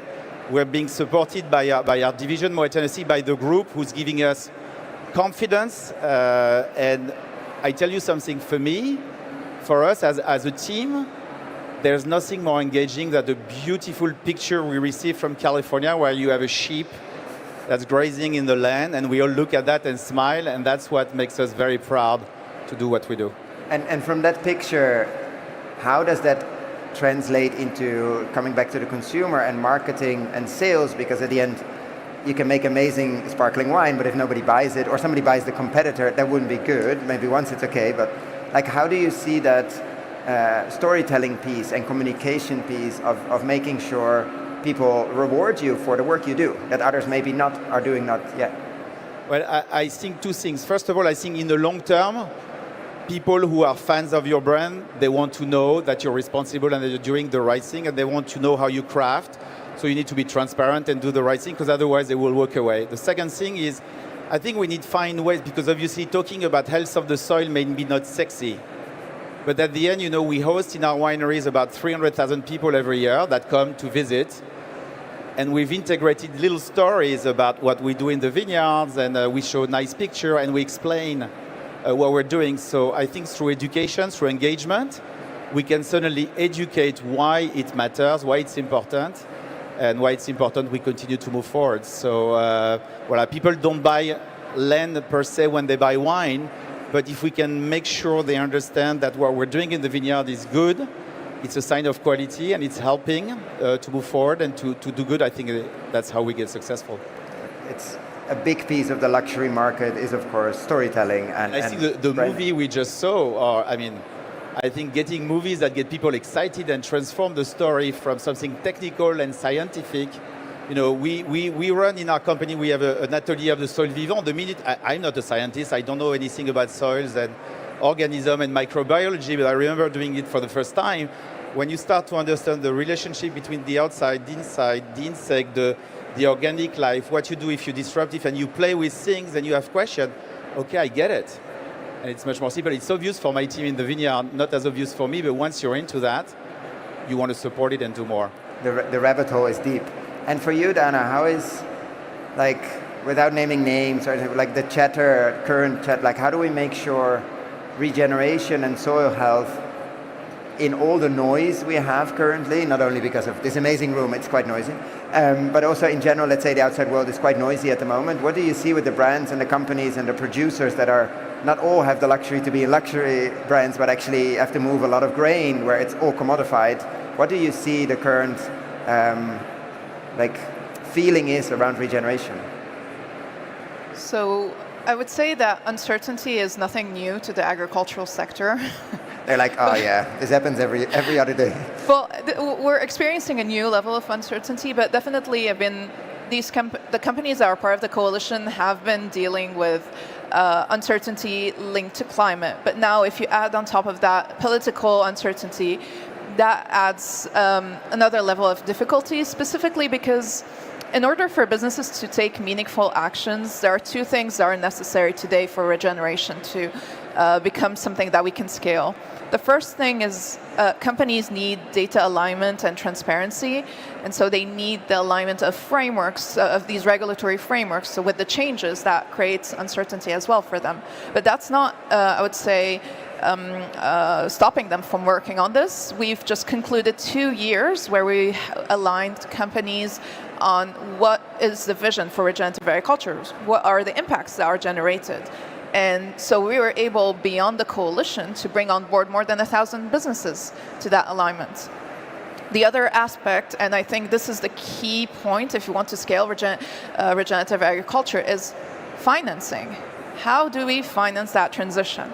So on one hand, we know that the current incentives are not fit for purpose. So that's an issue that we need to work on.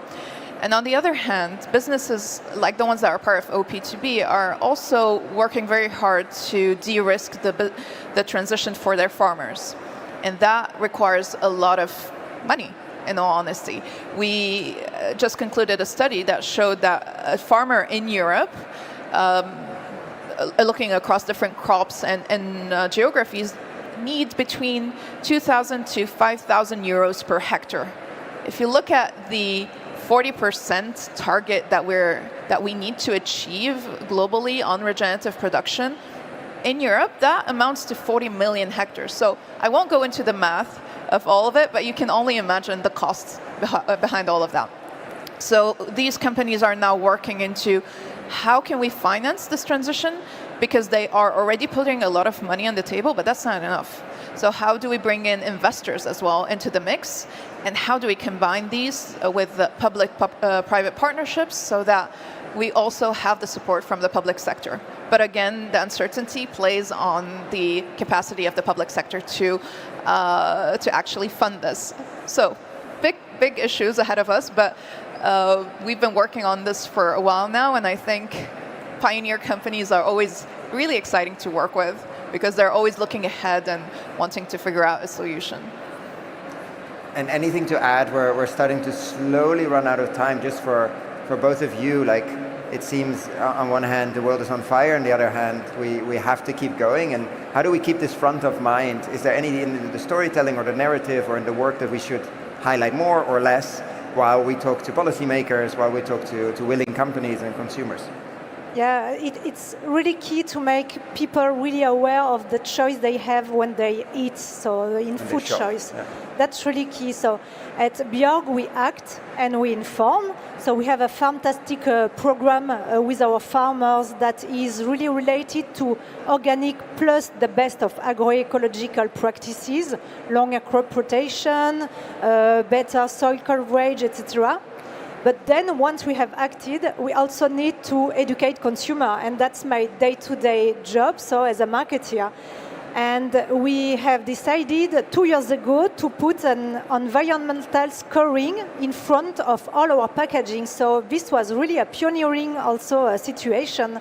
So right in front of more than 100 millions of Björk packaging, you can find a scoring that shows clearly the impact of the food on biodiversity, because it's the main drainer of biodiversity and life in soil, also on climate change, and on pesticide usage. So this is really key for us to make it happen and to be front of mind, so at breakfast, at the table, and raise also the discussion for the families so that they can just ask why it is sometimes red, sometimes green, etc. So this is for us one of the key message. And so it's really key to keep organic and biodiversity protection at the table of the conversation. So also for politics, and so we work with NGO for collective mobilization. We have launched a campaign called Tous Exposés, All Exposed.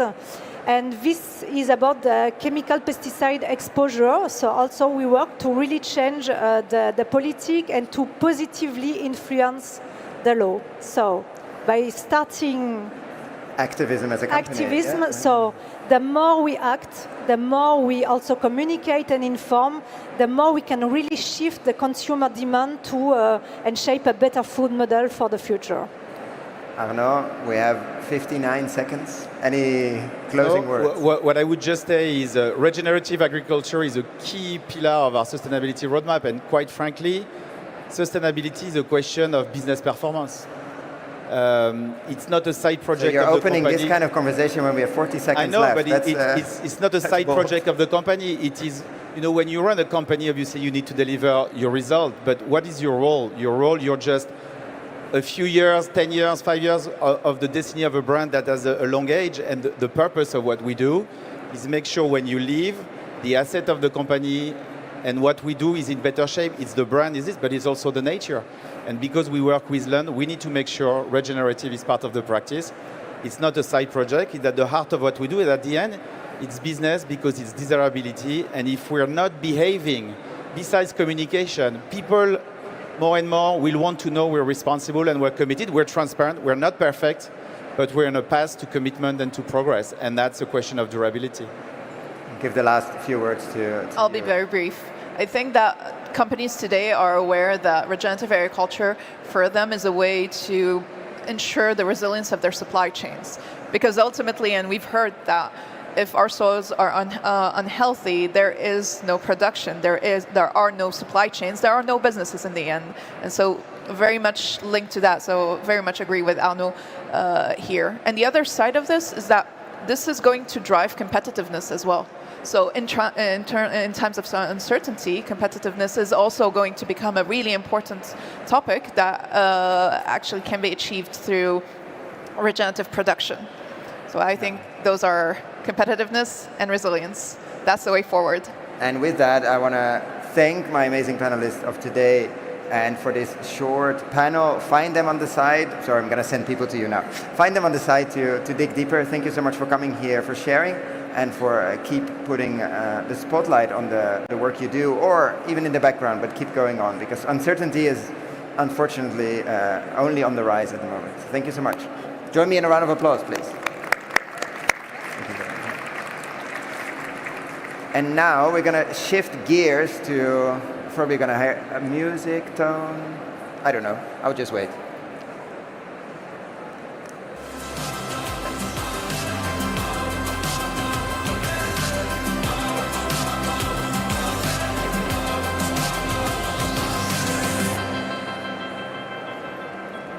So I see a lot of people going for the panelists. We have an amazing fireside chat, so don't all leave. No, I'm joking. And I'm going to have Cindy and David coming here. Give them a round of applause. I see fans there in front. Very good, very good. Almost the round of applause Satish got, but we're getting there, we're getting there. We're shifting gears a bit to the farmer perspective. And just briefly, Cindy, whoever hasn't been on social media recently and hasn't seen Top 50 Farmers, shame on you. No, I'm joking. But just a brief intro of what brings you here and what is Top 50 Farmers? Yeah. Wow, what brings me here? A lot of things, but most of all, what we do with Top 50 Farmers. And really, Top 50 Farmers is all about spotlighting the farmers. To me, the farmers are the rock stars of what we need right now.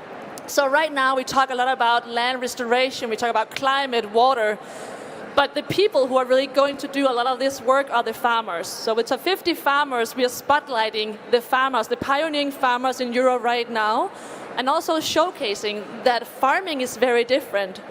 It's very diverse. It doesn't look one way. You can have 1 hectare, you can have 4,000 hectares. It looks different. And these are really the role models that we need to talk about, in my opinion. And it's something that's been missing, I think, in this space. We often talk about farmers. We don't have enough on stage. I'm very thankful that David could come over. Why is that? Because many are extremely busy, working hours that we can only imagine. And of course, they're not going to take out 2 or 3 days to come to a conference, etc. So in general, already, let's say, a push for if you're organizing something and you want to have a farmer perspective, great. Look at the list that we have here. Look at some amazing farmers. Compensate them and make sure there's time and space for them to come and share. Because we need their perspectives, but you cannot expect somebody to show up again in Paris, in London, in Brussels to come and give their farmer perspective. For you, David, how did you that sounds like a really negative part. How did you end up being a farmer? And in terms of journey to, in this case, Portugal, and just give us a bit of bring us to the farm. Like how many hectares, what do we see around in this time of year? We're at the end of April because we're inside an amazing building, but there's a bit of real grass there, which is great. But just bring us to the land as well, just to transport us there. Thank you very much. First of all, I would invite you all to go to terramay.com so that you can see the place where I live and where I work. Around 12 years ago, I was a consultant, a digital strategist, and for the first time in my life, I stopped working. And I saw a TED Talk from Alan Savory, and that was insane. That really changed my life because it took me, swiped the ground. Because I have 3 kids, I understood that there is a climate emergency. And from that moment on, I became a regenerative farmer. So do you remember why you clicked on it, or was it complete random? It was random. Oh, wow. I was really lucky, at least that's what I think. But that was the moment where I changed. I changed immediately in that moment, and I became a regenerative farmer, even without having a farm. So it took me me and my business partner and friend Thomas and my wife Anna 6 years to find the right place. And we're farming now since 6 years as well in the south of Portugal, in a very desertified region, not just naturally but also socially, and that's what we do. So we fight desertification with regenerative agriculture. We have over 500 hectares, and what we do is a little bit special because we don't focus in only one thing. We also want to be autosufficient, at least in a range of 80%, so we produce greens and fruit and cereals, meat, very different kinds, eggs, we have olive oil, we have milk, we also fish, and we also have our 2 restaurants where 80% of our offering comes from the farm, and we are developing a self-sustainable hotel concept at the farm right now. So this is the short version You've been of it. busy and are busy, that's for sure. Yeah. Yes, we're 40 people working towards it. 40. So Thomas likes to say many times that life at Thermomai is like a festival 365 days a year. So Which is, I think, pretty intense. You mentioned something, it's not only desertified from the environmental and soil perspective, but also socially. In this case, you brought 40 people back to the land or closer to that. Like, do you get enough recognition? We're going to get to recognition in a second as well, but for the role you play, not only environmentally, restoring the soil, but also socially, community-wise, culturally, to bring back people and activity and of course, economic activity to a region that didn't have most of that? Well, there are different layers of recognition. First of all, this is just like the startup back in the 2000s in Berlin. So in our little bubble, we all know each other and recognize the work. So you feel kind of hyped.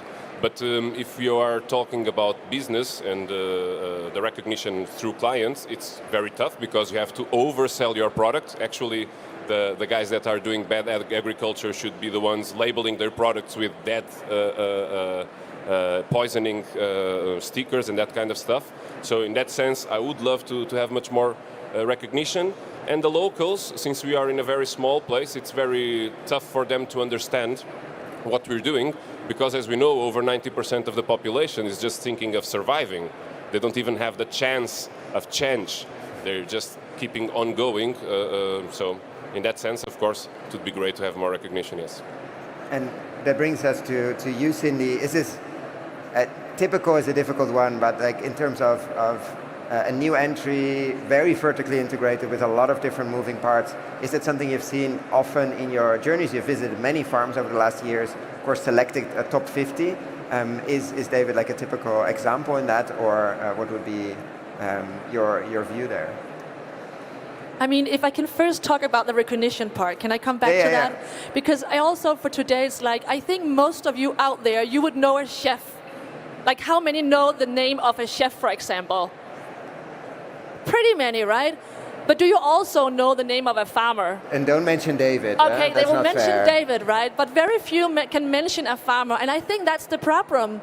We are so disconnected from the people who are growing our food, and why should we give them the same recognition as chefs have? I mean, many opportunities to open up for chefs. We could definitely do the same for farmers, and that's where the recognition comes in. We need to recognize the work that is being done on the fields. So you want to pay more for your food, because that's also a big problem right now, right?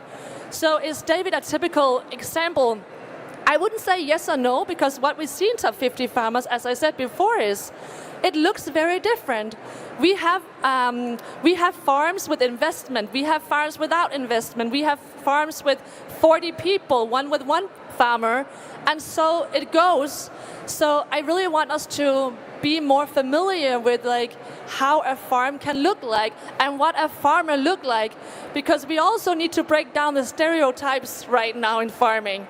I don't know what you think about when you think of a farmer. Most don't think of a pirate from Portugal, right? So they look different also, and I think that's very important. And because it's a huge issue in Europe, but also, Josh mentioned it, like the average age of farmers. Yes. And the generational shift that is going to happen, if we like it or not. The current, I think it's some countries 60 plus, many it's 55 to the 60s. They're going to stop farming at some point. Yes. They can't, because most of their pension is retirement is in the land, and there's not necessarily a next generation. So it's part of your goal also to not make it sexy without making it too easy, because otherwise people get in and get super disappointed, but make at least a sort of launch pad for people to, just like we have accelerators and just like we have places that you can get into the tech scene in Berlin, how do you get into the farming scene in Portugal or other places? I don't know who wants to. Well, I can say some words and then you can overtake. Well, I also want to make a question. Does everybody here likes to eat? Can you raise your hand if you like to eat? Okay, right now in Europe, we have less than 10% of the farmers are under 40 years old. 10%. So if you go to Portugal, we're talking about 6%. If we think of equality and parity, we have 3% of women farming in Europe.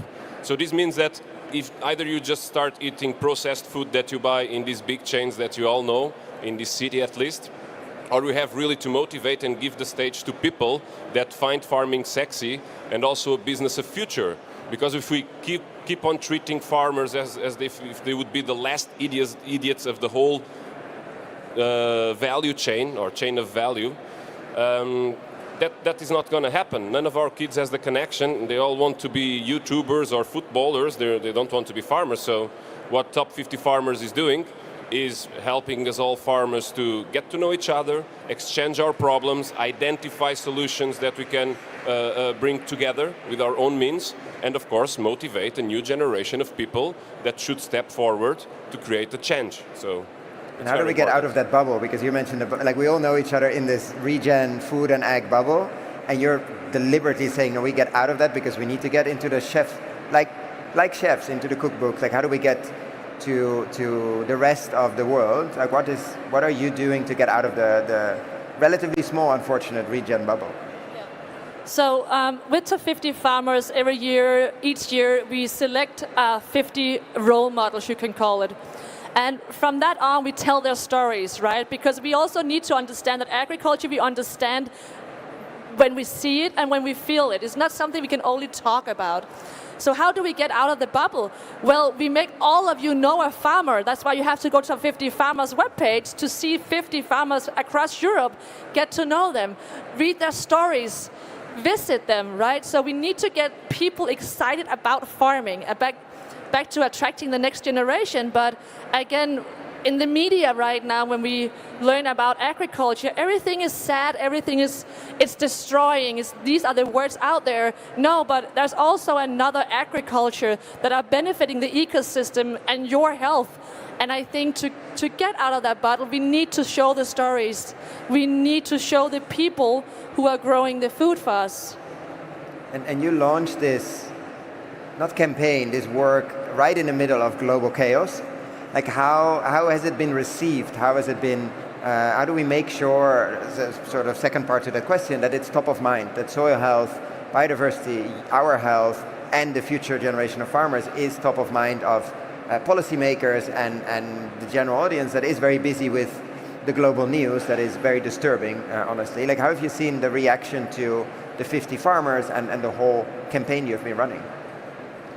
Yeah, I mean, I have done a lot of work in the space for now, but I think Top 50 Farmers is something people understand. I don't meet people who say, no, we should not recognize the farmers. It seems to make much sense for people. I think we forgot it as we are so disconnected with nature and our food. I think it brings back this like, we need to do that. So agriculture and food becomes very political very fast. With Top 50 Farmers, I believe it becomes just very human, actually. We talk about the people, we talk about the craft of agriculture, and hopefully that would also lead for people to be excited about agriculture. At some point, that will pressure the political stage, and suddenly, hopefully, things will move in that favor. And what about you, David? Has anything changed in let's say the last 6 months in terms of global chaos, or you're like in our farm it's always chaotic, and this just adds a small bit to it? Yeah, and in our farm it's organized chaos. So as I told you before, it's like a festival. I don't know. Lots of things change. Look at me. I'm a farmer. I'm in Paris talking in front of an audience. Maybe before this opportunity wouldn't be on the table. So I'm very glad that our structure allowed me to be here. I'm really impressed with the amount of people that are sitting down with us and surely are soil makers and change makers and are thinking with us. So this gives me a lot of hope. So it's not just the recognition of other people, it's also to keep on believing that as hard as it is to do what I do, it makes sense. Because it's not for me, it's for mankind. So it's not an ego trip. It's an ecosystematical kind of thinking. So it's good to be here. I can see you want to add something, Cindy. No, I'm just saying, like, I'm so happy you're here. I think we are really missing the farmers on stages overall. And we need more of them. And so wherever you go to a conference, please ask them to add the farmers to the stage if it makes sense, because I think we really need to learn from how it is, from the ground and up, and not only talking all high level of where we need to go. We need to understand from the ground what is needed. Yeah, and I think there's a tendency to talk about farming and about farmers. We do that as well. We have a lot of farmers, luckily, on the podcast. But it's always, and we do quite a few farm visits and interviews on the land as well. But we're so disconnected from food, for how our food and fibers are grown, that it's very difficult to connect back unless you go and listen and actually connect with it. And do you think we're missing some narratives or storylines? I'm realizing we're running out of time. Like things that we should mention more often, apart from making farming more sexy, but in your work or in your, like things that you mention when people come and visit or in restaurants that really resonate with people that are not necessarily in this bubble, just to have a few story points or a few things that we can connect with people that are not in our scene. From my side, so Thomas, my friend and partner, he also produces a festival called Soil to Soul. You can also search it online right now. And what they say is that the microbiome of the soil is exactly the same as the human microbiome. So what we are eating is the most important thing every day. It's a hugely important decision that you are taking towards your own health, your own politics, and also many other things that I'm not going to list right now. So if we would think like this, that what the dirt that we step our feet on is the most important thing in our lives, and have this sort of one health, that if we have a healthy soil, we will have a healthy plant, we will have a healthy animal, and we will have a healthy mankind as well. So that's what we should talk about at schools and many different places every day. Round of applause. And how are you gonna top that? Yeah, how am I going to top that? I cannot do that. In 16 but we're together. seconds. It's all about collaboration here. No, so one thing is also like now we're all in Paris. Many of us, we go out to eat, right? We go to the lovely restaurants to get these stories out there, to get them connected to the land and to the farmers. Ask where things are from, right? When you go into a restaurant, where's the meat from? Ask questions, because with this and when we ask questions, people understand, right? So if 10 customers guests go into a restaurant, all of them ask for this, they will change, but you need to ask for it, okay? Be the annoying one that asks for Be the annoying one, it's okay, we got you. And with that, I want to thank you both so much. Thank you for making the long trip here. Thank you for being the farmer on this place and bringing that perspective. And thank you, Cindy, obviously, for the work you do, putting the spotlight on people like David. So join me in a round of applause. And you can... Thank you so much. Thank you so much. I'll give a hug. And then for the last keynote for this long session around common ground, I'm delighted to have, I don't think we're going to move chairs, so I can just stand in front. I'm delighted to have a good friend, Climate Farmers. He's been at ChangeNOW multiple times. I think last year I had to step in for Vandana Shiva. And this year he has the keynote by himself. So give a warm applause for Philippe Urker.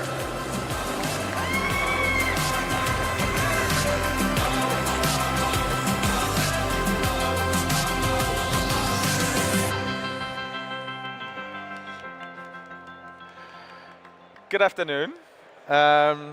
It's a pleasure to be here today and to speak to you about two topics that I care very deeply about.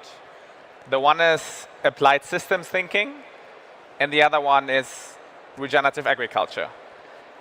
And now, before we dive into the heart of the matter, I would invite you all to please stand up. Thank you. And please, close your eyes. I will join you. Now, please take a deep breath and feel the air, how it fills your lungs, your chest, your stomach. And feel your feet that carry you and connect you to the planet that we all are on. And you can feel the air on your skin as well as your outer realm. And you can feel your heart that's beating and pumping blood all throughout your body. All these parts are interconnected. Your breath affects your heart rate. Your emotions affect your posture. And what you ate today will affect what you're feeling. Everything in our body is an intricate system. And in the same way how our body is a system, we're also part all of many other wider systems. And now you can open your eyes again. The main system that we all are part of, you can sit down if you want, or you can stand, both fine. The ultimate system we all are part of is our planet Earth. Planet Earth is a system brimming with intelligence, and it's an interconnected web of life. And unfortunately, we as humans, most of the time, ignore the other intelligence that is out there and the webs of life which go beyond our understanding. Even our most complex science is not able to understand the complexity of planet Earth. We have trees and mushrooms which form vast underground networks of mycelium exchanging information and exchanging nutrients. We have whales which pass songs over generations from one to another. We have trees which shape entire ecosystems and which carry memory, something that most of us can still not comprehend. Unfortunately, as humans, we have lost that connection with our planet. And I believe that that is the reason why we are now living in the age of the Anthropocene and why we are in the climate crisis that we all are in. As climate farmers, we believe that humans are what we call a keystone species. It's an honorable title that we share with, among others, beavers. Now, beavers have a positive influence on most ecosystems through the work that we're doing. Humans have currently a largely negative one. We are destroying the very planet that we're living on. We also believe, though, if we shape a world where humans have found their place again within the larger ecosystem, we can be a species that actually contributes towards a thriving planet. And below that, we think that agriculture and the way how we grow our food is a key way of getting there. So we are completely dedicated to the mission of scaling regenerative agriculture and helping humans to reconnect with that planet. Now, I have had the pleasure of being on this regenerative journey for 5 years by now. And it's been incredible to see what has happened in the meantime. In 2019, there was barely farmers that identified as regenerative. By now, there's between 100 and 200,000 farmers which call themselves somewhere on the regenerative path. That's 1 to 2% of all farmers in Europe. That's still not what we would like to see, but it is a lot more than what we had 5 years ago. There's many reasons for that.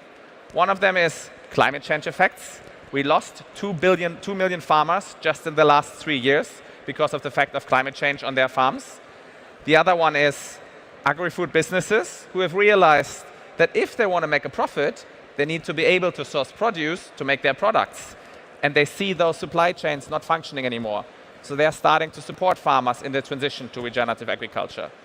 We also see a political movement of farmers. At Climate Farmers, we organized 2 conferences, and out of one of them emerged EARA, the European Alliance for Regenerative Agriculture, which is an amazing organization from farmers for farmers, lobbying for political change in Brussels. And this is important because in the current times, policy is crucial because we're discussing the new common agricultural policy. That cap is giving for many farmers half or more of their income. It's 440 billion euros given out over 7 years, and it's being renegotiated right now.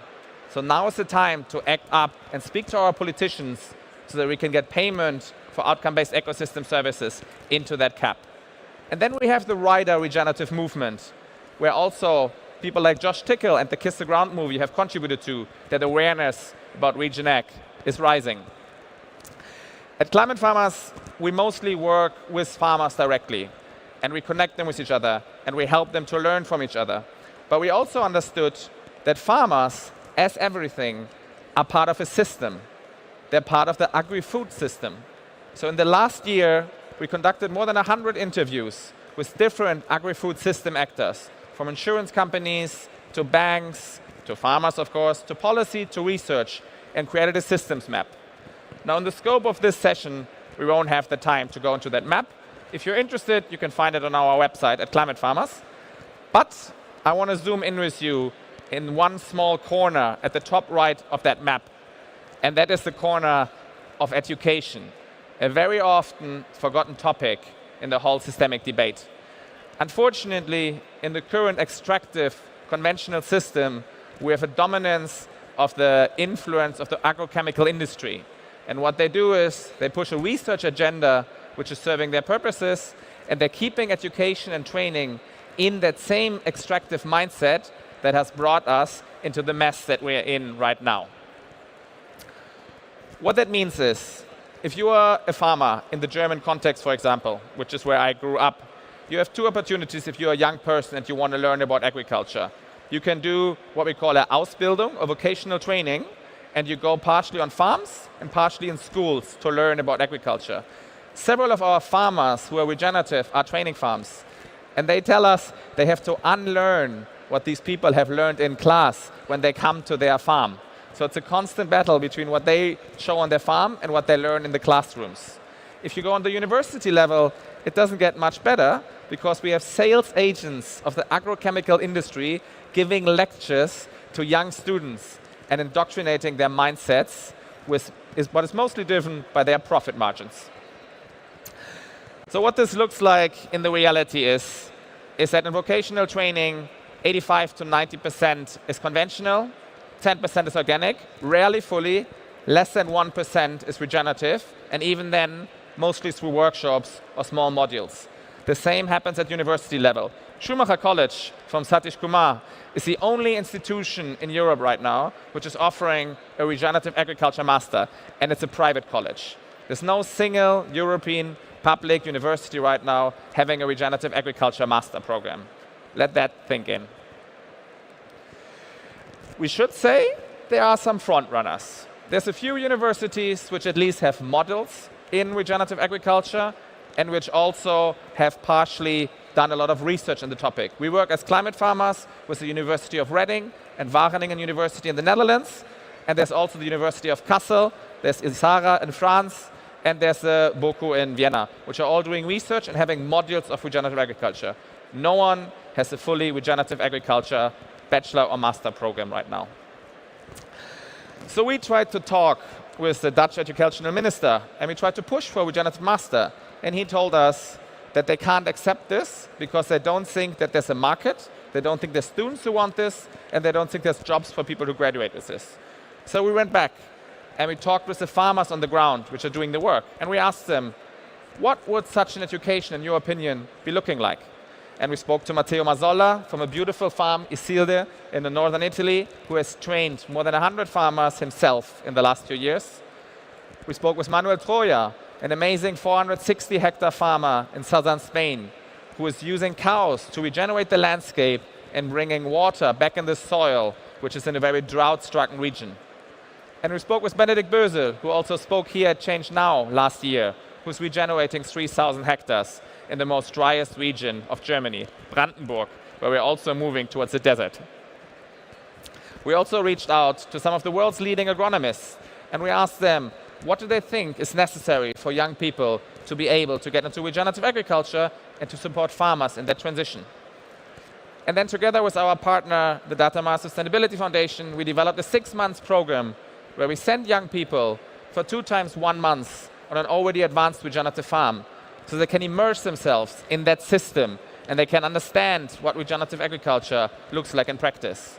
Then we have 2 months of online training where these agronomists are all willing to share their knowledge and their experience in supporting farmers. And finally, they go on a conventional farm and they create a transition plan together with that farmer in a 2-month process to really understand what is the context of the farmer and what could the transition look like in that context. Now, we opened the applications for this on the 15th of April, and we didn't know what to expect, so we started with 10 spots. And at the time that I had to hand this in, which was on the 19th of April, we had 16 applications, but now we're up to 25 for the first 10 spots. So it seems there's interest of young people to go on this level of education. And we're looking into scaling up this program in the next year, and to hopefully, through that, lay the groundwork for a regenerative agriculture master in the future. But as I said, this is one small corner. We talk now about the top right corner and the 5 yellow dots there. In the whole systems map, there's a lot more work to do. There's a lot more things that need to be changed if we want to build a regenerative agri-food system, which is then helping humans to be more in touch with the planet that we're on. And that is why we started a systems change consortium, where we invited different actors from across the agri-food system. So we have the head of soil science from Wageningen, we have the chief sustainability officer from Unilever, we have scientists, we have 5 farmers in there, we have NGOs, and we bring them together on a farm every 6 months. And we take them through a journey where we explore what are the different acupuncture points that we could push, what are the different interventions that we could create in order to start working on that systemic change. And around that, we created a co-funding alliance of philanthropic funders that can then fund these interventions which we're working on as that system. And this is, in the end, the story that I wanted to share with you here today. And the takeaway that I would love for you to take with you is to understand what is the system that you are in, what is the system that you can influence, and what are the acupuncture points that you can push within your system so that we can change now and that we can change the way how we're relating with our planet again. Thank you very much.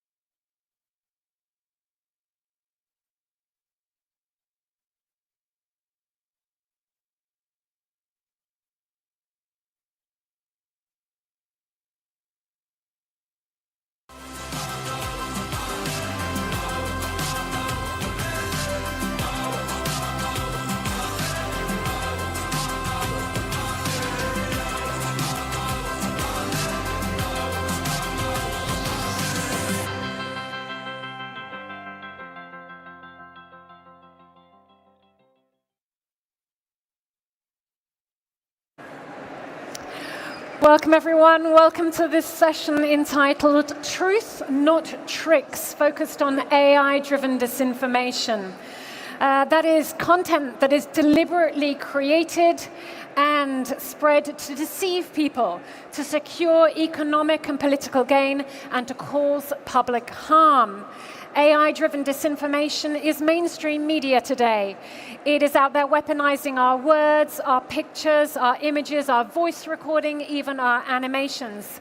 In fact, it comes in all forms of content and is available on all channels. This is a serious subject, and we've got some serious expert speakers lined up to address the subject here at ChangeNOW.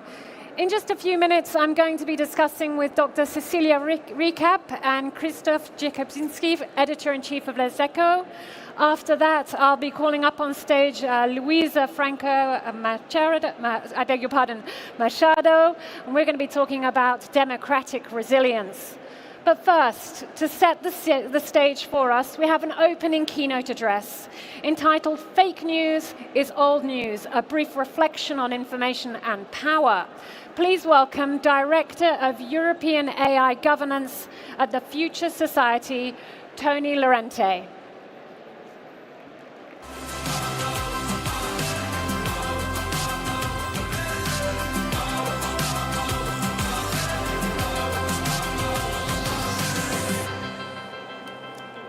Thank you for the opportunity to speak here today. As was mentioned in the introduction, I'm here from the Future Society, an independent non-profit organization established a decade ago that today focuses on a mission to align AI through better governance. I'm honored to be here with other incredible speakers whom I also know spend their days thinking about the impact of AI and what lies ahead in our future, given we currently stand at a crossroads with tremendous technological innovation and societal transformation. When I was preparing this keynote, I found myself asking three questions over and over. First, how do the latest technological advancements shape disinformation? Second, how does AI-driven disinformation affect the redistribution of political power? And third, what's left for us to do? While I will not attempt to answer all of these questions in depth, that would be crazy, I hope that a superficial scratch suffices to spark the conversation. Before I start, though, I wanted to share a brief historical note to put into perspective what we will be discussing here in the next hour or so.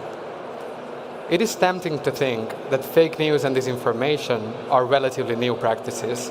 It is harder and harder to remember life before social media.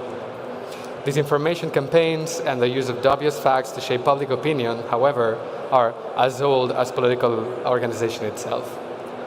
Going back to what many consider perhaps not the cradle, but the kindergarten of modern politics, Rome, we can see a token of how disinformation is an integral part of modern politics.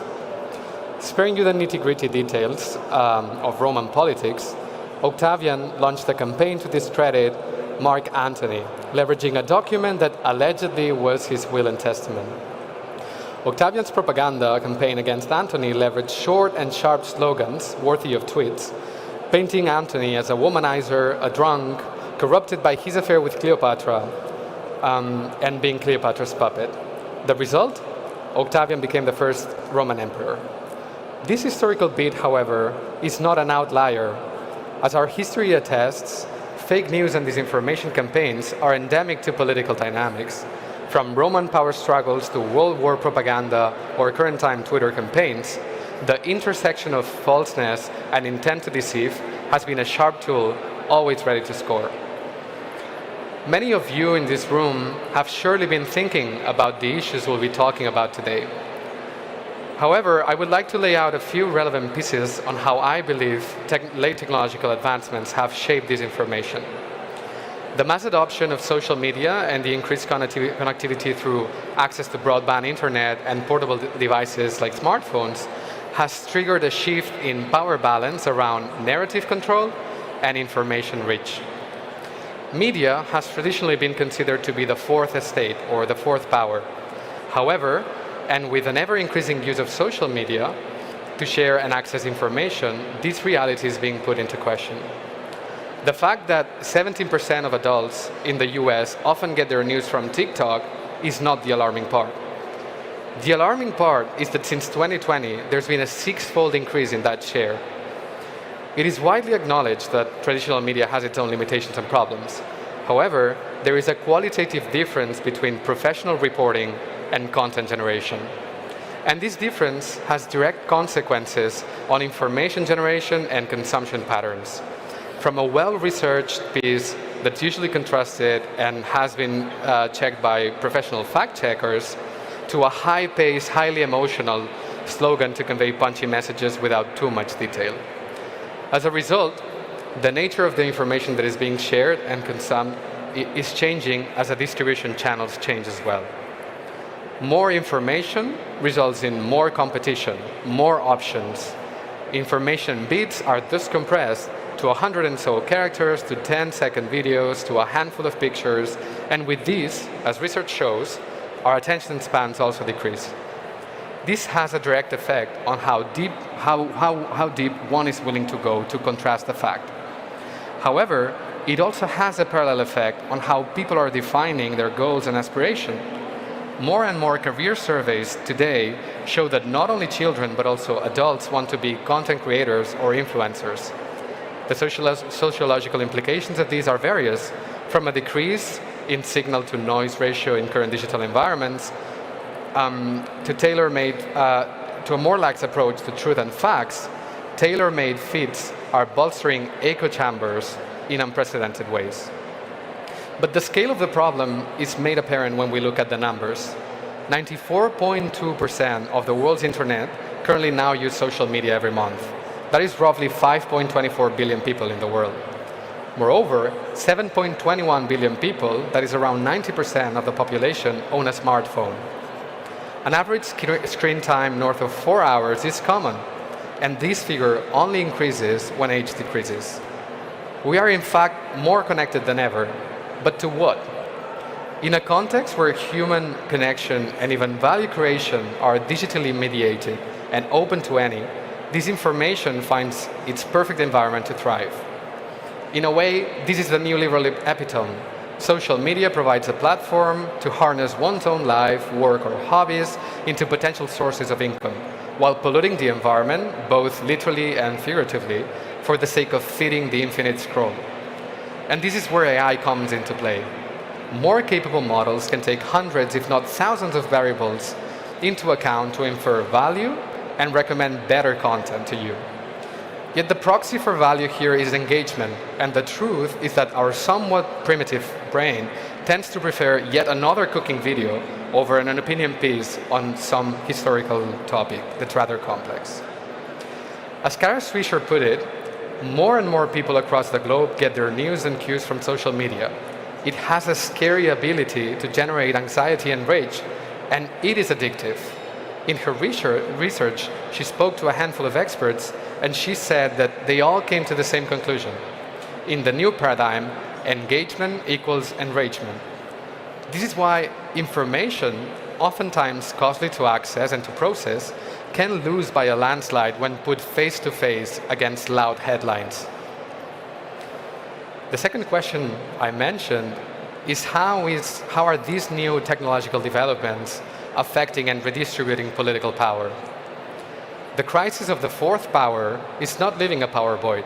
On the contrary, social media platforms are channeling some of it. Understanding social media as platforms to disseminate and access information, AI-driven mediation is increasingly playing an important role. From the presidential elections in Romania, which had to be called off due to external influence, to Twitter and Facebook's steer towards minimal to no content moderation, the interplay of privately owned platforms and political interests of various types is reshaping contemporary politics. Far-right movements gaining traction all over the world, with populist motives at the core, make great material for tweet-like messages or eye-catching headlines that trigger an emotional reaction. And kid you not, disinformation campaigns are deliberate and sophisticated. And even though many of the components of social media, like participation or representation, are intrinsic to our democracies, privately owned and controlled spaces like social media can be hugely manipulated. In this context, it's becoming easier than ever to buy advertising, to use content farms, and AI to accelerate disinformation campaigns. But power redistribution is not only occurring in a traditional understanding of politics. Take the general purpose AI industry, for example. One of the key attributes of companies developing general purpose AI, or foundation models as they call them, is a moat around information. There's a brutal information asymmetry when it comes to the key features about their tech stack.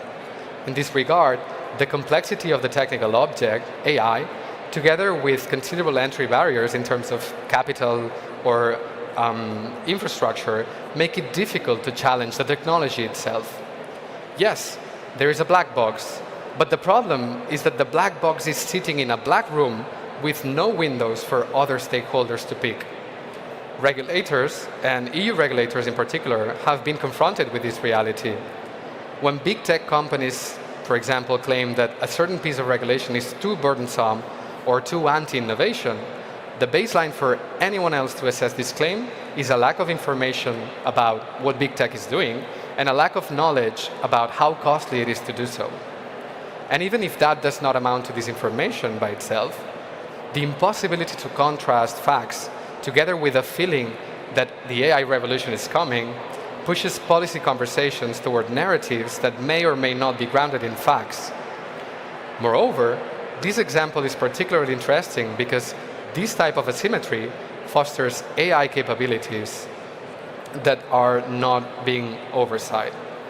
In turn, more powerful AI lowers the barriers to generate or fabricate plausible, albeit false, information. Here, I want to draw the attention to the difference between AI-mediated and AI-generated disinformation. On the one hand, AI mediation is relevant because it determines who accesses what content. I was recently in a presentation where the speaker posed a hypothesis that AI-driven content moderation was preventing grassroots movements. My first instinct was to ask, well, but when has content moderation, broadly understood, ever favored grassroots movements? The key point here is that while AI is augmenting some of the problems related to information and power, these problems are not intrinsic to AI, but to the interplay between political power and information flows. However, AI-mediated content is rooted in a paradigm where algorithms favor engagement or enragement over veracity or closeness to ground truth, triggering in turn an epistemological shift where the very importance of facts is brought into question. This has effects beyond fake news and disinformation itself, but onto our very relationship to facts and information in general. On the other hand, AI-generated information is problematic for a number of reasons. We're all exposed to the AI slop that's clogging our networks. And in a world where AI is being thrown into every product and service, a critical eye is, if anything, more important than ever. LLMs and chatbots are great at providing plausible outputs and responses that do not necessarily reflect the ground truth or that are not rooted in facts. Because of the probabilistic nature of these models, at least in their current form, they are great at looking right, not so much in being right. And while it is true that certain enhancement techniques can improve the quality of the information these models produce, that is not a silver bullet. For example, search-augmented systems prioritize recent information. And while this opens up the possibility for these systems to remain accurate, it also enhances the possibility for fabricated facts to be more easily leveraged. In short, as models become more connected to real-time information, they can be more easily manipulated. In this regard, the path from the rather rudimentary talk of the town sharing of information through printed press, search engines, social media, and ultimately LLMs is one of expansion in terms of reach and scope, but at the same time, it's one of narrowing in terms of diversity of views. This paradox has profound implications on the type of information we have access to, but also on the process to get that information. It affords access to virtually all information available, yet this is more and more narrowly delivered. In automating the process of search, evaluation, and information curation, the nuance that comes with just doing it is also lost. This is more and more important as the outputs of AI models become more plausible and complex. The path from amateur deepfakes with 6 fingers to completely realistic videos has been a short one. And projecting that path onto the future, even if we take a conservative linear trend, raises deeper questions for our democracies. We failed to address the challenge of disinformation and its very real-life consequences. And now AI is supercharging the issue. So what is left for us to do? One question we can ask ourselves, regardless of whether you are a business owner, a researcher, procuring an AI product or service, or an end user, is what are we handing over when we incorporate AI into our lives and our pipelines? This question is not by any means intended to deter AI adoption. On the contrary, I believe asking this question can actually foster responsible and valuable applications of AI. But in the same way one would not use a pan to drive a nail through the wall, even if one could do that, seeking information through probabilistic models or letting social media feeds be the chisel to shape our worldviews entails a purpose drift with dire consequences. And when we use AI to write our emails, our briefs, reports, messages, we renounce what comes with it. One could say search engines already did that in a way, and I would agree with that. But we're quickly moving towards a future where diversity and different opinions are being computed as costs. We have more options than ever in all senses, yet we outsource the choosing to algorithms, even when we know questions hardly ever have a single answer. So I refuse to believe that the cost of handing over to AI our pursuit of information, learning processes, our jobs, our social relationships can be boiled down or captured in purely economic terms, be it a fee, productivity gains, or access to new services. When you rely on a tool to do part of your job, it is not just the task that is being outsourced, but also some of the thought processes it entails. Social media, as a means to access information, decreases the diversity of views that you can be potentially exposed to. LLMs, as tools to write emails or text, reduce the chance of individual expression and long-term learning through that. AI summaries of books eliminate the pleasure and growth that comes with just reading them. We all live in a constant tension between this growth mindset and doing more things versus a mindset of let's get things done. And we're naturally drawn to the least resistance path. But it is exactly because of this that the tools to combat disinformation fundamentally lie in our own choices. The antidote to disinformation is critical thinking and actions that reflect that critical thinking. Otherwise, we may end up in a world where the cost of convenience is the impossibility to tell facts from lies. And that's a scary prospect, if you ask me. So it's important that we have discussions like this, like the one we're going to have today, and each of us consider the role we can play in steering towards a better direction. The challenge of AI-driven disinformation encompasses a range of tough problems, and we need to figure out how to take action together. I know we'll be getting more food for thought shortly from our brilliant speakers, which will help us explore this issue further. Thank you very much, and please feel free to reach out.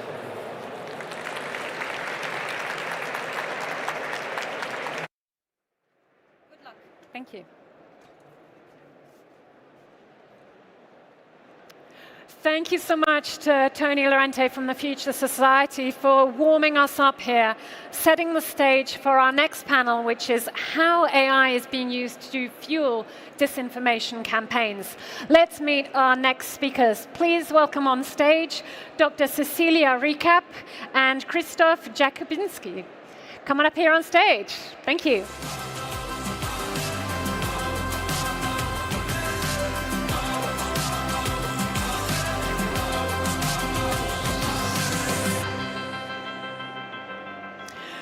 Cecilia, Krzysztof, welcome to ChangeNOW. It's great to have you here on stage. Great to be here. So, Cecilia Recap, you are Associate Professor in Economics at University College London and Head of Research at UCLA's Institute for Innovation and Public Purpose. Christophe, welcome. You are the editor-in-chief at France's leading financial newspaper, Les Echos. It's great to have you both here on stage with us. Now, just to get us started on this conversation of disinformation campaigns, let me give you an example of a recent disinformation campaign that happened right here in France. NewsGuard, which is a global leader in information reality, recently published and found that Storm 1516, which is a Russian influence operation, targeted France for 4 months between December 2024, March 2025, with 5 different false narratives. During that time, that campaign spread, I'm going to get my numbers right here, was spread in 38,877 social media posts and was viewed and generated 55.8 million views. That's the context that we are dealing with. If that's not serious enough, NewsGuard analysts also found that chatbots were being used to propagate that even further. So we have with us now Christophe, editor-in-chief, who is an expert in the content. We're going to be diving into the generative AI being used to generate this content, and Cecilia here very much in terms of the propagation, but also moderation. So Christophe, editor-in-chief, content is your expertise. Can you share with us your insights and your perspectives on generative AI being used today to create video, image, text disinformation? Well, it's true that social media was probably a storm a few years ago, but today generative AI is a hurricane. I mean, I think the impact on historical media of AI is even higher than it was with the social media, because social media was a world of opinions, but all opinions were legitimate, and the role of the legacy media at that time was to prove the readers, our subscribers, that they were facts and opinions, and that we should and we have to defend fact toward opinions. But now it's even more complicated, because generative AI can create parallel world, not only of opinions, but also of false facts. As you just said earlier, and people are so used to be informed with social media that now they are informed with social media augmented by generative AI. And as you know, it's for 10 or 15 years, people are used to live in communities of common thought and common sensibilities. And that's for a long time, we're used to that. But now, in those worlds, you can create completely parallel world and parallel fact and parallel universe. And it's even harder for us. But on the other hand, I think it's probably an opportunity for us to, I think it's maybe even more easier compared to social media 1.0. I think it's easier to show and to prove our legacy and our credibility of fact-checking and rationality, science, toward, social media 2.0, which is a complete. I mean, it's not only opinions; it's also opinion from machine, from computers, even opinion. Of course, as he said earlier, the political intrication with the generative AI is stronger now. It's stronger even since the Trump access to power at the White House and the coalition between GAFAM, CEO, and White House occupants. You can also, of course, manipulate this AI, but the AI can also manipulate anyone. I think the difference between computing and AI, especially generative AI, is that AI, I don't know if AI will have its own consciousness one day. I was very lucky, a few years ago, to talk with Yves Coppens, the anthropologue, and sorry, it's only 30 seconds, but it's very interesting. And I asked him, when do you think human became human? When do you think human had the capacity of knowing he's a human and he can think? And he said, well, I thought about that all my life, and now I've got a certitude, a conviction that it's only quantity.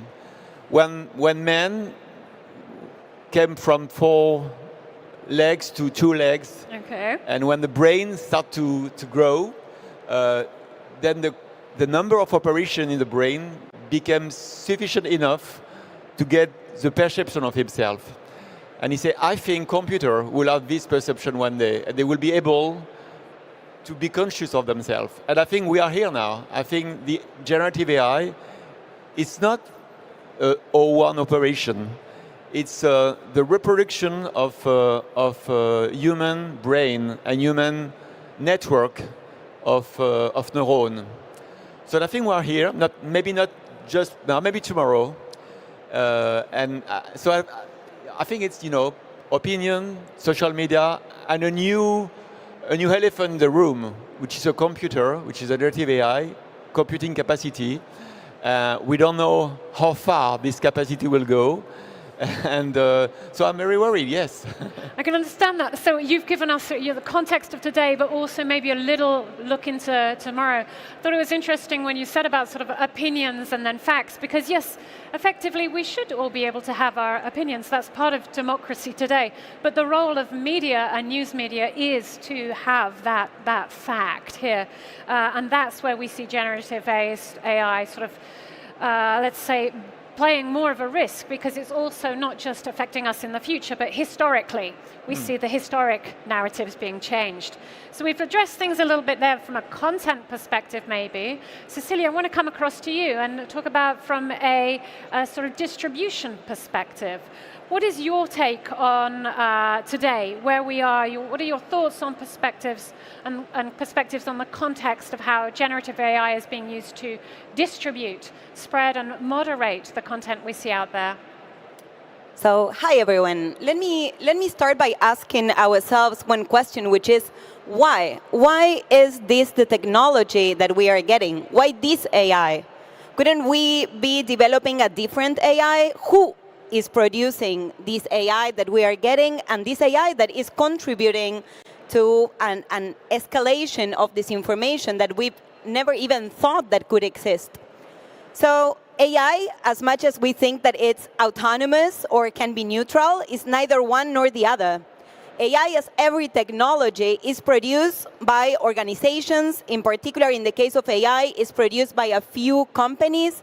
These companies are based in the US and China, but at the same time, they operate globally. Tony was referring before to them as big tech, GAFAM. We can put different names to these companies, but large leading corporations in the tech sector have a capacity to control the whole AI value chain, from how research is conducted. So even if all our countries have thousands of people working on developing the ideas and thinking about AI models, the questions that they ask, the way in which they answer those questions, how the models are developed, what data is used for training, the fact that the people that are curating the data that is used for training are casualized workers, precarious workers based in general, mostly in the peripheral countries. All these are economic and political decisions that are being made, even if we don't even realize that all this is happening behind what seems to be just the new hype or a new technology. And as long as we don't understand the depth of this value chain, the complexities, we will still be living in a world where we think that AI is magical and that tomorrow we will wake up and we will see robots walking next to us. And that's not the threat. The threat is that our society, the decisions, key decisions in our society, are being made by a few corporations. Because the technologies that we get are the technologies that they want, that serve the purposes of companies. And this is serious, because when we move, for instance, specifically to the realm of media, what we are seeing is that the decisions in terms of what algorithms will be used to curate what appears first, what is amplified in the threads, and what is left behind, what is completely silent, is not a decision based on a clear, outspoken, and transparent editorial line that we may like or not, but at least we know who is speaking or from where those journalists are speaking from. That's not the way it happens. What it happens is that the algorithms in social media, and the same happens with algorithms used wide and large in our society, are developed in a conscious way to make us stay there longer. So we stay in social media, we pay more attention to social media, and these, of course, may not result in a type of algorithm that privileges the good of our society and spreading fact-check truths or at least doesn't contribute to spreading misinformation. This has resulted actually in algorithms that, because the aim, again, is to capture more data from us, to have us inside the apps so that we are consuming more ads in the case of social media and social networks, the result is basically a massive spread of misinformation. So if we really want to change this, we really need to go to the depth of how the technologies are being produced. And again, it's not simply that because we have a lot of people producing it, it will be more democratic, because those making the decisions are just a few. And those making the decisions are also controlling not only what type of AI we get, but they also harvest most of the profits. So they get richer and richer, while most of us become their data subjects. Well, certainly, and the business model of all of this is something that I know that Louisa is going to be talking about just after this as well. You were very much honed in on social media there for distribution of this disinformation, but we know that that's not the only way that it's being put out there today. We also see that it's being put out there and spread through platforms beyond social media. Okay, and that's one of the ways we need to combat and address this also. That's also what NewsGuard picked up on. Quick question to our audience out here, actually. Let's do a quick poll here. Put your hands up if you feel that you believe that you may have been targeted by a disinformation campaign already or seen disinformation out there. Okay, so I'd say that's probably about 40% of our audience. The other 60%, you've probably also been targeted, okay? You're just not aware of it yet. So listen in, you're going to learn more on this. We're starting to become more aware of this issue and how serious an issue it is, both in our content, but how we're being targeted and fed this information and why, the economic gains that are there for it. I want us now to sort of think a little bit about how do we respond and react to this. Christophe, I'm going to come to you first. How is Les Echos and how can the media be responding to this threat?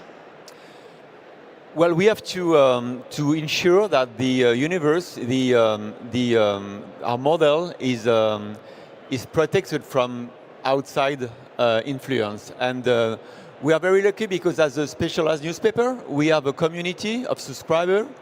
They pay quite a lot of money to be able to read them, to read us.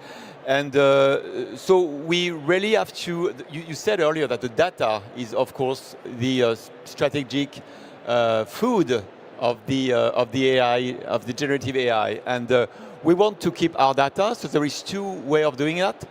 First is to ensure that GAFAM are not stealing it, and they do a lot, so we have a lot of trial with them. And then second, because AI is also an ally, it's a tool for us, and we are using this tool. It's on the same way an ally and a tool we have to use for ourselves and to out of our data to make useful services for our readers, but it's also a competitor. And to be sure that in the competition, it will be a fair one. First, we have to protect ourselves, and then we have to use AI because everyone is going to use AI agent or generative AI to get information. But we want this agent or this generative AI to use our data. and the contract I can do with my readers and with my subscribers is that all the information they will get from the AI will use secure data, will use data from the work of the journalists of Les Echos. So the idea is to, I mean, you can go toward history. I mean, history is, I go home and I will ask my agent to give me information about companies, about markets. I probably won't open print newspaper. It's not the way I will be informed. So I will be informed by my agent. But me at Les Echos, I want a contract with my subscriber that his agent or her agent will use my data. That's the way I want to secure and to make a Chinese wall between, as we said earlier, opinion and fact, and also fact from the real world and fact from the parallel worlds of the generative AI. That's one of the ideas. I loved what you were saying there about the contract and the trust and the service that goes on there. Because one of the things that strikes me is that AI is now so prevalent and we're using it all, but because they've made it available for free. Okay, there's sort of a hooked us in with that. But I think moving forwards, where it comes to our data or the quality of data that we are receiving, it will come down to a trusted service agreement as such. Cecilia, I want to talk about, and I want to come to you and your expertise and your experience in how AI is being used as a tool to help us actually evolve and create the policies and practices we need to strengthen us in the context today with this disinformation. What do you see is being done and you believe needs to be done? So let me first briefly follow up on what Christophe was saying. I think that there are three key questions that everyone should be asking themselves when thinking about adopting AI. If you're thinking about using AI, either as an individual or as an organization, question one, by using this AI model, will I become or my organization become dependent for now and ever to a technology that I don't know how it works, that it's a black box to me as well as to regulators, and that it's a black box for something that is at the core of what I'm doing. Because of course, I don't need to know everything about every single piece of technology that I'm using. But if it's becoming the core of my work, if it's at the center of my way of living, I need to at least understand how it works, what type of data is harvesting from me, how it was developed, who is being favored out of my use of this technology, and whether there are alternatives, how easy it is for me to move to another alternative. So question one, degree of dependency. Question two, are there alternative ways? With all this hype, we forget that many of the things that are being done with AI could be done with other technologies, could be done in different ways that are way less resource intensive. A lot of the panels here these days speak about the ecological crisis. AI consumes massive amounts of energy, water, other resources. It's not a battle against AI, but we should definitely think about AI for what, for whom, how.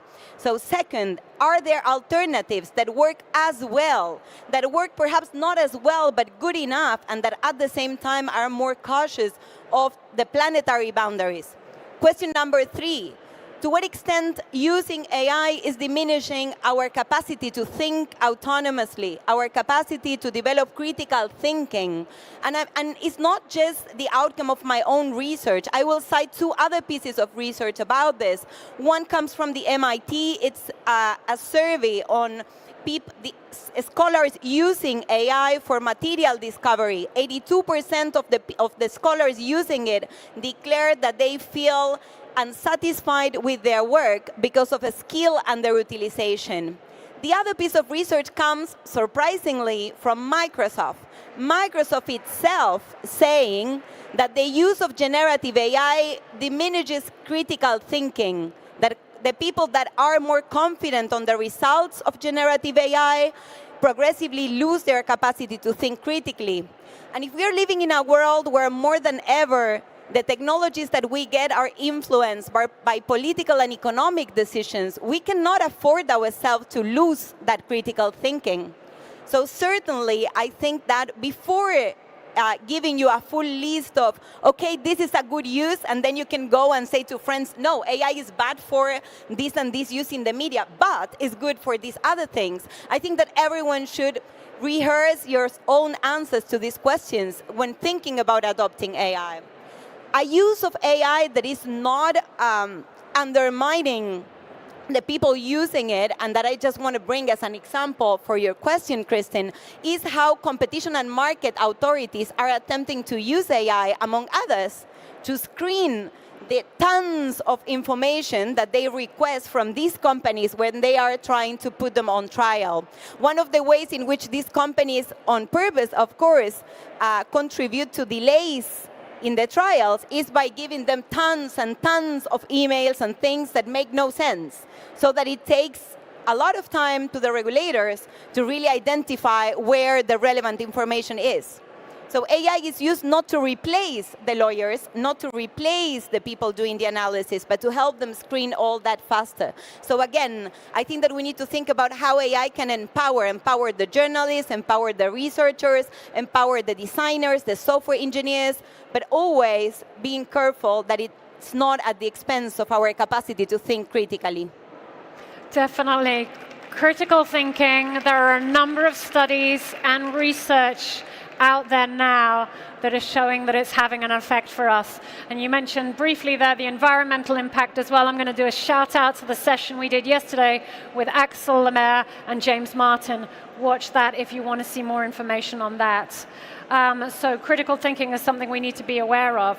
Now, critically, I'm looking at the clock here. We have 4 minutes left. This is a solutions-focused event we're at here today. You're both experts in your fields. So I propose that we dedicate the couple of minutes we have remaining to having from each of you give examples of AI being used to strengthen media, strengthen journalists, strengthen our societies, our citizens against disinformation. What should we be looking at? What should we be looking out for that's coming down the pipe? Stuff. I will say everything has a cost.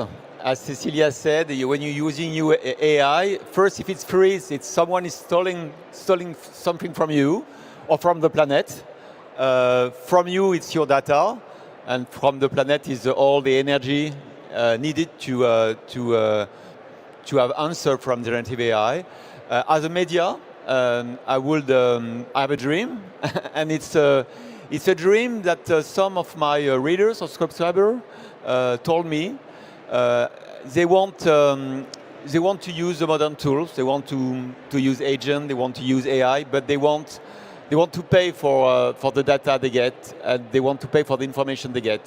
So they need a cooperation between media and new tool, not new computing tools, new generative AI tools. But this has a price, this has a value, and I think we should look forward to find the cooperation between the two universe. And what Cecilia said is, of course, very relevant. I think it's so powerful and it's so completely, technically complicated what we are living today. We should stay aware. We should stay aware of who is producing it, from which company, from which country, from which political power and government. So we should be strong in this war and in this fight, and we should stand by ourselves. Thank you, Christophe. Just thinking of that phrase that it never gets old. There's no such thing as a free lunch. Okay, Cecilia. Sure. I will first say that for those of you who want to get a full flavor of the proposals that I have in my mind, together with many colleagues, we've written a report that is called Reclaiming Digital Sovereignty. It's on the Institute for Innovation and Public Purpose website. So now I will just focus on one thing inside that report that refers to our discussion today, which is about social media, social networks, and how they could work differently, what type of AI we need for these spaces. Of course, we need better moderation, but moderation is not enough. Moderation is ex post. So to be sure that we get algorithms designed in a way that it's democratic, designed in a way that they will not be promoting just people to stay there in the apps, but actually democratizing the access to fact-check information, I think that we need a public solution. We already have it with the legacy media, the BBC in the UK where I live, here as well, in Argentina where I originally come from. We have public media. We also need public social media, public social networks, and they should be governed in a way that it operates as an international commons, that operates democratically. Of course, we cannot leave this type of media in the hands of one specific government, especially these days. I said that I come from Argentina. My country now has a far-right, anti-state and anti-public government. I'm not thinking about giving to Javier Milei a social media or social network. I'm thinking about how collectively we can envision, we can create new governing bodies that for the public and funded by the public sector actually offer us a different type of information in the age of AI. Thank you very much. Okay. Our subject is disinformation. You've heard only facts from our speakers here today. Thank you so much to Christophe. Thank you so much to Cecilia. Thank you. We've heard plenty about the threat and the impacts of AI-driven disinformation and how it's being used to undermine us, undermine our societies, undermine our democracy. Our next guest has plenty of thoughts about how we can strengthen ourselves, strengthen our societies, and in fact also increase our democratic resilience in the face of this threat. Please welcome here to Change Now, Luisa Franco Machado. Luisa.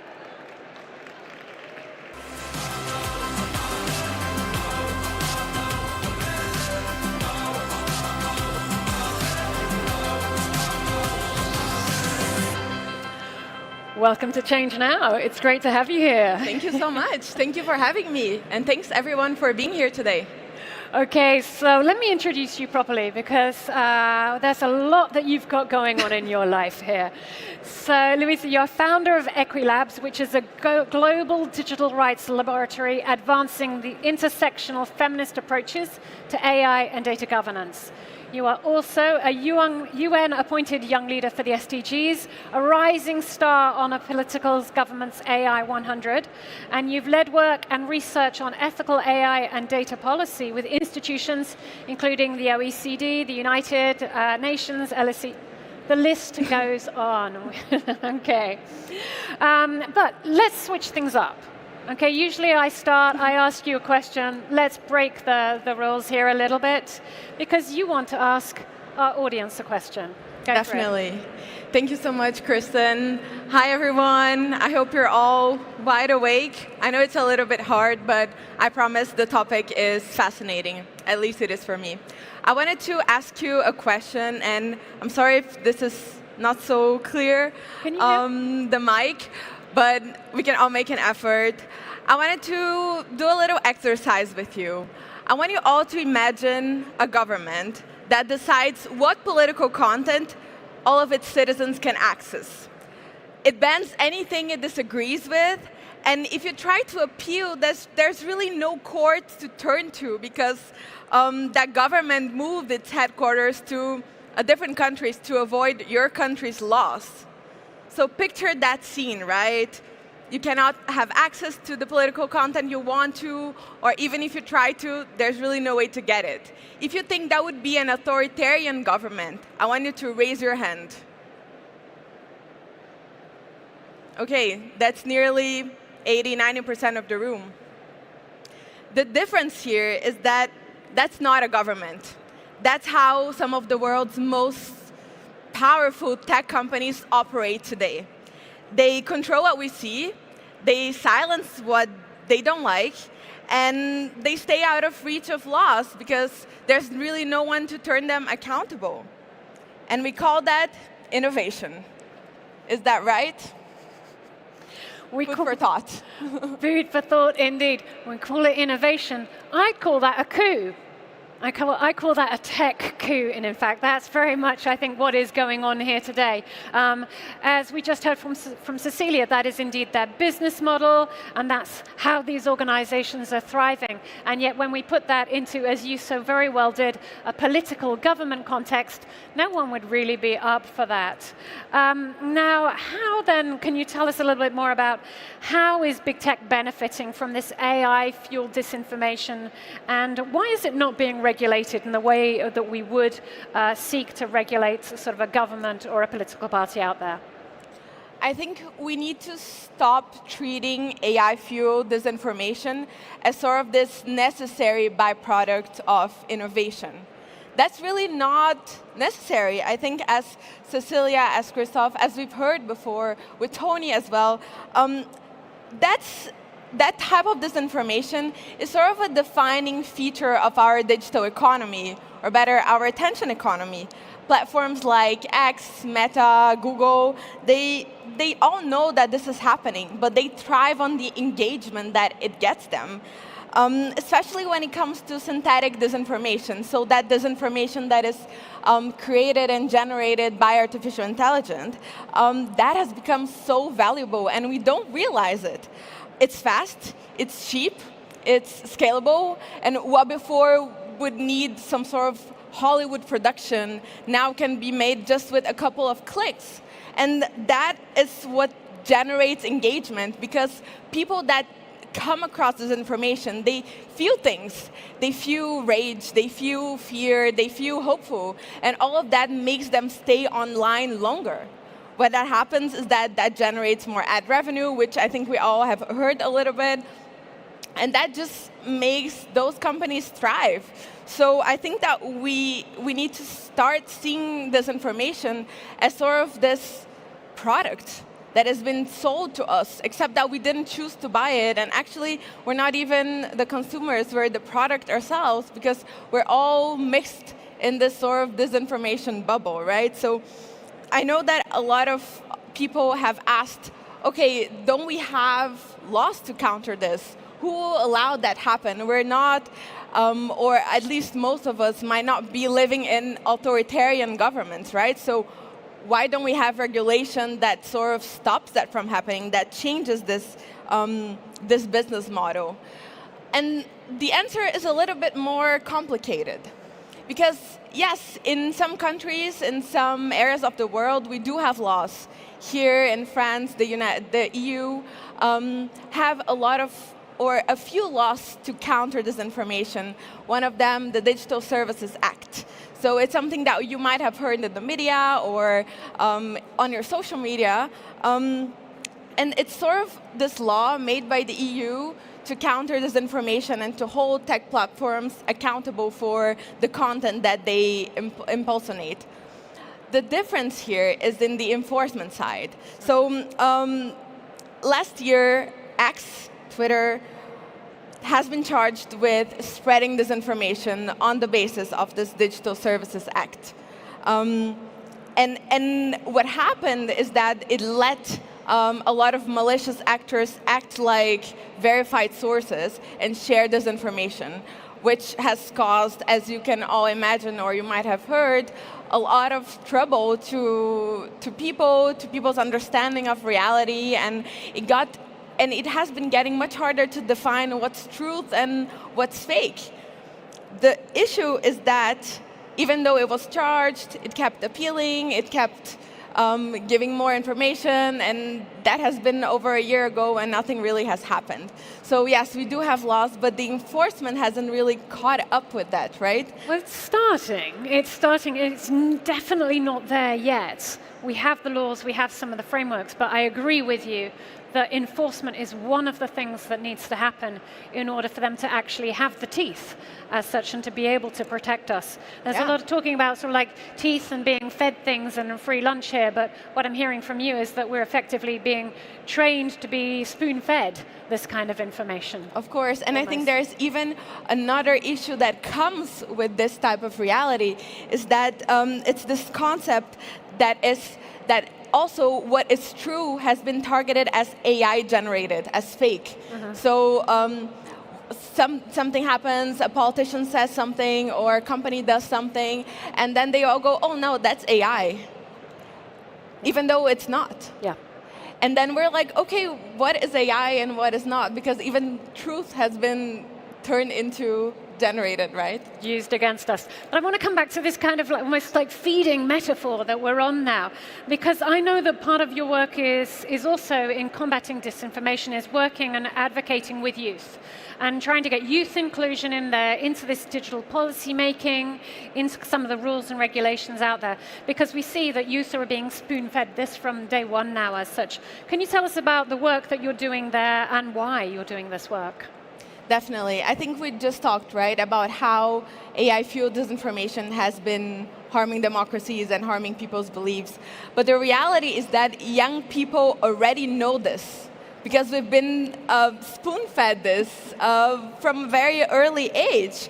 In fact, there is this research that came out recently that says that nearly half of the US teenagers don't really trust tech companies to curb AI-generated disinformation. So, and I would argue that this is much larger in global South countries where regulation really hasn't caught up and where people are really exposed to these threats. So young people really understand the harms of it, but at the same time, we're in the eye of the storm. We're really under the most pressure. We're the most data-fied generation ever. We're the most manipulated generation ever. And there's this really recent stat that came up recently that is actually that young people are less likely to be able to see what is disinformation and what is not. So actually an older person, an elder, is more likely to catch disinformation than someone from the Gen Z. And I think that this is really counterintuitive because we're like, oh, we're digital natives, we know this already, but actually no, we are test subjects. And this is why I've been advocating for more youth inclusion in policymaking, more youth inclusion in decision-making spaces, because we know what it's like, we know what it takes to curb this, except that we're not really getting the traction that we need. I have a digital rights lab, a youth-led digital rights lab called Equilabs, and what we've been doing is that we've been writing research, writing policy papers. We've been acting on international fora really to get our voices out there and show decision makers that we know what it takes. We just need to be heard, and we need resources coming to our organizations. We need to be in decision-making positions, but that takes a whole society to do it, right? But it's so important. Definitely, and I want to riff on inclusion, actually, because yesterday we were talking about inclusion in AI development and how important that was. But when it comes to disinformation, one of the interesting and terrifying things we see here, in fact, is that AI is being used to actually target marginalized groups out there for specific disinformation, okay? Can you tell us about some of the examples you've seen here and the work you're doing to raise awareness of this issue? Definitely. I think that when we talk about AI-generated disinformation, this is not affecting everyone equally. It's targeting marginalized communities, those who are already at the margins in society, and really changing and personalizing manipulation towards these people or against these people, right? So there are some examples which have been taken over the media in the past few years, and this is of deepfakes targeting women politicians. We know AOC in the US, Jacinda Ardern. We know other politicians in Latin America. They have been sexualized, they have been humiliated, and all of this through deepfakes. So there is also an issue here that is not just societal at large, but we also see some dynamics reproduced in these spaces. So sexism, homophobia, transphobia, this doesn't disappear when it comes to all of these issues. They just transform. They get more accurate, they get smarter, but actually they're not really helping anyone, or if they are, it's so minimal that it doesn't counter all of the bad side of it. So I think that when we think about what has been happening right now, I would love to say, oh, we've been advancing, we're developing more safeguards, but actually, I feel like we're coming back. Recently, just this year, Meta rolled back its fact-checking program, and this has really got all over the news about how Meta is taking away some of its safeguards to the most minoritized populations. And just a few days after this decision, some really weird things started happening on Instagram. For example, posts saying that women were born to be sexual slaves were on, or that LGBT people were mentally ill. And all of this has an actual impact beyond the screens. It impacts our policies, it impacts our lives. So I think that when we talk about this, the cost of this disinformation divide, it doesn't go to everyone equally. And again, through my work at Aquilabs and these spaces, we really try to bring this sort of perspective. That's why we say we're an we're intersectional feminist lab, because we do think that bringing more intersectional perspectives to technology really helps us all. So I want to come to that in the few minutes we have left, and you've been talking just about sort of this imbalances that we see out there. I want to talk about power imbalances. Tony started us off talking about sort of like the power out there. In a recent podcast interview with Joe Rogan, Mark Zuckerberg called for more masculine energy, okay? You, however, Louisa, you're advocating for feminist AI governance, okay, as a counterbalance and to help us in the erosion of our democracy. What is this? What is feminist AI governance, and how does it support and strengthen our democratic systems and our values? Yeah, I saw this statement by Zuckerberg, and I think that this really contributes to what we call the manosphere happening today in the tech world, which is most tech companies are governed by men. And I think that the answer to this is feminist AI. And here, I want us to really drop all of our preconceptions. I know feminist is a word that people may not be comfortable with, but here I use this word feminist to rethink power imbalances. Because for me, what's at stake when it comes to AI and disinformation is a power imbalance. And if we want to shift this, we need to restructure systems of power. We need to redistribute power to different parts of society. And for me, this is what feminism embeds. It's really by getting that intersectionality, so really including people beyond just the white man, not because the white man doesn't have its place, but it shouldn't have all of the places. It should be everyone. And I think that for me, this is really what feminist AI embeds. And we see right now that in order to get the truth out, we need to rethink the types of systems that this truth has been built on. And for me, feminist AI is a democratic project. It's a project that really brings everyone to the table. Because if we're talking about AI and democracy, we really need all voices out there, all voices making change, having a say in what's decided and what's not. And really, for me, that's what feminist AI is like. It's just not just ask, oh, how to fix this tool, but really ask, who built this tool in the first place, and why are we using it? And I think it's a little bit what Cecilia said in her speech, is like, why are we subjecting to these types of technology when we could have alternatives? But these alternatives don't just come out of spite. We need policies that really advance them. We need companies willing to take the risk. And we need people engaged. We need everyone engaged. So for me, really, feminist AI and democracy are really, really one thing. And I think that it's really not just a strategy, it's more like a survival pathway to democracy. And that's the future I'm fighting for, and I really hope that everyone does too. Thank you so much. Well, I hope through this session we've heard from some amazing speakers here. If I can just condense some of these things to talk about this power imbalance that we've just been addressing. And in fact, Tony started us off by talking about the power. Christoph and Cecilia also, whether we were talking about economic power or our own agency with critical thinking.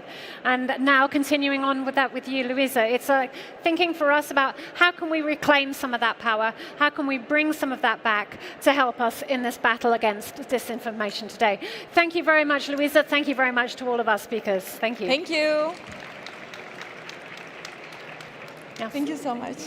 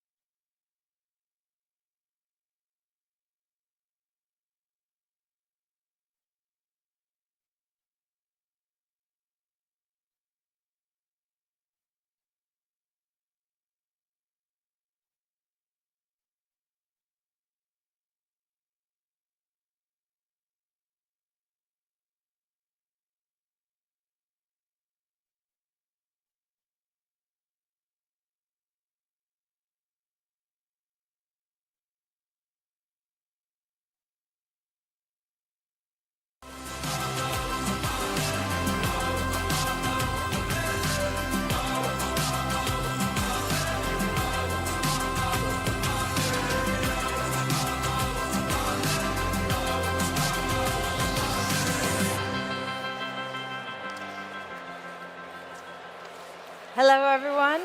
Good afternoon. The end of Friday. I hope everyone's had a good couple days at ChangeNOW. I am very happy to be back for this edition. Can you hear me? Okay. Very happy to be back for this edition of ChangeNOW. It's been 3 years since I was last here, and it's really wonderful to see how the event has grown and how much has changed. I am very thrilled to talk today about climate change, which we all know is happening and is accelerating very quickly. And the panel today is actually talking more about saying this has a huge impact in terms of cost, in terms of people on society. So this session is about managing our new reality. How do we adjust to this changing world in which there are more frequent disasters and more frequent issues? We have a wonderful panel, 2 panels, and a wonderful key speaker, all women today. And I'm very pleased to present our first speaker, who is a breathtaking woman, Ms. Runa Khan. She's the founder of Friendship. For anyone who doesn't know Friendship, you'll see some images, but it is a massive humanitarian effort in Bangladesh. She reaches 7.5 million people per year with the provision of basic services in areas that are normally not reached. She has become also an incredible voice on the international stage of bridging between local crises and international actors. And through her advocacy work has become a global phenomenon. She has won numerous awards. She is an Ashoka Fellow. She is a member of the Schwab Foundation, the Club of Rome, and on numerous boards. She is a truly breathtaking woman. Please welcome Ms. Runa Khan.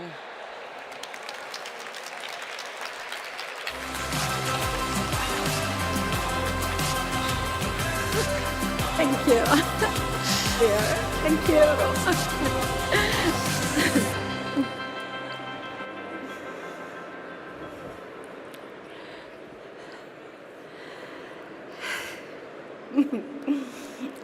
Thank you very much, and I'm really happy and honored to be here today.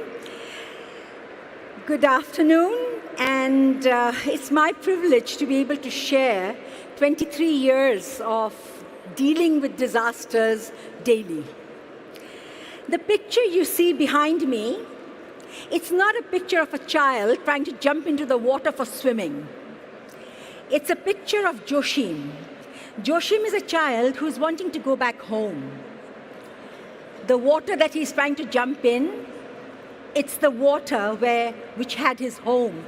Beneath the water was his home, the season prior to what you see now. He was trying to go in, and his father was trying to pull him back from jumping into the water. This is the human side of disaster. I come from Bangladesh, one of the most climate-impacted countries and nations on this planet. A country of river and resilience, both. For over 2 decades, Friendship has been working with communities which are unseen not only by the world, but unseen by the people many people who are living in the cities, in the villages, even in rural areas of Bangladesh. These are nomadic islands, what you see here. The river Brahmaputra can be 30 kilometers across. It can hold the city of Paris in between. It's made of silt, the earth of Bangladesh. And climate change, though geography and climate has been impacting the people like this for centuries, but demography and the climate change within the last 25 years has exacerbated everything that is happening to the country and to these people and community. Migration used to be like, there are people who have migrated 4 times, but there are people 4 times in 1 year, and then there are people who have migrated maybe 48 times in their lifetime, losing their homes every time. And then we realize that about 80% of the times have been over the last 25, 30 years. So it's not only demography, it is not only how the country is, but this is climate change in reality that is touching their lives. And globally also, we are seeing this displacement. More than 32.6 million people, which is actually have been displaced, which is actually 3 times more than any conflict. In South Asia alone, 2.5 million people have been displaced with floods and cyclones. And the future is even more staggering because the UN has come up with a figure which is by 2050, there's going to be 1.2 billion people who will be displaced due to climate change. And most will be from the global south. They are no longer remaining internally displaced. They are becoming climate refugees. UNHCR is still not accepting them, calling them climate refugees. They're still internally displaced people, but they are breaking boundaries, and they are breaking man-made boundaries of this world. We are in a country, where disasters are no longer a singular event. It is being, the whole country is being like overlapping, accelerating the impact which is also exacerbated by the political atmosphere of our regions, many of the areas of the south. And one of the clearest and most complex example of compounded disaster is what happened to the Rohingya refugees. So 1 million people came across the border and across to Bangladesh from Myanmar, staying in an area, coming into an area which was actually the green belt of Bangladesh, which was totally deforested, and this was slightly hilly. So you can understand when the floods came, the landslides happening, and this was also a biodiversity impact because these were all tracks of the elephant movement. So all that was totally cut off. So human, political, climate, the interlink is immense. Since 23 years, Friendship, and an organization I founded, has been trying to find help, care, and solutions. Prioritizing adaptation because immediate needs need to be addressed simultaneously with solutions which we foresee in the future. It is easy to say that we need adaptation before mitigation, but in reality, we need everything together. In reality, we need the advocates as we need those people working on the ground. I have a short 2 minutes video, which I would like you to watch with some of the works that we are doing. For 23 years, I started working with climate migrants. Besides the Rohingya refugees, our core work is always with the climate migrants. Thank you. I should move, can you see? Yeah.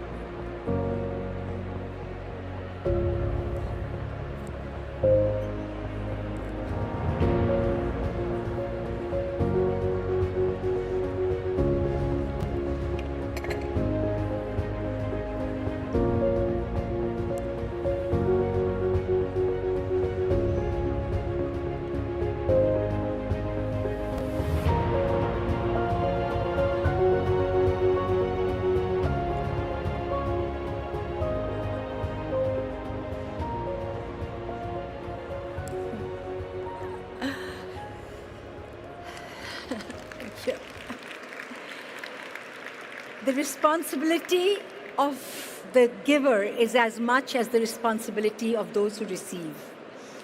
Because climate crisis is something which is a very, for the people who are suffering, it is extremely critical.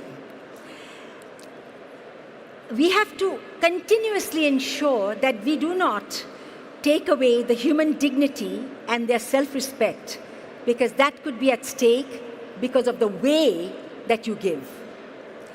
Every migration needs health, home, livelihood, socio-economic, and understanding of the political ecosystem that they find themselves as. When the Rohingyas had come, the crisis, we needed to ensure not only relief, but we needed to ensure that when we gave them compassion and we gave them enough support so that they could start rebuilding their lives to feel secured. That is what was needed for the political refugees. We also, with PSG and Klabu, have a sports club, and the women has won the award. This is important because, you know, when we try to give them something, and we give them something which is taking away their dignity, it takes years to rebuild this, especially in a political disaster. Then comes the natural disasters. In the natural disasters, what Friendship has done, migrants are moving continuously. You need to give them a platform on which they can grow. And to give them this platform, certainly when you're suffering, health is primary. So we started a 3-tier healthcare system, which is continuously serving, even there are hospital ships. We have 7 hospital ships, 2 land hospitals, community clinics, which are all mobile, community aids that we have taught, and they go around ensuring that no one falls through the gap, either the child's immunization, cervical cancer follow-ups, or cold cases of things like fistulas or prolapsed uteruses, which take 1 or 2 hours only to operate, but we give back life to them. Then we try to link them and to ensure that they have education, which brings hope. We try to ensure that agriculture and livelihood is brought to their doorstep. But in the end, we need to also ensure that they have continuity of the services that we give. And therefore, we train. We train people in community-initiated disaster risk resilience. This is extremely important because sooner or later, they will find themselves alone. And how can they restart their life if they do not have dignity? And I will tell you how important this is. The DG of Education in Bangladesh went to one of our schools, you know, in this in this area. And he asked a child of grade 9, what is it that keeps you from restarting your life or to reach your goals? And he said that I thought they're going to tell me poverty, or they're going to say it's inaccessibility. But you know what he said? He said, courage. Courage is what keeps us from not reaching out to do what we have to do. So it is courage that for every disaster we need to touch the lives with. Natural disaster. And then you have disasters like what we had at COVID. You know, during the time of COVID, the world stood still. Preparedness is one of the keys to being able to deal with disaster. Preparing the people before the disaster strikes. Because except for a tsunami or except for an earthquake, there are many disasters which are kind of predictable, and we have to prepare the people. Because if adaptation solution means that they know not at that moment receiving a solution, but how they are going to receive that solution when they have migrated. During COVID, I remember even before the Bangladesh government had announced that COVID was in Bangladesh, I got this feeling I need to protect the people who are working in the front line. How do I protect them? So I bought masks, PPPs, gloves, much before the government did, all at a very good price, I can tell you, and medicines, all kinds of medicines. And our staff was working in the front line 1 month before even WHO had put PPPs on their staff. People were laughing, saying, why are you doing this? And what they said was, it is because our organization has told us to do so. And here is where I think fundamentally the most important thing about disaster comes. Disaster mitigation, how you handle disaster. It is the trust in the organization. It is the trust in the leadership. Unless my staff had trusted me and went ahead in doing what we all wanted to do in the end, we would have had deaths. 7,500 staff of Friendship and their community and their families, not one person died from COVID. And, and this was really, really, I felt that this was the depth of trust in leadership. You cannot make a journey of working with disaster if you are alone. You need to embrace that your whole organization needs to be together on the same wavelength, ensuring that verity, dignity, transparency, the quality of the service you give them, and the values you give to them and the hope you give to them continues. If this doesn't happen, it is extremely difficult to deal with sudden disasters. For sudden disasters, which we all have, it is a journey of togetherness. It's a journey of trust. And it is a journey of ensuring that those who work with you come together and you take the path of a solution which you believe in.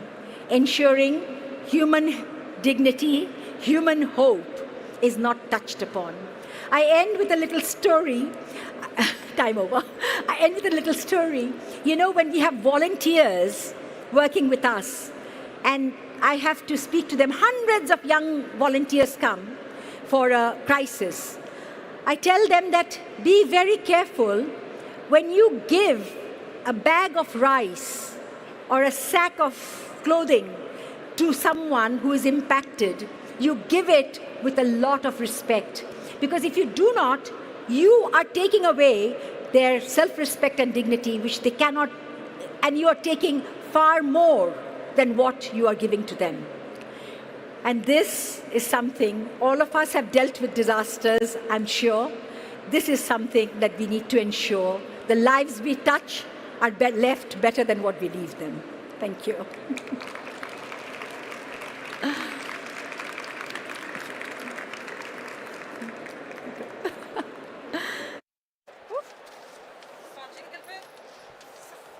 Thank you. Yes, yes.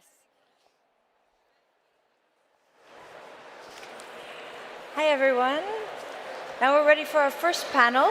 I'm very pleased to welcome on the stage Lauren Carter and Karina Wally.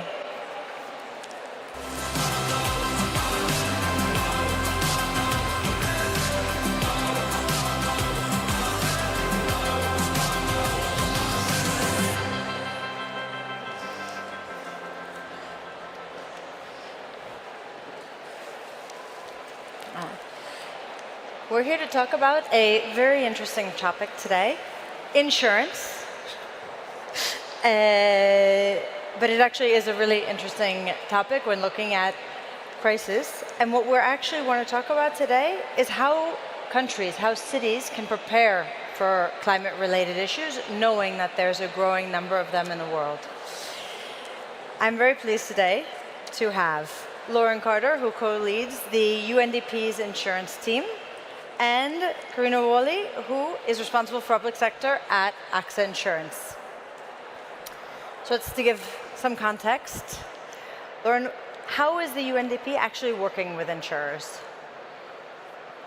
So the UN works with insurers in a variety of different ways, which I think is a bit unusual because the UN isn't known for effective public-private partnerships. We don't usually work with the private sector, but Our team works with the insurance industry in a variety of different platforms. So one of these is this tripartite agreement that's a partnership with AXA and also 19 other insurers.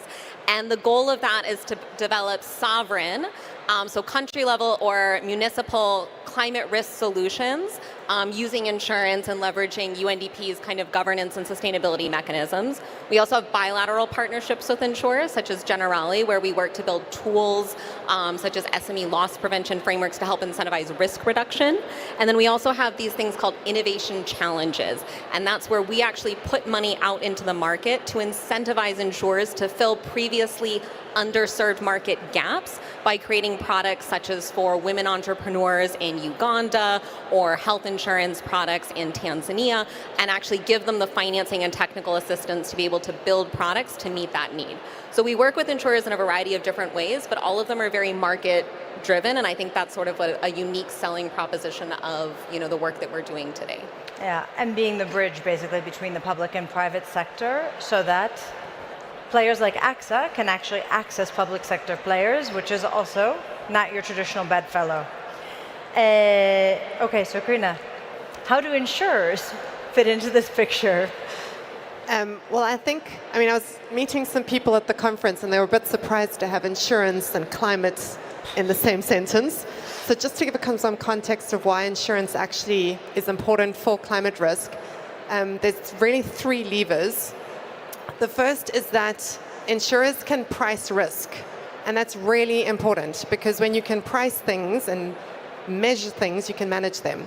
So for instance, I don't know if everyone knows this, but last year, natural disasters cost globally economic losses and damages, and I'm sure this is underestimated, were $320 billion.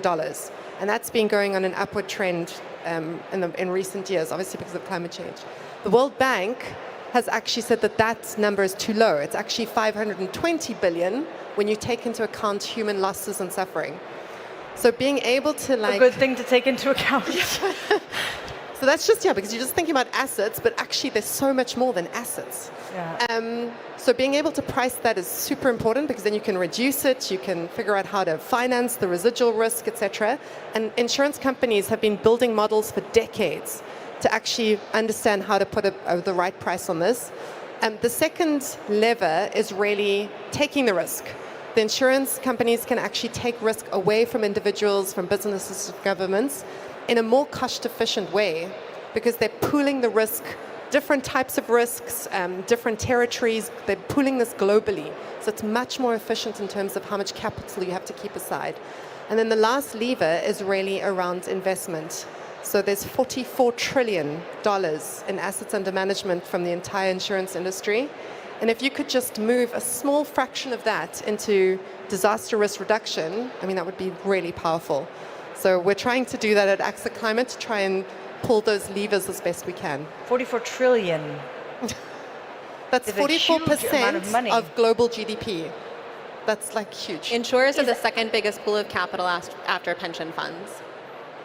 So all the premiums that they're collecting, they're investing that money. And how and what they invest in is really going to be a make or break as to whether or not we achieve the Paris Agreement, the Kunming-Montreal Biodiversity Framework, every major development framework. If we don't get the capital that insurance have as asset managers and asset owners, all of those are not going to happen.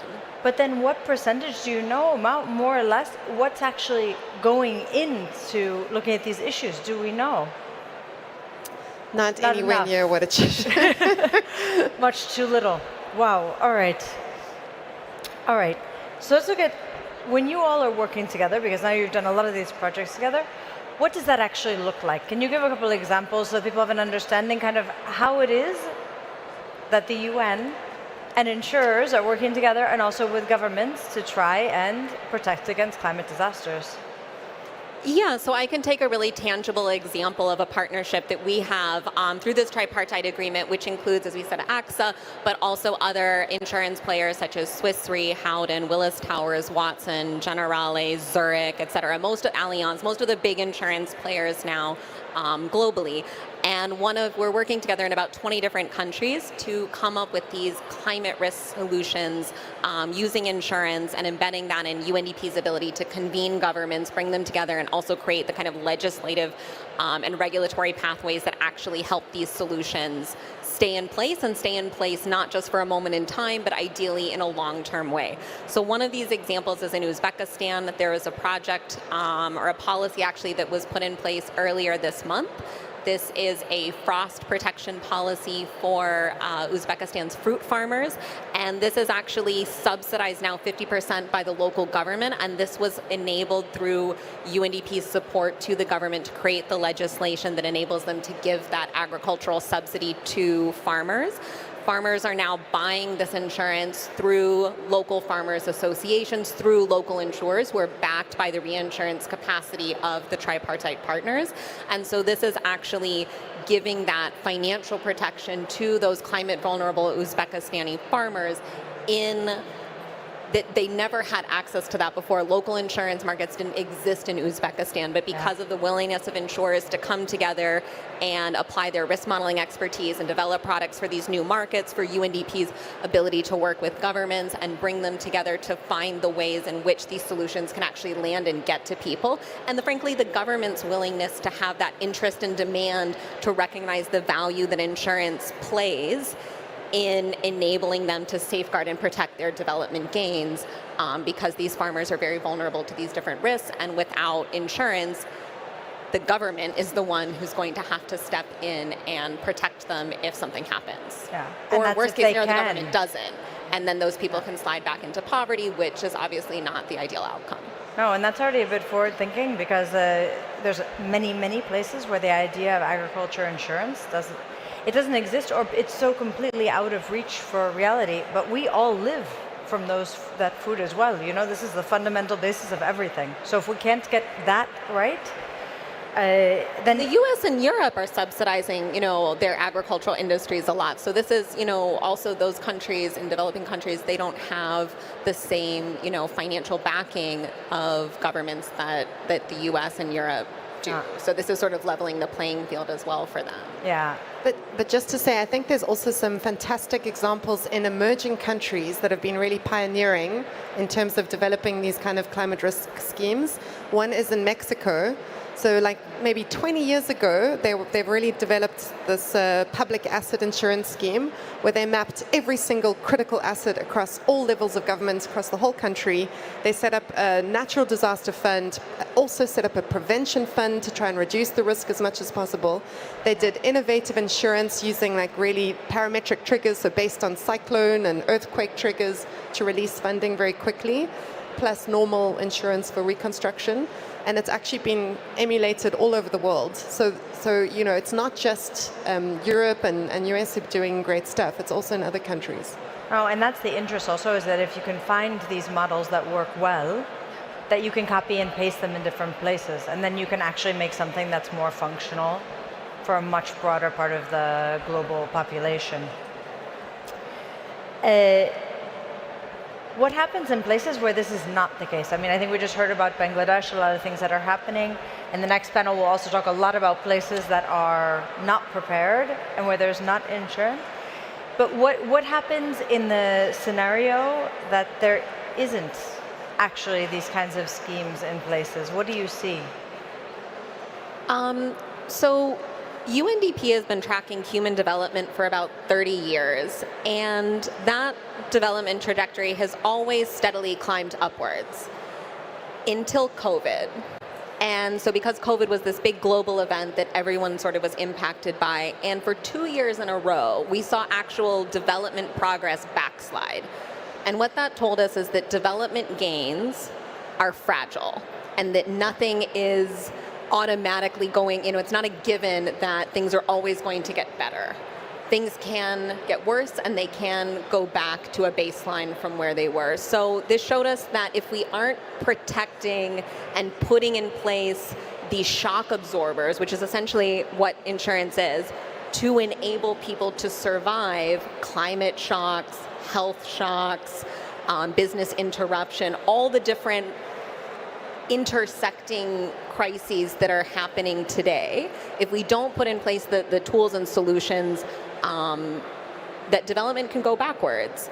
And that's was a very important lesson, and I think that insurance, and not only does it, when it goes backwards, it's very difficult to get back to where you were. If girls get out of school, they don't often go back to school. They often get married young and then, continues the entire cycle. So a lot of times the impacts that happen from these, you don't recover from them the next year.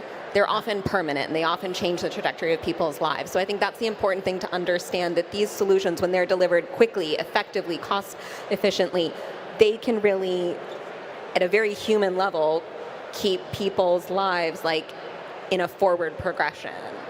I think what you're trying. I think one of the ways of seeing it is the cost-benefit ratio, where you say, having early warning systems, having pre-arranged financing like insurance, but also other kind of just financing that's set up in advance that can release money quickly, having contingency plans so everyone knows what to do after a disaster. All of that speeds up the recovery. Yeah. And that actually has such a benefit, because if you don't have any of those systems in place and you just wait for a year until everything is fixed, or maybe it never gets fixed, the cost actually explodes. Yeah. And I don't know what the ratio is. They've got lots of different studies. Damage. It's about the human damage. This is the Exactly. 520 trillion. But it's also about the compounding impact. So if you've got electricity and water systems that are down for days, weeks, months, you've got all the kind of trickle-on effects that has for the economy and for people. And then so if you count that all up, it's actually much more expensive after all if you just wait for ages to kind of get everything back to normal. So I think those kind of cost-benefit ratios will really help to show how important it is to put that stuff in place now. Yeah. And I think that forces into another topic that I want to talk about, which is what kind of structures can you put into place, actually? Because we know that the costs of these crises are getting incrementally higher. They're happening more frequently. And that means the check that needs to get written is bigger. The upfront cost is more significant. So how are insurers thinking about this, and how are you working to actually make this something that's accessible? Well, I think, there's a few different ways that you can minimize. There's a whole lot of different cost structures, cost factors in place that you could squeeze. So one is, for instance, distribution costs. So instead of doing insurance to each different person, you could maybe just have the government as the actual policyholder.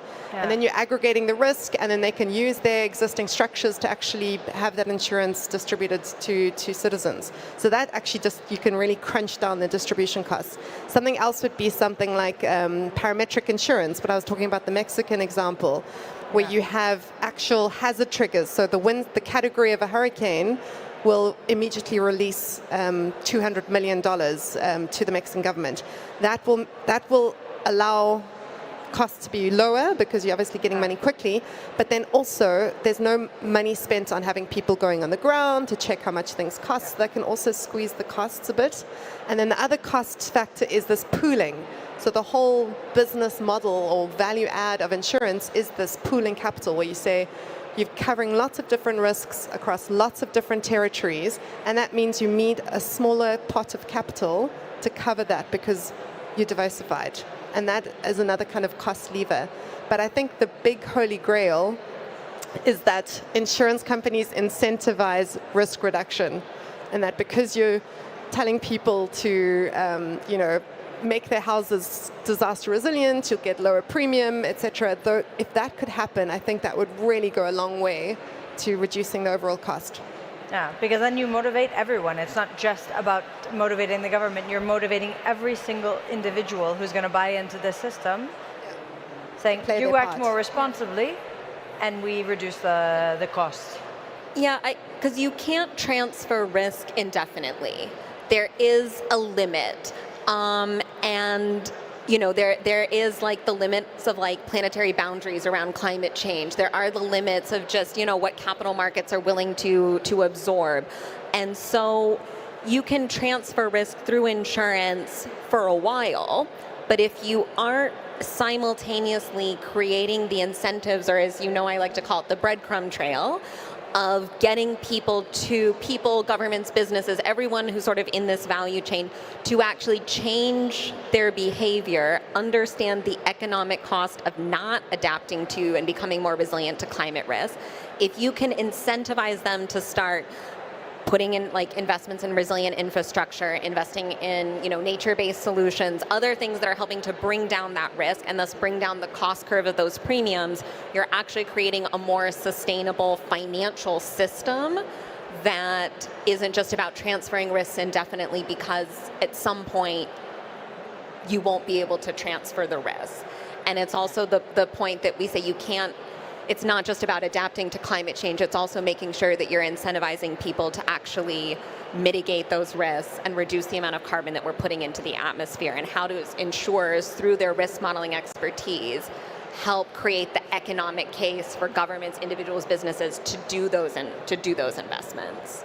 And how do you see the willingness, right? If you can make I think that bringing the value for insurers, that you're actually saying, this is the cost, right? This is the price tag that's involved in this, and here are the different price tags if you use these different types of structures. How is the willingness actually to pay for this? Are we seeing, because when a disaster happens, people tend to be much more reactive to disaster than good about preventing disaster. Human nature, and this we've seen over and over again. But now disasters are becoming more and more frequent, and so you have more and more people that are affected by this. Are you seeing governments, cities, individuals actually reacting to this? And reacting to this not as in we should do something, but reacting as this as in we're bringing the money to the table and actually putting something there.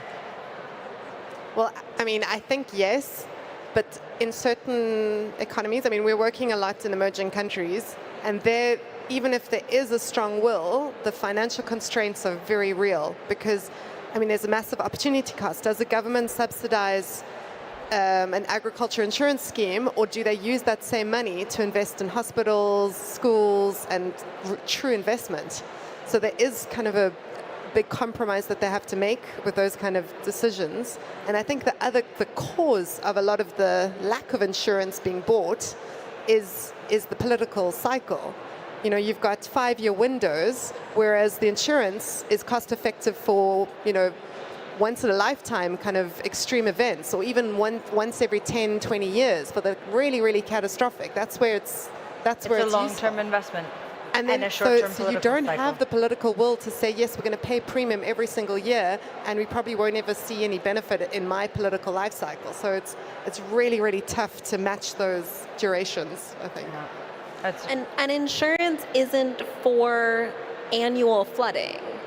It's that tail end risk. It's that, so in some cities, you're having annual flooding. Insurance isn't going to cover that, because it will just be the cost of the flood, because it's for that tail end risk. We know what's happening. Yeah, you know There's what's going to nothing happen. to It happens every year. So it has to really cover, the extreme events, but the regular climate events are starting to be more extreme.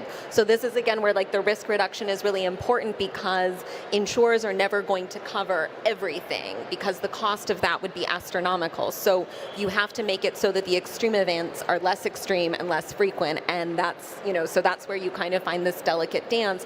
But as more people start having to pay for the impacts of this, you start seeing that demand pop up, or when they can't get insurance, and then that means that the entire cost of what they own is retained by themselves, whether that's a country or a city or an individual. If you can't get housing insurance, the entire value of your home is your financial responsibility. And if something happens to that, then that's on you, baby. Yeah. So, what does this mean practically? Yeah. We're starting to see a lot more interest, but this goes back to the holy grail, which is the mitigation, and actually investing in mitigation and saying this is actually what needs to happen, because we're out of time. And we do it.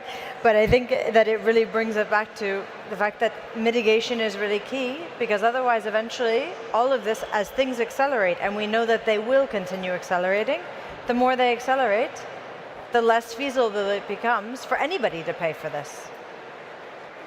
Especially the people who need it most, which are the people in developing countries who are really on the front line of these disasters. And just to say, like, I know we've all talking about adaptation so much, but I think, as Lauren mentioned, if we did have, considering the short window of time we have to really act, I think the best adaptation measure we could be thinking about is actually mitigation, to reduce emissions as much as possible, so that in the future, we can remove as much of the damage that's going to come as much as we can. And with that, we close.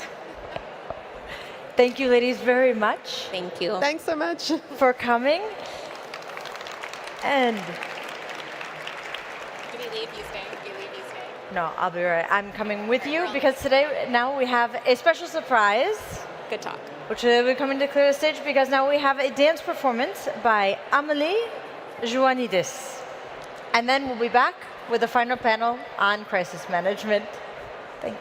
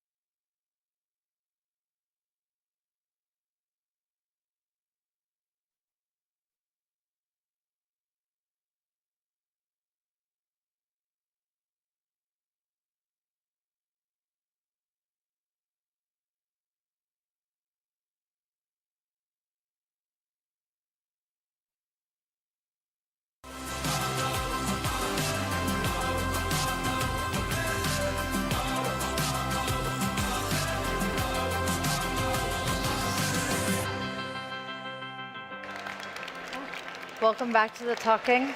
We just said this is a hard act to follow when you have a beautiful dance performance and then come and talk about death and destruction is true.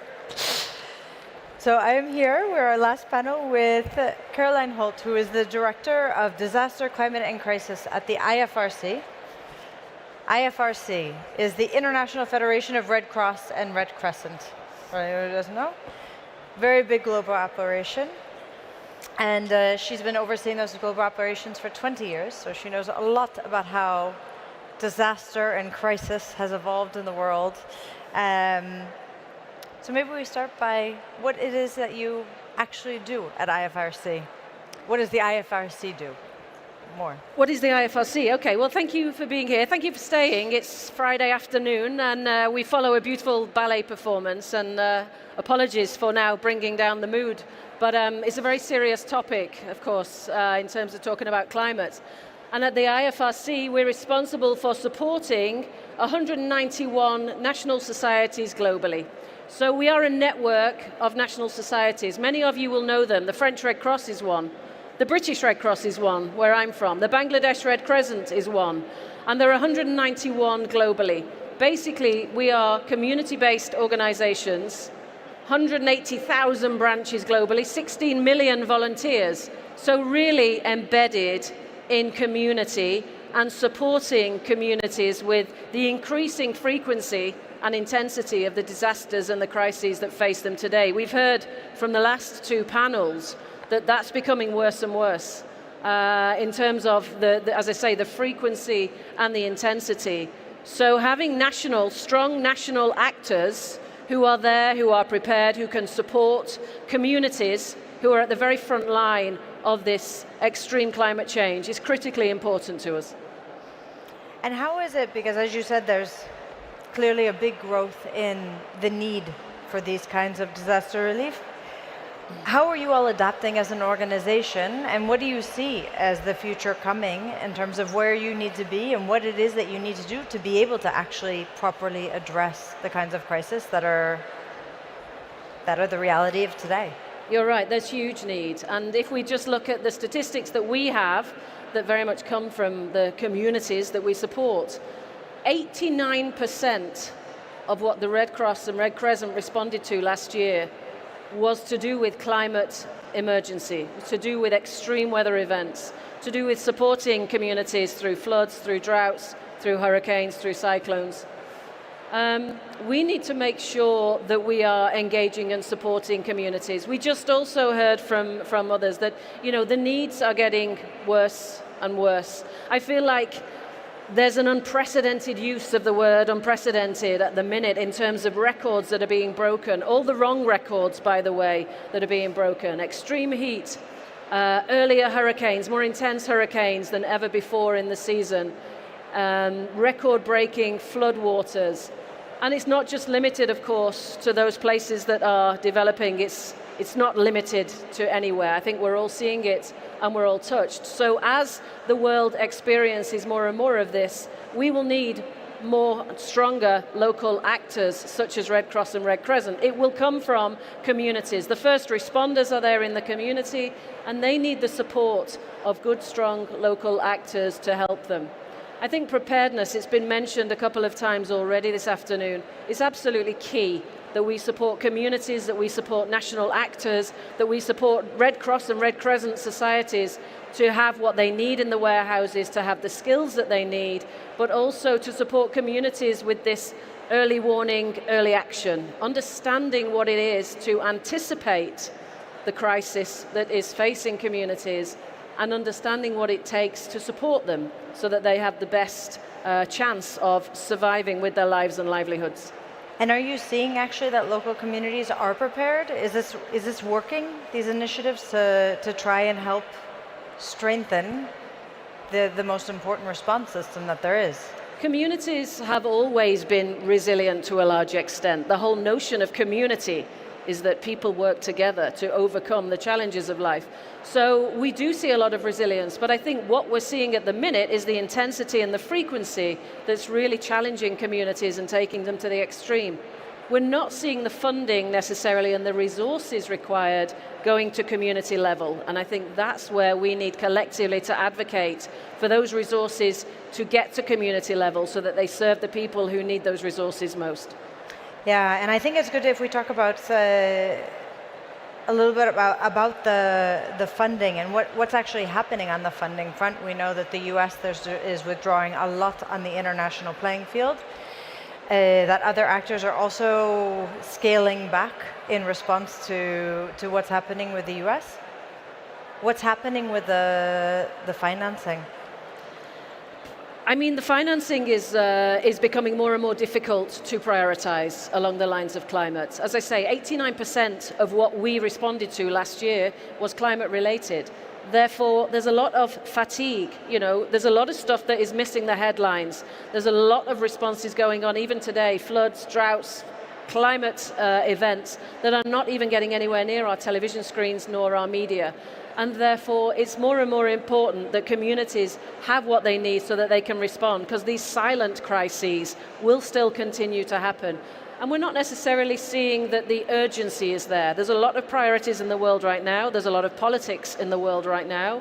And the prioritization of funding where it's needed most to communities who are most vulnerable and at the front line of the climate emergency is not necessarily where we're seeing those resources being put. No, there's a shift in priority. And I think we touched also on the last panel on a really important point, which is that financing, at least government financing, is linked to a short-term cycle. There's not a lot of long-term interest involved in this. Whereas managing, mitigating, preparing, giving local communities the resources and the tools and the ability to actually address climate change when it happens and these crises is really it's disjointed. Yeah. So the funding doesn't come in that kind of a stream, and that makes it all the harder to plan long term. Exactly, but I think, you know, there is some hope in there as well. It's always good to have a bit of hope on a Friday afternoon. But from the last panel, we heard about the role of insurance. Who'd have thought insurance and the humanitarian sector had such a role to play together? But this is a whole of society approach. And, you know, from our experiences at the IFRC, we last year, well, in the last 3 years, we've had a partnership with Aon Insurance that last year was triggered for the first time. It was an indemnity insurance policy that said as soon as certain triggers are activated, we will release insurance funding for communities under certain criteria to access funding available to them. And I think that's huge strides ahead in terms of where the private sector and the humanitarian sector really can explore opportunities. That particular insurance policy, let's say, was worth 14 million to vulnerable people in the world just last year. And it's a drop in the ocean in terms of need, but it's certainly a creative and innovative way as to how we are working together to try and find the resources that are needed where there's such a resource gap. And do you think that's something that can be replicated in more places, having that kind of an insurance policy? I would say so. The insurance policy that we work with is around climate events. I would like to see those insurance policies expanded for migration events, for things that we can foresee, for health and for epidemic events. And the way that we can broaden those by having serious conversations with the insurance sector will then allow us to leverage much more funding and much more resourcing for the people that really need it. So I'm very hopeful. I think the models are there. But also it's about understanding each other's priorities. I'm not naive to the fact that the insurance industry also needs to make a level of profit. They have shareholders to satisfy. In my world, we have recipients of our services and vulnerable people to support. And there clearly is a way that those two sectors can come together to hopefully come out with an outcome that satisfies all parties. Well, and there needs to, I think we didn't talk about it so much, but the insurance industry is something that has to adapt now, because otherwise they will eventually work themselves out of business. If things are getting bad enough, you have to adjust to the realities of the world today. It's not just about life insurance and home insurance now. It's about a much, much broader range of issues that need to be covered and need to be addressed, and it gives them, in my mind, a way to actually move forward as an industry. But that has to have some melding time to actually make it happen. And I do think it there's a sounds lot like of it is. Yeah, there's a lot of Slowly. positivity, and I think, let's break the climate emergency down, because it's too big in some ways for people to know what it means. But we've heard examples just this afternoon about, it means, do you have enough food to eat? Do you have a secure supply of food? Do you have a secure supply of safe drinking water? Do you have the means to move if your house is in the line of a direct flood? And it's really about understanding what people need and how they live their lives, and how the insurance industry can also support, or to be honest, how any partnership can support. We work with a number of partners, and again, it goes back to this whole of society approach that will get us to where we need to be. This isn't now just about, well, the Red Cross will deal with that. This has to be about how we are collectively engaging, supporting communities, how we're providing that training, how are you building community approaches into your business models, private sector. What does that look like in terms of making and building in resilience to the food supply chains and to the water supply chains? And if we have that collective approach together, I believe that we'll definitely move forward together. And can you talk a bit to what kind of partnerships are happening? Are there particular countries or particular examples of places where this is working very well, of this partnership also bringing in the private sector and having them be part of the solution? Yeah, well, there are a number of countries where partnership plays a critical piece in this. We have a long-standing relationship with Zurich Insurance as well, and it's not necessarily for an indemnity policy, but actually it's more about supporting and securing, making sure communities have the resources in advance, that we're investing in anticipatory action, so that communities have the resources so that they can move themselves out of harm's way, or that they can bounce back even quicker. And that, I believe, won't necessarily come from the global level, but I think that partnership is about communities and national partnership.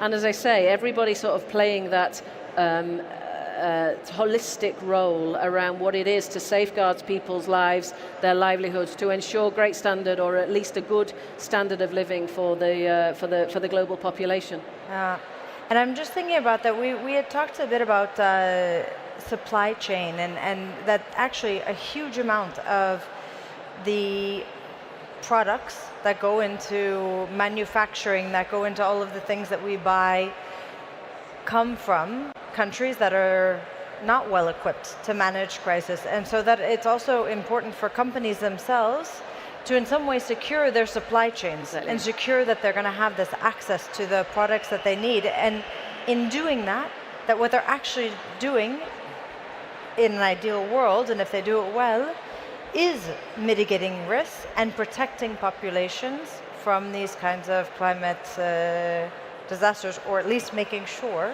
that they're able to continue with their livelihood. You're absolutely right. The supply chain is one aspect of it, but also consumers and customers need to also retain and maintain a certain level of income and standard of living to be the future customers of those markets. So this is where I think that we've not been smart enough to date in terms of bringing together that private sector profit-making understanding, that investment understanding, and then the lives and livelihoods of people all around the world. And as I say, this isn't about somebody in an African context that you've never met. This is climate that will and continues to impact us all. So I think the closer that we can get with the private sector, and the more that we can talk about innovative partnerships, the use of data, the use of AI, the use of technology to forecast events, the use of technology to keep people safe, and the use of technology for people to really build themselves back up again when disaster has struck. I think that's a really important part of the work that we need to do together. There's a lot of work to be done there. There's a huge amount. And there was another figure that you brought that I think is really interesting, which is that $1 spent today is worth $7 once a disaster actually strikes. So how do you see that fitting in terms of the resources that are available, in terms of the partnerships? Is there more of a focus on the $7 when the disaster is struck, or are people actually buying into it makes sense to mitigate, it makes sense to spend the money now, because ultimately you're spending so much less money if you actually prepare properly, knowing that this will happen, but maybe that it's not going to be pinned on you when it does?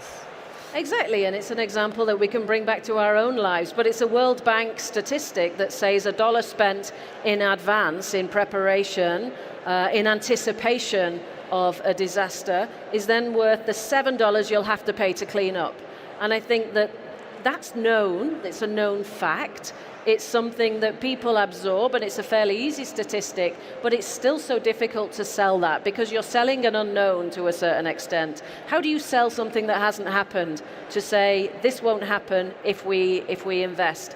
It's much easier, it's getting more difficult to get money when the pictures and the media and the news is in our face, showing us people who've been impacted by crisis across the world. Unfortunately, that's the way the world works at the minute, and the instinct to respond and to react is much stronger than the instinct to prepare and to plan. And I think that's where we also need to come together, and we need to continue to provide that evidence and show and tell those stories, more importantly, about people's lives who haven't been affected because we invested in advance and we understood and they trusted us and we worked together as a community and we saved all of that devastation following a particular disaster and crisis. It's true that I've never ever heard a story of saying we were prepared and so we saved this amount of money. It's always talking about this crisis cost X amount of dollars because that was paid out. No one is looking at what's saved, or at least no one I'm aware of.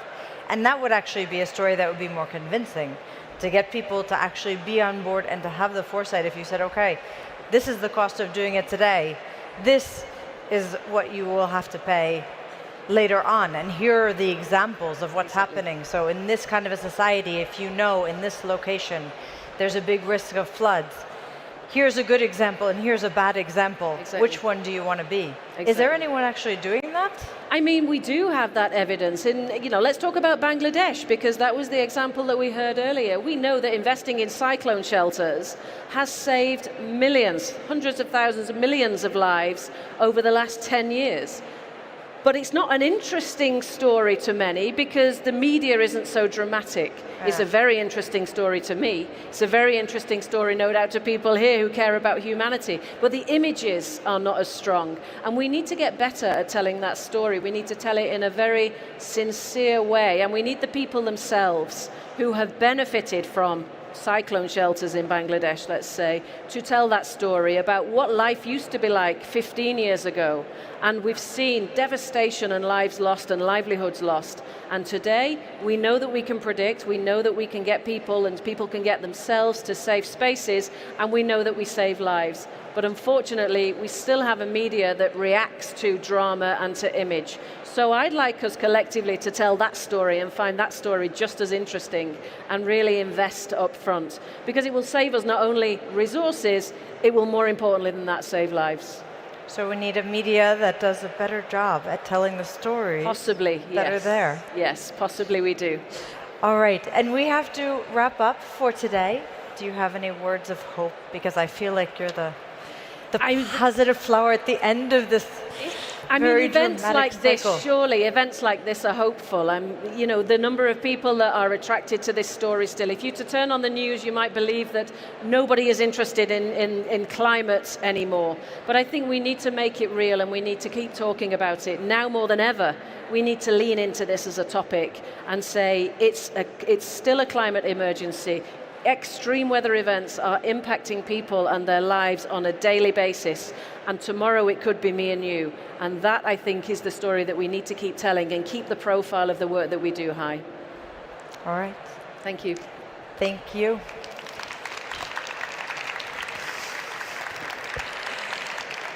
Thank you very much, everyone. Thank you for coming. I hope you enjoyed this session.